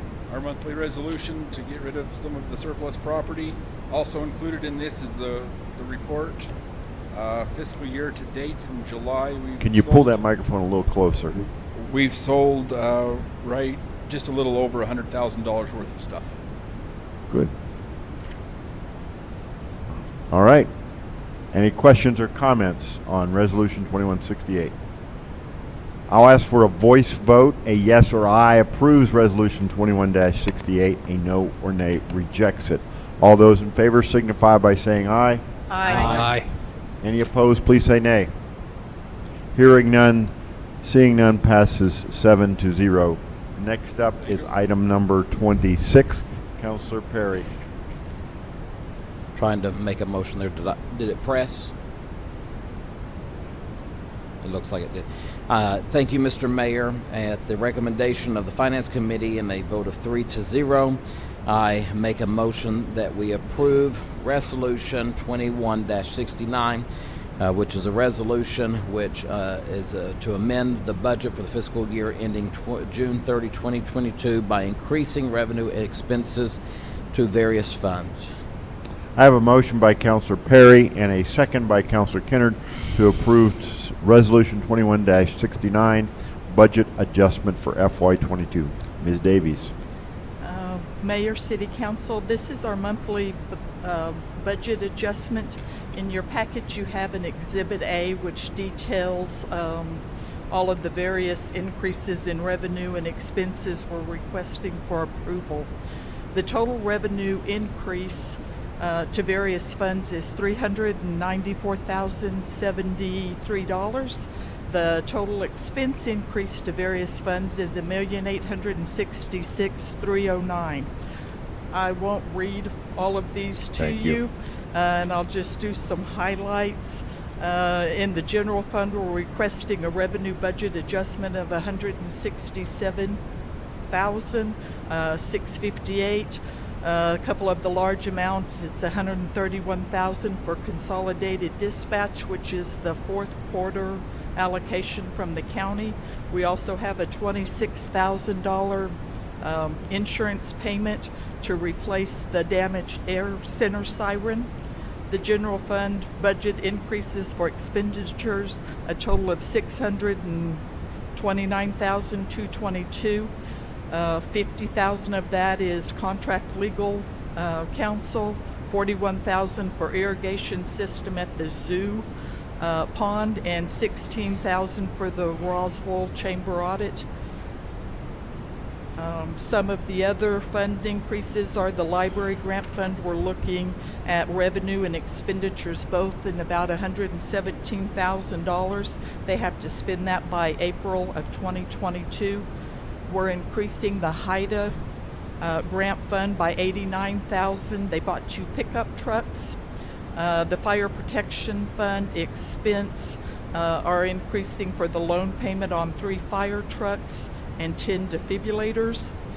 A couple of the enterprise fund increases are the increase for the landfill of $837,000 for the replacement of the Caterpillar, and $187,000 in the water and sewer fund for a leak at Kentucky and Mescalero.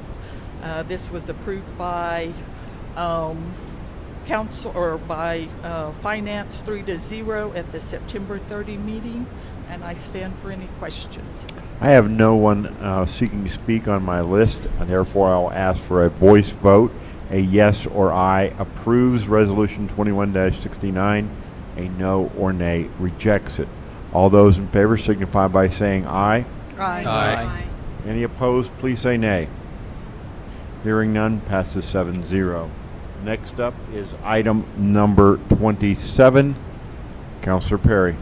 Thank you, Mr. Mayor. Mr. Mayor, this particular resolution is time sensitive, therefore, because it did not have time to go through a committee, it was placed here by you as pursuant to the governing body rules of order. I make a motion that we approve Resolution 21-70, which accepts the deed of release from the United States of America on property located at the Roswell Air Center. I have a motion by Councilor Perry. As soon as he does it. Sorry. And a second by Councilor Kennard to approve Resolution 21-70. Mr. Stark. Good evening, Mr. Mayor, councilors. I will keep this very short. It is related to the sale of the Ergon leased property that we've been considering for quite a while now and working on. We did finally get that deed of release from the FAA. So this is more or less a housekeeping item, because in that deed of release there were some requirements of us as a city that the mayor thought that you guys should have a vote on, and I would certainly agree with that. But to explain what that really is, basically it's some protection of airspace and navigation easements that are not unlike what we already have in the indenture and in our grant assurances. So with that, I'll stand for any questions. I have Councilor Stubbs on this one. Councilor Stubbs, you have the floor. Thank you, Mr. Mayor. I'm sorry, it's just another two little corrections in the resolution, so I'd sort of ask consent. On line 13 of the resolution on page 147, where it says Aviation Administration FAA release, delete the of. It should just say release the 13.3974. And then on line 19, toward the end of the sentence, the same thing. There at the end of the sentence says a true and correct copy which is attached. That of should also be removed. Mr. Patterson, any? Hold on, let me just pull it up. Okay.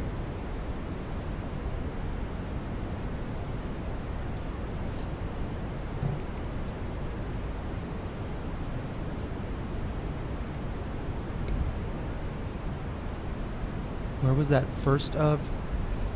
Line 13 after release. Yeah, that one I agree. Yes, that's a And of. then Should not be there. 19, line 19 at the end after copy. That one was not a typo, but if you want to strike it, it doesn't bother me. I'd prefer, Mr. Mayor. Thank you. Is there any objections to these changes? Hearing none, they will be incorporated into the final version. Thank you. On this resolution. Any further questions or comments? Once again, I'll ask for a voice vote. All those in favor, all those who support Resolution 21-70 will signify by saying aye. Any opposed will say nay. All those in favor of Resolution 21-70 signify by saying aye. Aye. Any opposed, please say nay. Hearing none, passes 7-0. Next up is item number 28. Councilor Perry. Thank you, Mr. Mayor. Same type of thing because of the sensitivity of time. This was placed on the agenda by our city manager. At this time, I make a motion that we approve the collective bargaining agreement with the Roswell Police Officers Association. I have a motion by Councilor Perry and a second by Councilor Roebuck to approve the collective bargaining agreement between the City of Roswell and the Roswell Police Officers Association. Mr. Patterson. Good evening again, Mayor and Council. Just as background, the existing CBA with the RPOA would have expired back in 2020. The parties agreed to an extension of 1 year just because of COVID. and everybody agreed that the RPOA would have the option to reopen negotiations in 2021, which they did. The agreement, which is in your packet, reflects the version that was come to by the negotiating parties. Unless I'm mistaken, the RPOA has already ratified this agreement, so it comes down to this body to do so as well before it can be executed. There's no major changes from the last CBA. All of the collective bargaining unit employees will be placed onto the same compensation and classification plan that they were already on and that everybody else in the city, all staff, are on. So all other terms remain the same except for extending it out to, it will now go to 2024. June 30th, 2024 will be the new expiration date of this collective bargaining agreement. As Councilor Perry did indicate, because this technically on its terms expired in the end of June of this year, we're trying to get this done lickety-split, so it was placed on this agenda by the city manager.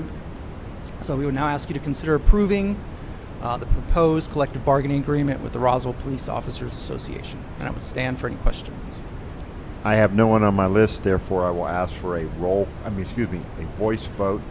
Voice vote, once again, which we can do for a collective bargaining, correct? Yeah. All right.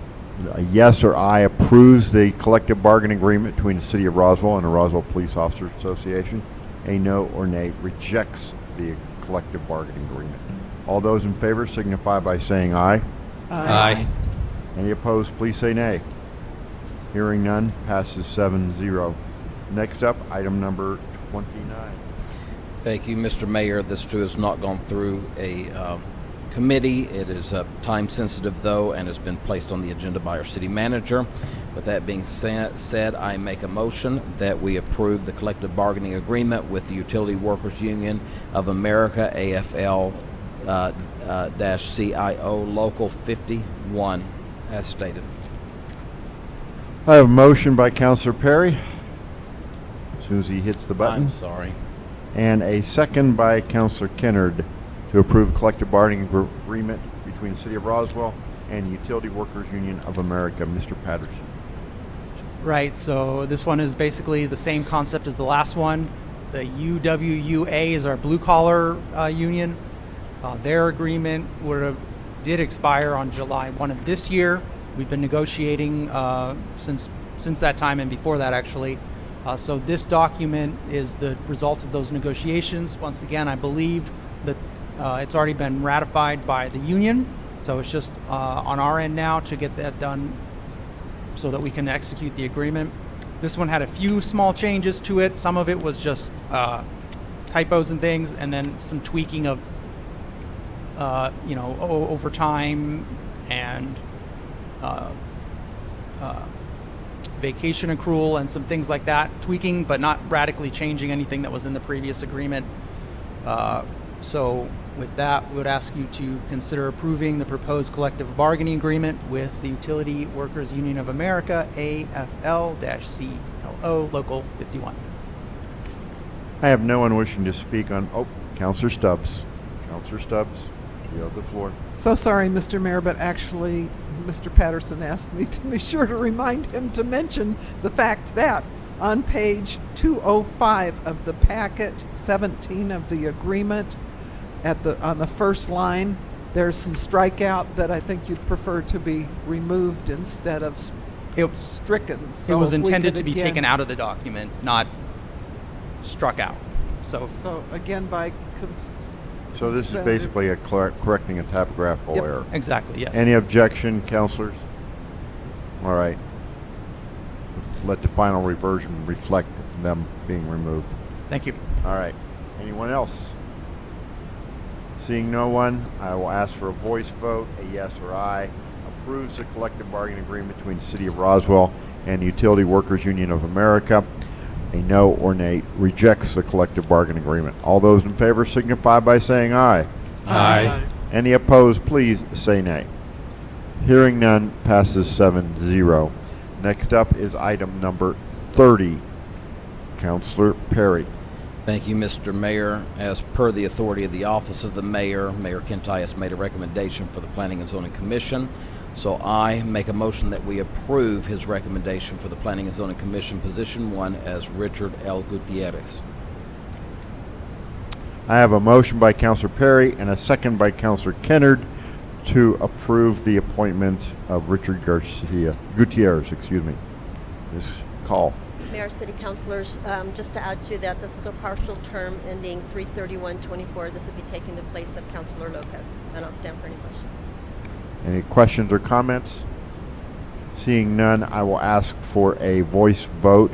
A yes or aye approves the appointment of Mr. Gutierrez to position 1 on Planning and Zoning. A no or nay rejects it. All those in favor signify by saying aye. Aye. Aye. Aye. Any opposed, please say nay.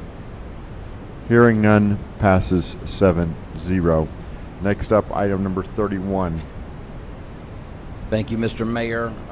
As per the authority of the mayor for his recommendations for boards and commissions, I make a motion that we approve Mayor Kintai's recommendation for appointment to the South Park Cemetery Board, position 3, as Jake Trujillo.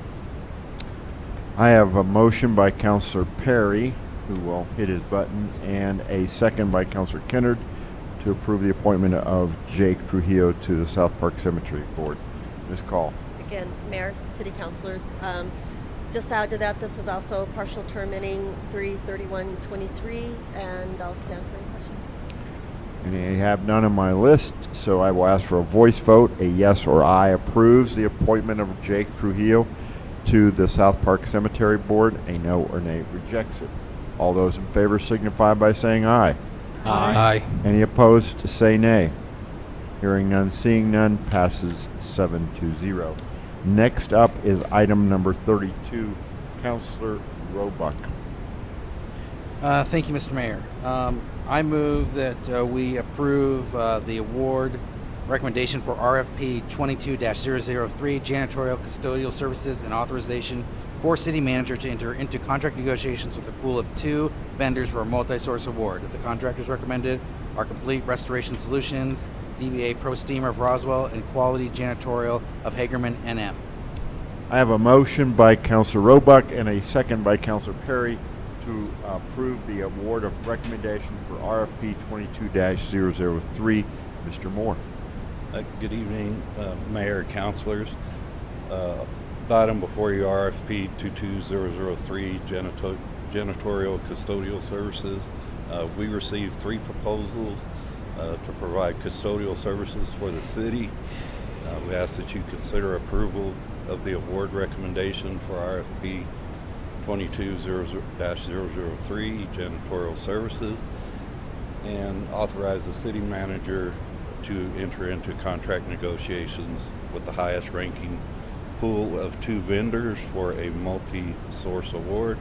The vendors recommended are Complete Restoration, DBA, Pro Steamer, and Quality Janitorial. The General Services Committee recommended this 3-1. I stand for any questions. I have no one on my list to speak on these. I will, at this time, call for a voice vote. A yes or aye approves the award recommendations of RFP 22-003 as presented. A no or nay rejects the award recommendations. All those in favor signify by saying aye. Aye. Any opposed, please say nay. Nay. I have 1 nay by Councilor Orpesa, 6-1. Motion passes. Thank you. Next up is item number 33, Councilor Roebuck. Thank you, Mr. Mayor. I move that we approve the funding for repair and resurfacing of Cahoon Park tennis courts and basketball courts. I have a motion by Councilor Roebuck and a second by Councilor Perry to approve the funding for repair and resurfacing of Cahoon Park tennis courts and basketball courts. You don't look like Mr. Burris. Thank you. Mr. Mayor, City Council, I am actually helping Mr. Burris with this as well too. Mr. Burris has stayed with us in order to answer all the big questions. But as we've evolved in this thing, I figured I would just run through all of it there. So at the conclusion of the budget amendments and the budget process, we stated that we would go back and look at the tennis courts and the basketball courts as a project. This conversation has went on. Mr. Nahar went out and sought a inspection of our courts in order to determine what really needed to be done. Our whole challenge has been is that all the different quotes had all different kinds of options in it, and so we wanted one picture for that. So the courts are in need of repair, and the tennis courts, there's 6 courts there. 2 of them actually have the fiber on them right now, and so they just need to be sanded down, refinished, and they're in good shape. The other 4 courts, based upon what the committee determined to do, we are going to put the fiber on them as well too, and then recoat them. The basketball courts will be sanded down and then recoated, crack sealed, and all of that. As far as the painting goes on the tennis courts, all the tennis courts will be repainted in USTA color scheme, and all of the courts will also include pickleball lines in the USTA standards as well too. That's the United States Tennis Association.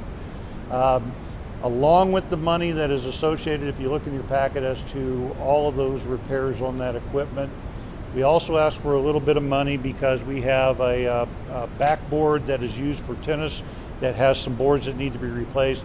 We believe there's some work that we have to do on the bleachers, so as part of this money that is being requested covers that. And then we also put in a 10% contingency so we don't have to come back for any adjustments to the budget. So we are asking for a budget amendment of $200,680.67. This money will come from the recreation fund. We have, I think, right at $900,000 within that fund is cash on hand, and so we will amend the budget by this amount and then take care of this project. I'll stand for any questions. Okay, I have Councilor Pesa, just but make sure we all understand. This is not a budget adjustment resolution. Am I correct in understanding You that? are correct. This is not the budget amendment. That'll come back. Ms. Davies will bring that back at a later date. This gives me the ability to opt to do the project. Okay. I just want to We'll use current cash on hand. All right. Councilor Pesa, you've got the floor. Thank you, Mr. Mayor. Just 2 quick questions. How long is this work going to last? Certainly. Mr. Burris? No, I can answer this one. The current 2 courts that have the fiber on there, and as we discussed at the committee meeting, I believe that they are right at the 15-year mark. So we believe that this will last for a long period of time. And again, the only thing that we have to do to those 2 courts that already have the material on them is to sand them down and repaint them. So the repainting it probably should happen a little more often than we've been doing it. But I believe that based upon the gentleman that works with the tennis out there, he has said that we did these back 12 to 15 years ago, I believe. So I think we should repaint a little bit more often than that. But the material is still good, so it's lasted 15 years. It'll last beyond the warranty. I believe that was what our conversation was. Okay. Thank you. And I hope that we can leave a consideration of perhaps in the future try to see if we can do some new courts. I know we discussed it in committee, and perhaps designate 2 or 3 of these courts as pickleball instead of just a regular tennis. And yeah, Mr. Mayor, Councilor, I believe that is part of the work of the Parks Ad Hoc Committee is actually looking at as well too, is exactly what all types of sports we need to be out there. And that pickleball group is very passionate about their sports, and I expect it's going to continue to grow just like what you're stating. So, okay, thank you. Thank you. All right. I have no one else on my list. At this time, I will ask for a voice vote A yes or aye approves the funding for repair and resurfacing of the tennis courts and basketball courts at Cahoon Park. A no or nay rejects the funding. All those in favor signify by saying aye. Aye. Any opposed, please say nay. Hearing none, seeing none, passes 7-0. Next up is item number 34. Counselor Stubbs. Thank you, Mr. Mayor. I move to approve an expenditure of $396,067.43 from the Airport Fund for security upgrades at the Roswell Air Center through Code 3 Services and a CES contract with J&G Electric. I have a motion by Counselor Stubbs and a second by Counselor Perry to approve the expenditure of funds for security upgrades at the Air Center. Mr. Stark. Mr. Mayor, councilors, back again. So, correct, that is a $396,000 project. I'm asking for the approval to do the project. It is for security upgrades that I can't talk about too much because they are security sensitive, but it basically is for security controls, video, cameras, and radios. We will begin the project out of an existing $300,000 budget in the Air Center budget, but it will require a $96,000 adjustment to the budget later, and it was passed by the legal committee 3-0 this month. I stand for questions. All right. I seeing no one wishing to ask questions on this matter, I will ask for a voice vote. A yes or aye approves the expenditure of $396,067.43 for security upgrades at the Roswell Air Center. A no or nay rejects that expenditure. All those in favor, please signify by saying aye. Aye. Any opposed, please say nay. Hearing none, passes 7-0. Next up is item number 35. Counselor Stubbs. Thank you, Mr. Mayor. This, too, is at the recommendation of the Legal Committee at a vote of 3-0. I move to approve the purchase from the Airport Fund of a pre-engineered rub hangar to function as either a warehouse or a hangar for a total discounted purchase price of $650,000, including installation. I have a motion by Counselor Stubbs and a second by Counselor Perry to approve the purchase of a RUB building as described. Mr. Nebb. Sir, Mayor, City Council, I'm going to start with just a couple slides just to explain a little bit more in detail as to why we're even considering this at this time. But the City of Roswell and the EDC began discussing a growth strategy out at the Roswell Air Center last year. In that growth strategy, we're utilizing comparables from retail centers, wastewater treatment plants, and such. If we are going to consider the Air Center as an asset that should be growing, we need to be installing new buildings. We need to be moving forward. So we've, in our conversations, we've tentatively set a 70-30 occupancy factor. And so essentially what happens with there is that when we have 70% of our buildings occupied, we need to be looking at increasing the amount of space, whether it be hangars, whether it be warehousing, whether it be any kind of structure. In that way, we can continually stay on the front side of this growth and what we're doing. The growth strategy also assists with setting lease rates because if we are not able to keep it full, then we should be looking at incentives to get everybody in there. We don't have that problem, so we should be looking at maybe increasing our lease rates to a more susceptible market rate. The Roswell Air Center is considered full, and we are at 95.6% capacity. Just some really quick statistics just for your sake is that the total square footage of the Air Center building space is 1.9 million square feet. Air Center operations actually occupy or they're owned by others like the Sky Hangar. There's 601,000 square feet of that space. We have lease space of 1.2 million and not lease space of 57,000. I think those numbers are rough approximations, but I think they've adjusted a little bit over time. Based upon this analysis, though, current square footage not leased is 4.4%.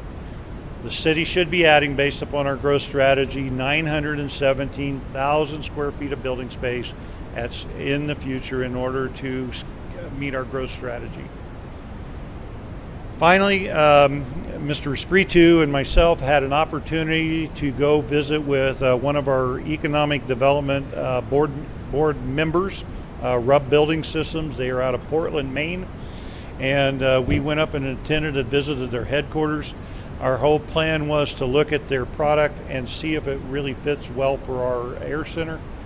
So we went up and looked at Rubb products that have been placed since 1983, and some that are more current, some that are hybrids where they use split face block along with the Rubb product for like the roofing system. We toured their plant. We saw the level of professionalism planning that goes into each piece of their product, and we were working to develop a professional relationship between Roswell and Rubb that can benefit both entities. Brings me to this building right here. You can all see the picture in there. It's about 150 by 120 by 26 foot tall. It was manufactured for an executive jet and helicopter hangar body. It was actually manufactured for another city in New Mexico, or not a city, but another company that was looking for this type of a hangar. That company ended up, by the time it was constructed, chose not to purchase it. So this building is sitting on the site of the Rubb plant, and it is available at a discounted rate of $450,000 $450 for the building and $200,000 for the installation, and for a total of $650,000. As best as we can tell, if we were to manufacture this ourselves, it'd be right around $1.5 million. So we're getting a very good discount of this work. Our intent was to locate it. This is the property that's right off of Earl Cummings and south of the two Building 112 and Building 115 that have the railroad tracks running between them.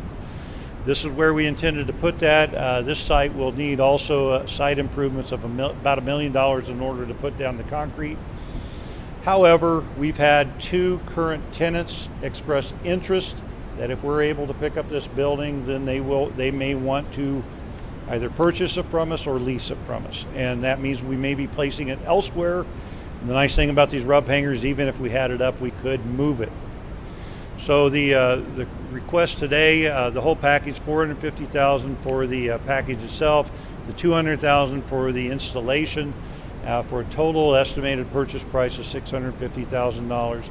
So our request to the City Council, the conversations, the approval that we received out of the Airport Advisory Commission, the approval from the legal committee, is to go ahead and request from the City Council the purchase of this hangar at a total of $650,000. And as we determine exactly what the use of this building will be used for, we will come back and request possible site improvement money in order to finish the installation of this product. This money will come out of cash on hand out of the Air Center. And so we have that sitting there, and so I believe that is all I have, and I'll stand for any questions. I know you have at least one individual signed up to speak. Yes, Mr. Espiritu, you're going to come on up and briefly speak to this. It's all about inventory. As Mr. Mayor, councilors, back in the spring, we were at the MRO show, and everyone we spoke to talked about, do we have facilities? Do we have inventory? And our answer was, we don't. This is a great opportunity at a wonderful price for a superior product, and I certainly encourage your approval. Thank you. All right. That was nicely done. I have no one wishing to speak on this matter. Therefore, I will ask for a voice vote. A yes or aye authorizes the city manager to purchase the Rubb structure as described for $650,000. A no or nay rejects that authorization. All those in favor of authorizing the purchase of the Rubb building as described signify by saying aye. Aye. Any opposed, please say nay. Hearing none, passes 7-0. Next up, item number 36, Counselor Stubbs. Yes, Mr. Mayor, again, at the recommendation of the Legal Committee at a vote of 3-0, I move to approve that the city manager negotiate with IT Quest, Elwood Staffing, and 22nd Century Technologies to create a pool of vendors for a multi-source award for RFP 22-004 temporary employment services. I have a motion by Counselor Stubbs. As soon as she hits her motion button. I did. One more time, please. And a second by Counselor Kennard to approve the award recommendation for RFP 22-004. Mr. Contreras. Mayor and council members, I bring to you RFP 22-004 temporary employment services. The city of Roswell posted this, and we received 7 proposals on August 31st, 2021. The evaluation committee completed their review, and it is their recommendation to award this contract as a multi-source award to ITS Quest, Elwood Staffing, and 22nd Century Technologies based on their evaluation criteria. The request to approve the vendors is coming to City Council for approval, and Legal Committee did approve this 3-0 on their September 23rd meeting. All right. I have no one wishing to speak on this matter, therefore I will ask for a voice vote. A yes or aye approves the award recommendation for RFP 22-004 as presented. A no or nay rejects it. All those in favor signify by saying aye. Aye. Any opposed, please say nay. Hearing none, seeing none, passes 7-0. Next up is item number 37. Thank you, Mr. Mayor. I move that we approve the selection direction of streets budgeted for the citywide residential street improvement program of $500,000, which will be allocated $100,000 to each ward, $100,000 to each ward, based on the priority list developed by engineering. I have a motion by Councilor Roebuck and a second by Councilor Kennard to approve the selection direction street budgets for citywide residential street improvements as presented. Mr. Nahar. Mayor, Council, I'm back. What you have before you is we have a line item in our road fund budget, $500,000 for residential streets. What engineering and street department did was take the pavement condition report, break it up into the wards, go down the top priorities, and we tweaked it a little bit to make sure that we would have workable lengths, if that makes sense. And what you have before you is 5 wards. There's $2 million worth of work there. Basically, you just go down and draw the line of about $100,000, get a quote from the contractor, and I'll be back next month if this passes for the approval to get the PO so we can do this in March. I stand for any questions. I have Councilor Oropesa. Councilor Oropesa, you've got the floor. Thank you, Mr. Mayor. Mr. Nahar, can you explain the charts that we have? at the Okay, so column we'll start three? with Ward 1. This is the first one. They're in order. And again, we took the pavement condition, and the guys broke it up into the different wards, drove around, and basically what you have before you are the F's and D roads from the pavement condition.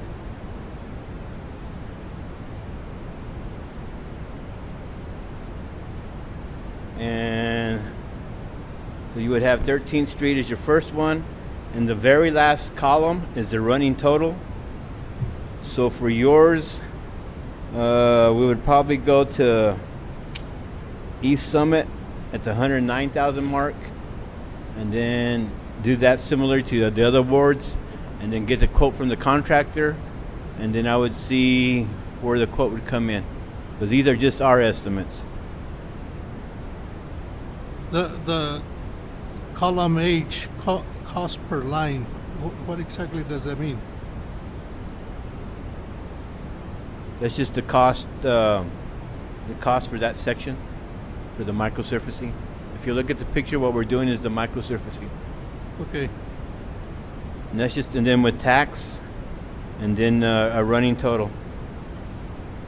So in essence, we're not going to be able to do a whole lot if you divide it up by word, right? No, everybody just gets a little. If you remember a few years back, the residential program alone was $1 million. And at $1 million a year, it took 8 to 9 years to cycle around back to your street again.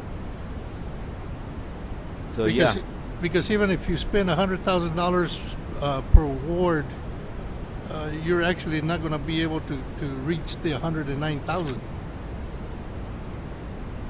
Well, every ward will get 100,000 más o menos. But yeah, I mean, the gist of it is you're not going to do a whole lot of streets per ward. Well, in my opinion, it doesn't make sense to me. To me, it makes more sense to identify the streets that really need the work and get them out and fix them. Because this is just more like patchwork than anything else, instead of taking care of the actual problem on the streets. Is that not a true statement? That's correct. I'd prefer to go and mill and fill every street. Oh, but you'll probably be, that's a lot of money. But I mean, when you looked at the pavement condition, if you paid attention, for the first 5 years to do, and some of those were recommended for the mill and fills and heavy overlays on the street sections, that was $116 million to be spent on roads, I believe, in 5 years. And I mean, to me, I understand the concept of trying to spend $100,000 per ward, but in my mind, that doesn't make sense. In my mind, I would prefer to identify streets that really need it and get it done. The entire street instead of just patching it. And so that's just my opinion. Well, and I'll give you a monetary example. We were getting ready to do Garden Street from Second to Cherry, but there was some utility problems, so we're going to hold off on that. But that little from Second to Cherry Street, mill and fill, is I think 400,000. So you use that and try to do this many streets, that would add up in a hurry. Okay, thank you. Yes, sir. I have Councilor Roebuck. That exhausts my list. Thank you, Mr. Mayor. Hopefully, as a clarification, the streets that are on there are in the priority need. They're just split up by ward versus across the whole city. So, generally speaking, we're getting the streets that have the most needs just per ward. Correct. These are mostly the grade F and D streets. So, regardless, we're getting the worst streets. And as I think we discussed in committee, that we're not losing any sort of loss of efficiency of splitting them up around town. It's not going to cost us. We're not going to save money if we put them all in the same place. Correct? No. Yes, correct. And all we did was try to make it, instead of doing a half a block here, right? How it came out mathematically, sure. We came out with workable limits. Right. But if we put them all in the same place, we want to get a lot more. No, your value per buck is still the same, whether you do it per ward or all in one ward. Fantastic. Thank you. I have no one on my list. I will at this point ask for a voice vote. A yes or I approves the selection direction of street budgeted for citywide residential street improvement program as presented in the packet. A no or nay rejects that program. All those in favor signify by saying aye. Aye. Aye. Any opposed, please say nay. Nay. I have 6-1 with Councilor Oropesa in the negative. Next up is item number 38. Councilor Perry. Thank you, Mr. Mayor. Upon the recommendation of the Finance Committee and a vote of 3-0, I make a motion that we approve the change order number 1 to purchase to the purchase number 222-00329 to Siddons Martin Emergency Group for the amount of $125,000. I have a motion by Counselor Perry and a second by Counselor Kennard to approve change order number 1 to purchase order 222-00329 to Siddons Martin Emergency Group. Chief, Mayor, how are you? Council, good evening. So real quick, this request to increase this PO due to contractual issues with our maintenance service and repair contract. We are currently working very hard on getting an RFP proposal out for a new contract. However, in the meantime, we are utilizing the Town of Taos State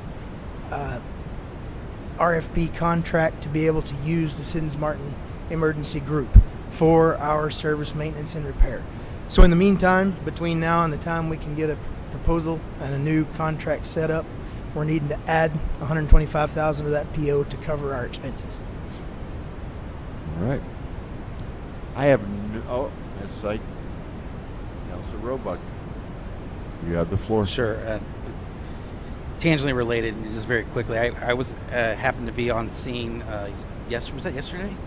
Yes, it was yesterday. I happened to be on scene yesterday at a fire.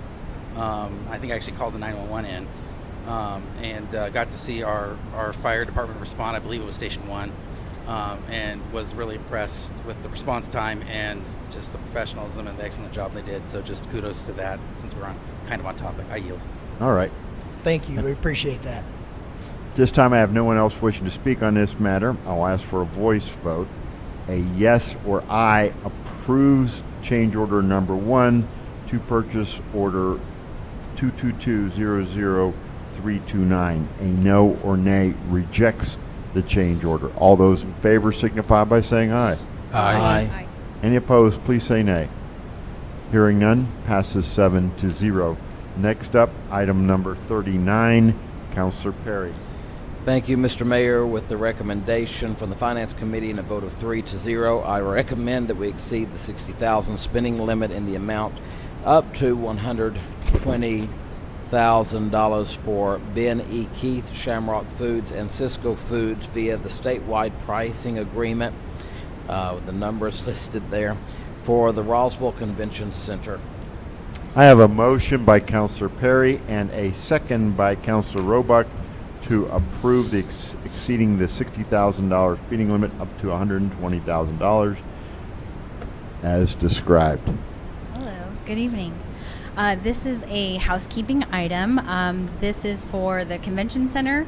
We'll be operating it, as you guys know. We're having our soft opening right now.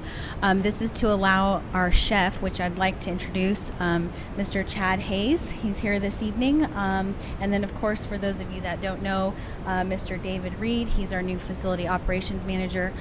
We have been in the process of getting this facility ready to open back up to the public. And so this is one of those items we will be ordering food in order to provide to our special events, and so those amounts will go over the $60,000 threshold. So we're asking for your approval tonight of exceeding that amount, and I will stand for any questions. All right. And we will be using the state price agreement for those 3 entities. All right. I have Counselor Orpace. Counselor, you have the floor. Thank you, Mr. Mayor. I know we're not debating whether to hire a chef or anything like that. This has to do with the products. However, I'm not entirely sold that we need a chef. No disrespect to anybody, but I'm having a hard time understanding how one individual is going to be kept busy. 7 days a week.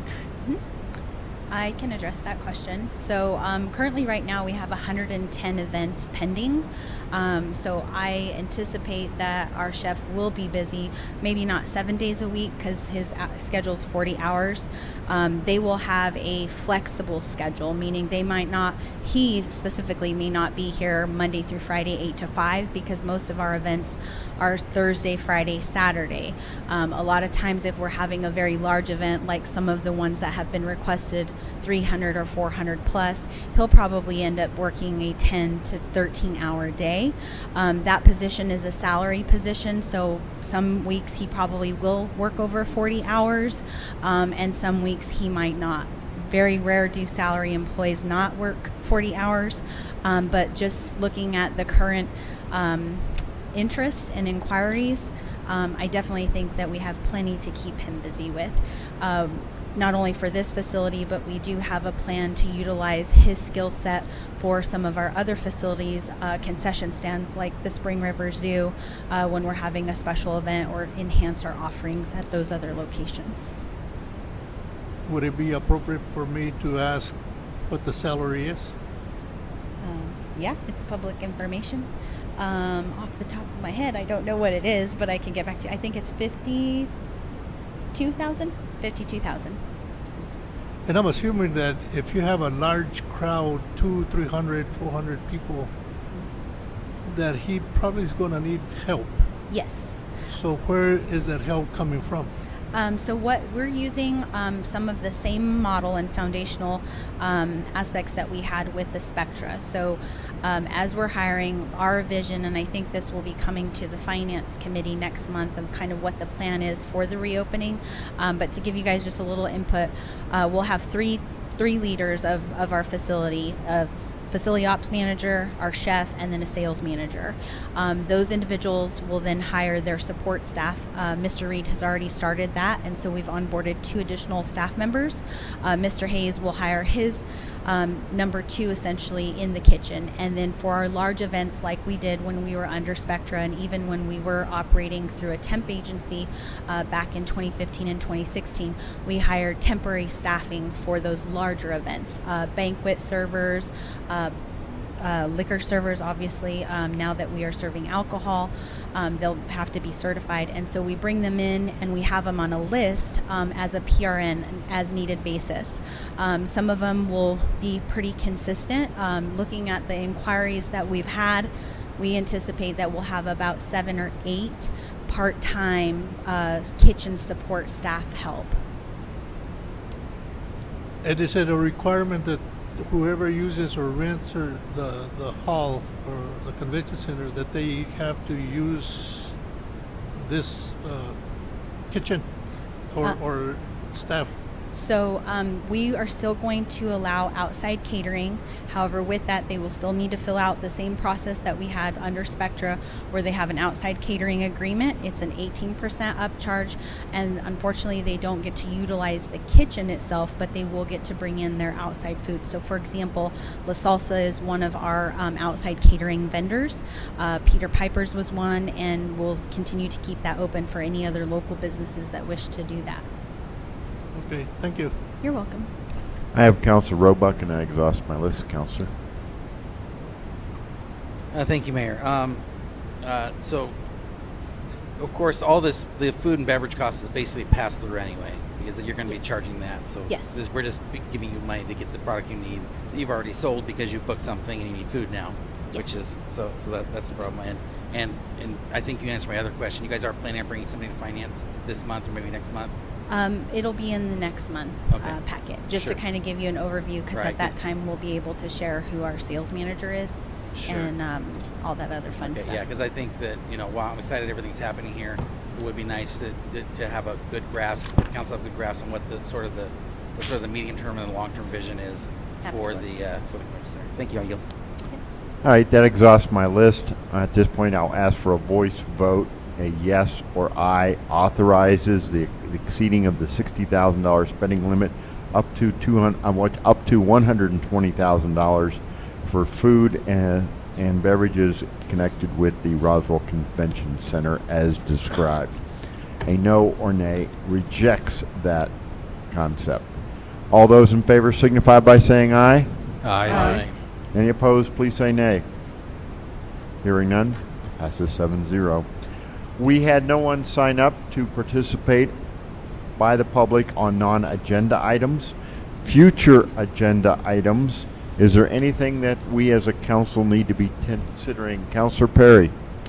Thank you, Mr. Mayor. Just to make the council aware, I have been in conversations with the governor's office as well as with legislators as well as you have, Mr. Mayor, and concerning our $5 million request for the Air Center. I will be hopefully prepared to present a joint resolution between the city and the county, if the county does agree, which would be a joint resolution expressing mutual support for the infrastructure development projects at the Air Center to be heard soon. All right, and I think we're tentatively looking at October 26th for that. Does that still sound like a reasonable date? I believe so, yes, sir, Mr. Mayor. Okay, Mr. Nebb, that Yeah, still sounds reasonable. Yeah, it's on my next slide as well. Okay. All right. Any other future agenda items? Okay. Committee reports. Anything that your committee needs to make aware to the council. Councilor Perry for finance. No, sir, I want to go home. All right. Both Foster and Moore are gone from general services. Infrastructure. Councilor Roebuck. Thank you, Mr. Mayor.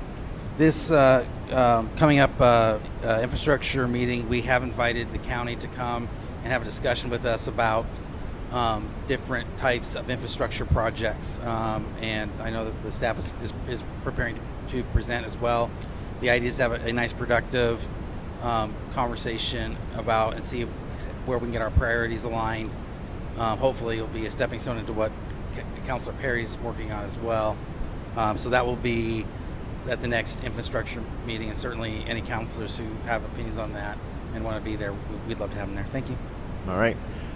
Public safety. Councilor Best. Legal committee. Councilor Stubbs. Yes, Mr. Mayor, we still have some cannabis issues to look at, so there should be a second amendment, a third issuance, a second amendment sometime soon, and I've asked that we revisit the sign ordinance, and so we may be proposing some changes there. All right. City manager report. Mr. Nebb. Well, that's okay. We got it. Yeah. I think Sharon's in a hurry. So, Mr. Mayor, City Council, just a calendar of upcoming extraordinary events, just to start saving spot. Tomorrow at 2 o'clock, we will do a site celebration for the all-inclusive park. This is a $1.4 million project for an all-inclusive park. We're going to have a lot of individuals involved in that. A lot of this money came from the governor directly, Representative Nybert, Kiwanis, the Autism Society, all were involved in this, and so we'll be presenting, we'll be recognizing the site, and we'll be sharing what the layout will look like. We didn't call it a groundbreaking because we have not picked a contractor yet. On October 21st, from 5 to 7 here at the Convention Center, we will have a meeting with the Roswell Businesses and Workforce Solutions. This is to prepare our businesses because we still remain with about 3,000 people unemployed in our community. And all of our businesses are still struggling with finding quality help. And so we are going to have a meeting with Workforce Solutions and the businesses. The EDC is helping support this. And so if you have an opportunity to join, there'll be some conversation, some training by Workforce Solutions as we talk about the hiring event that'll be coming later. We are having a meeting with the Animal Rescues and Animal Services on October 25th, Monday at 6 p.m. at the City Hall. It is to introduce our Animal Services Director, Nicole Rogers, and to talk about the challenges that we're still all facing and how to make that work. I believe that there's a difference in sense of urgency on both the cities and the animal rescues, and so we want to try to work through that so that we can get more of these critters out. Joint special session, that is tentative. We do have October 26th blocked out. It is intended to be at 5 p.m. at Fire Station 4. We're going to open up the bay and have a little bit of room there. I believe that there may be some work going on, but we're in pretty good shape for the use of the bay. Be aware that at that point in time, I believe we have 2 items that we're going to cover in closed session, and then there's a potential of at least 1 more voting item on that agenda. So please prepare to be there for that if you can. The hiring event on Thursday, November 4th, 3 to 7. As you can tell, we're tightening that up. And the intent of this thing is to, and again, if you go back to the meeting with Workforce Solutions, we're calling it a hiring event because we want people to walk out of there with a job. Anybody that shows up. The nice thing is that Workforce Solutions is essentially requesting, as they're allowed to, for all of the people that are looking for jobs to show up. And so that'll be the nice thing. So we should be able to put some people to work as of that day. There is a plaque installation at the Recreation and Aquatic Center on November 5th. It's a Friday. We got it in. COVID slowed that down, but at 2 p.m. we'll be mounting the plaque on the wall at the rec center. It'll give everybody an opportunity to remember the building. If you're not a swimmer, if you're not a basketball player, you can get back in there and look at some of that stuff as well too. Our new recreation director will be on staff by then. She is supposed to be here on November 1st, so it'll be a very good opportunity. Finally, on the list, on Tuesday, November 9th, here at 6 p.m. in the Convention Center, this is the first time we've done this, we will be doing a recreation dinner and training for all of our city boards, commissions, and committees. We're talking about our citizen boards. We have over 63 individuals that assist us with advice and information on the various groups that they're helping with. Planning and Zoning, Parks and Recreation, Commission on Aging. All of these individuals will be coming in. I think we're tag teaming between Ms. Call, Mr. Patterson, and myself. We'll be trying to do some additional training just to help these individuals know how to help you do your job as well too. But we're going to do a dinner. Spouses will be invited. Again, we'll be posting for publication of this being an open meeting. So public is welcome to come and listen in if they so choose. But we hope that you can all attend that as well too. Those are the extraordinary events that we know of that is coming. And thank you for everything tonight and all the work. We got lots of stuff done. So, Mayor, City Council. Can you make this slide available in an Yes, email sir, to the, I can, to the and council? then that way you guys can all update your calendars. Yes, sir. Yeah, that's great. Anything else for Mr. Nebb? Nobody wants to go on and on and on? What? We're all done? Cute. It's 11:35. We are adjourned.